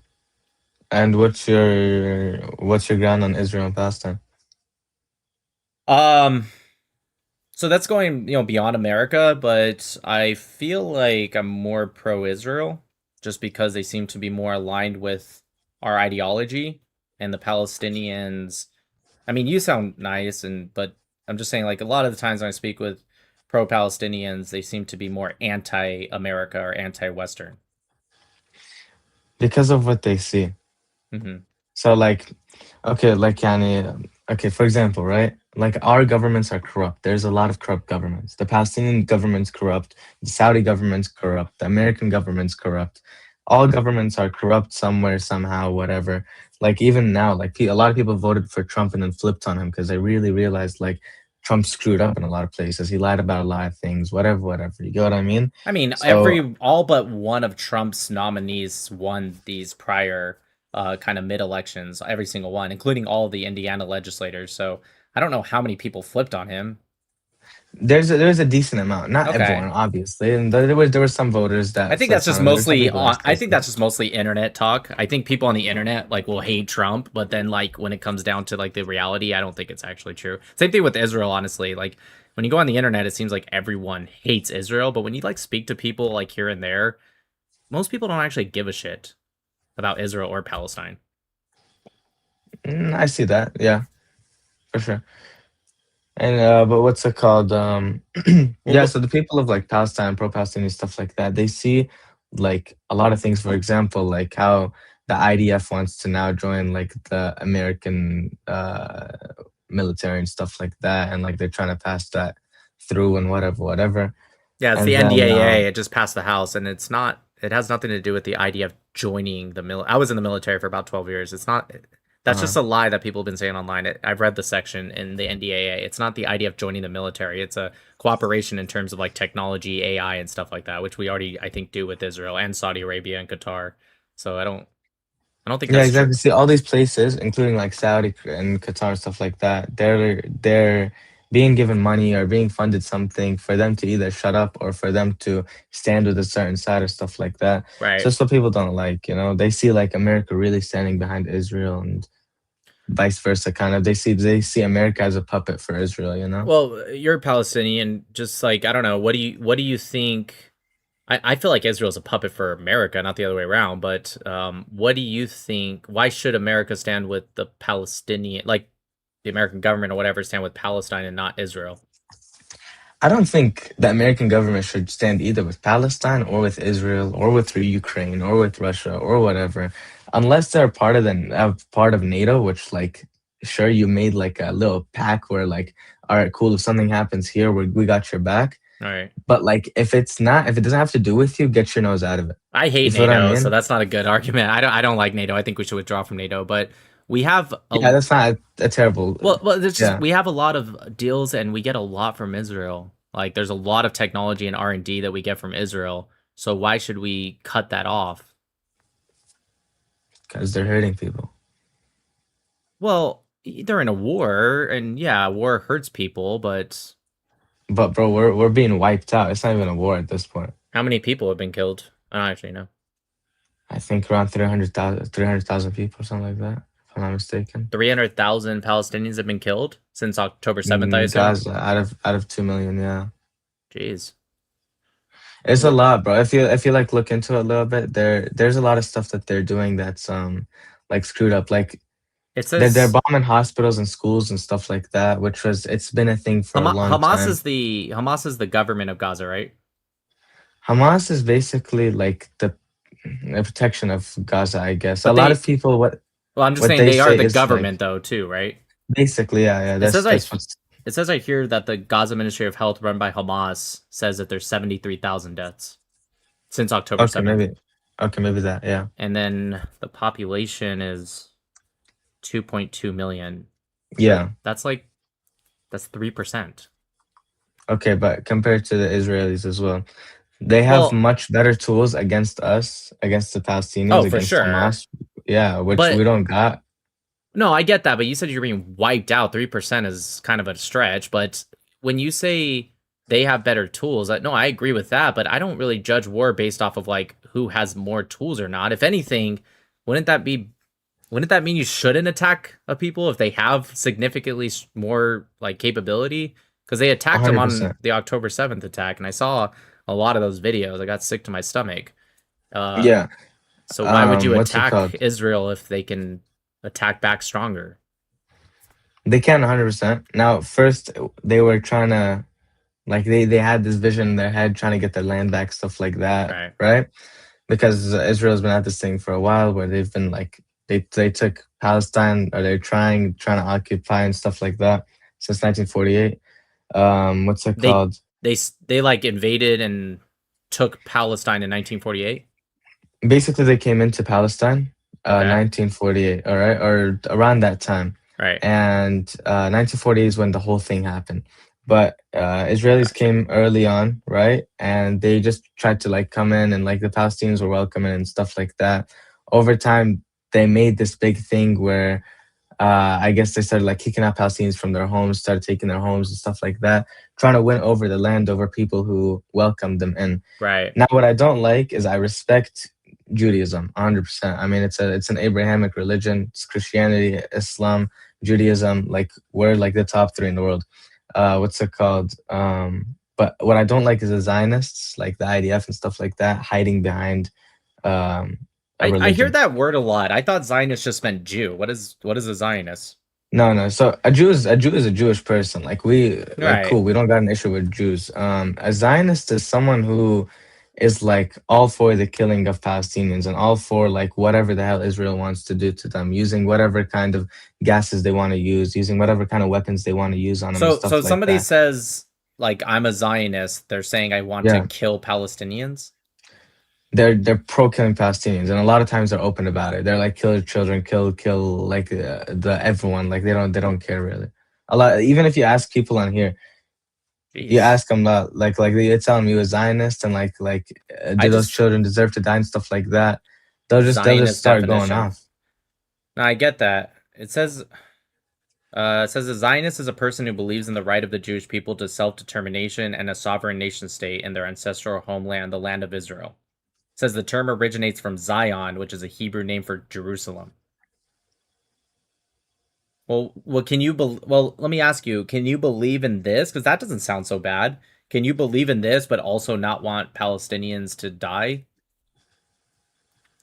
I don't think so, no. I mean, no, you can't, because Zionism is just like for that killing. It's like, take feminism, for example. It's like, it's a word. Feminism, what does it actually mean? It just means equality between men and women. Right. But people have stretched it so much to the point where but not it doesn't even mean that anymore. To be fair, though, not all feminists have stretched it that way. So you can, I feel like you're stretching it to all people. Like, you're right. You could be a feminist and not stretch it to like a lot of the bad things, but you could still be a feminist and not do that. So why can't you just like be a Zionist, but also not want whatever? Because when over time a word changes into something else, right, due to like actions and stuff like that, people start like just saying what they believe and not calling themselves just one certain thing, you know? Like, people are not going to tell you like, I'm a feminist. They're going to tell you this is what I believe in, but like these people go too far with it. Okay, you know what I mean? What is this? Someone in the chat said something about the 1929 Hebron massacre. What are they talking about?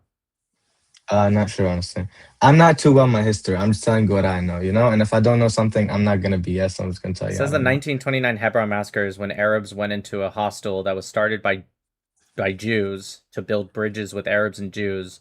And it says in the middle of the night, Arabs went in and killed 67 children, women, and men in their sleep in 1929. That was before 1948. I thought you said it started in 1948. The whole thing, like the whole issue started in 1948. Jews came in a little bit earlier than that. So that's like Jews started coming into Palestine at some point, and then 1948 is when the whole conflict started. Got it. So yeah. But if the Arabs were attacking Jews before, like in Hebron, then wouldn't the Jews I gotta actually look into that. That's new to me. Right. 1929? Yeah, it says 1929 Hebron massacre. And also 1517 Hebron massacre and 1517 Safed massacre. And there's a lot, actually. 1936 Jaffa riots. It says 36 to 39 they killed, targeted, and slaughtered 510 Jews. Okay. It says right here, hold on. What do you stream on? YouTube. It says right here that in the 1948 there was a war that was started by the Arabs against the Jews. And it says there was 10 different Arab factions that surrounded and attacked Israel, and then Israel won the 1948 war, and it ended in a 1949 armistice.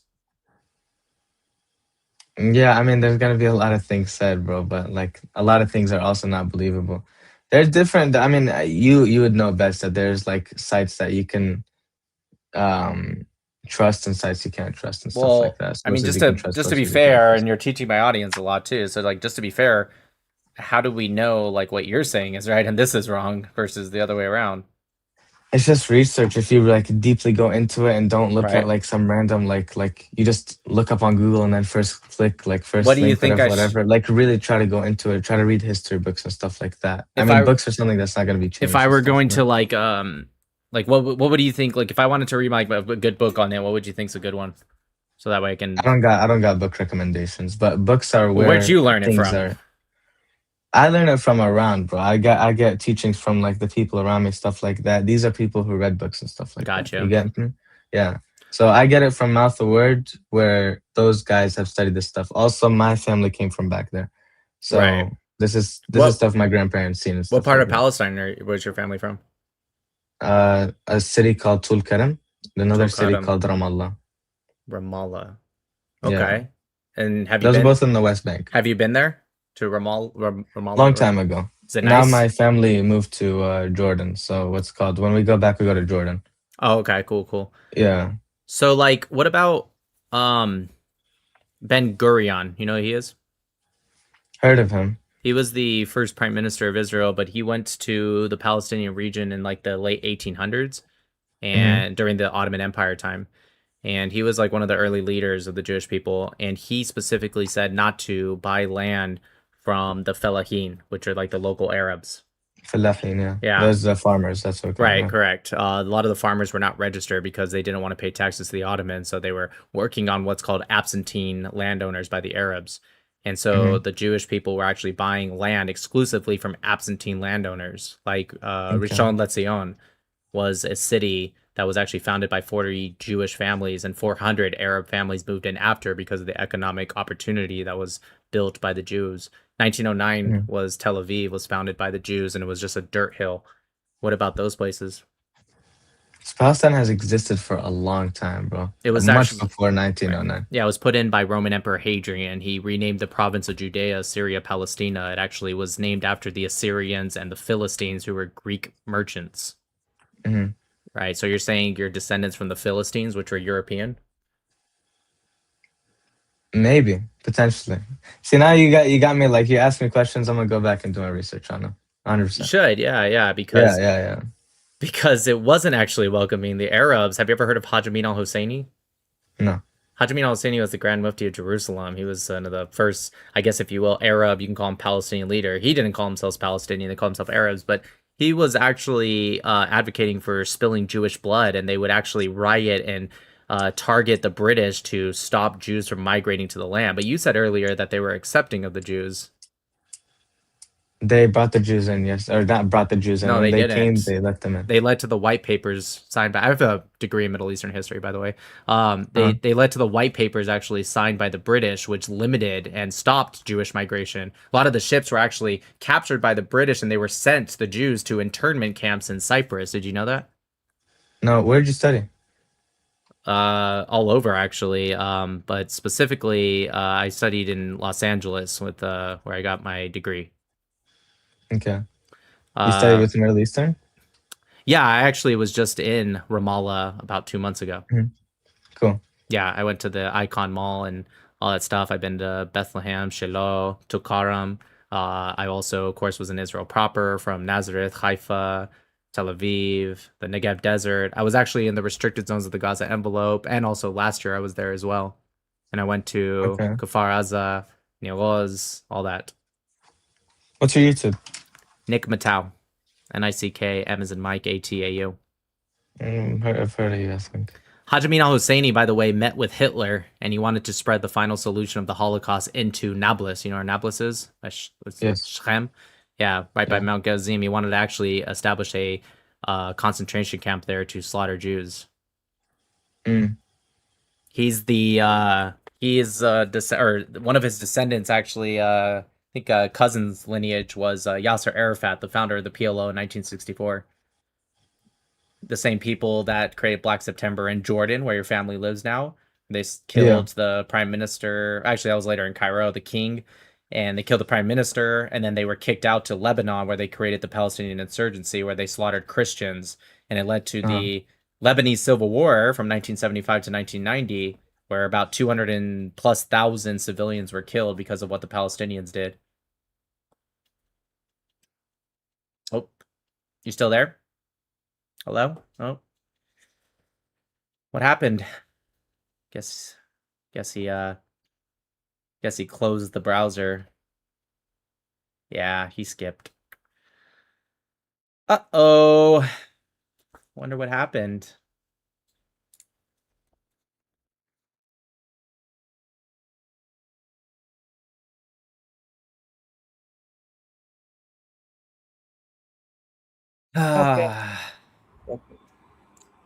Well, that sucks.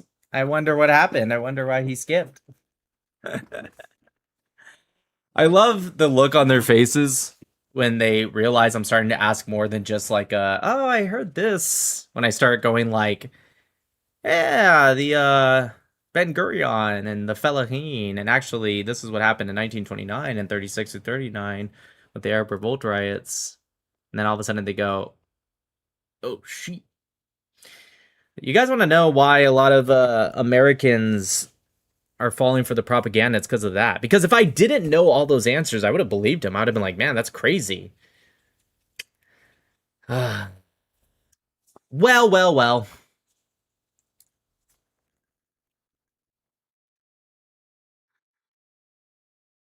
right, you guys. I'm out. See y'all tomorrow. Hey, Joel, Alatov, I'm Mr. Ochai. God bless America. Also, kid, if you're watching that I just started cooking before you pretended to run away, because I know I gave you my YouTube, why don't you stop lying to people, huh? Let's be real about what the Arab Muslims did in Israel, in Lebanon, in Egypt, where they tried to assassinate the third Egyptian president, in Jordan. How about Kuwait, when they actually, the Palestinians sided with Saddam Hussein, led to a lot of Kuwaiti deaths, and then the Kuwaitis kicked your asses out. All right, God bless America. Peace.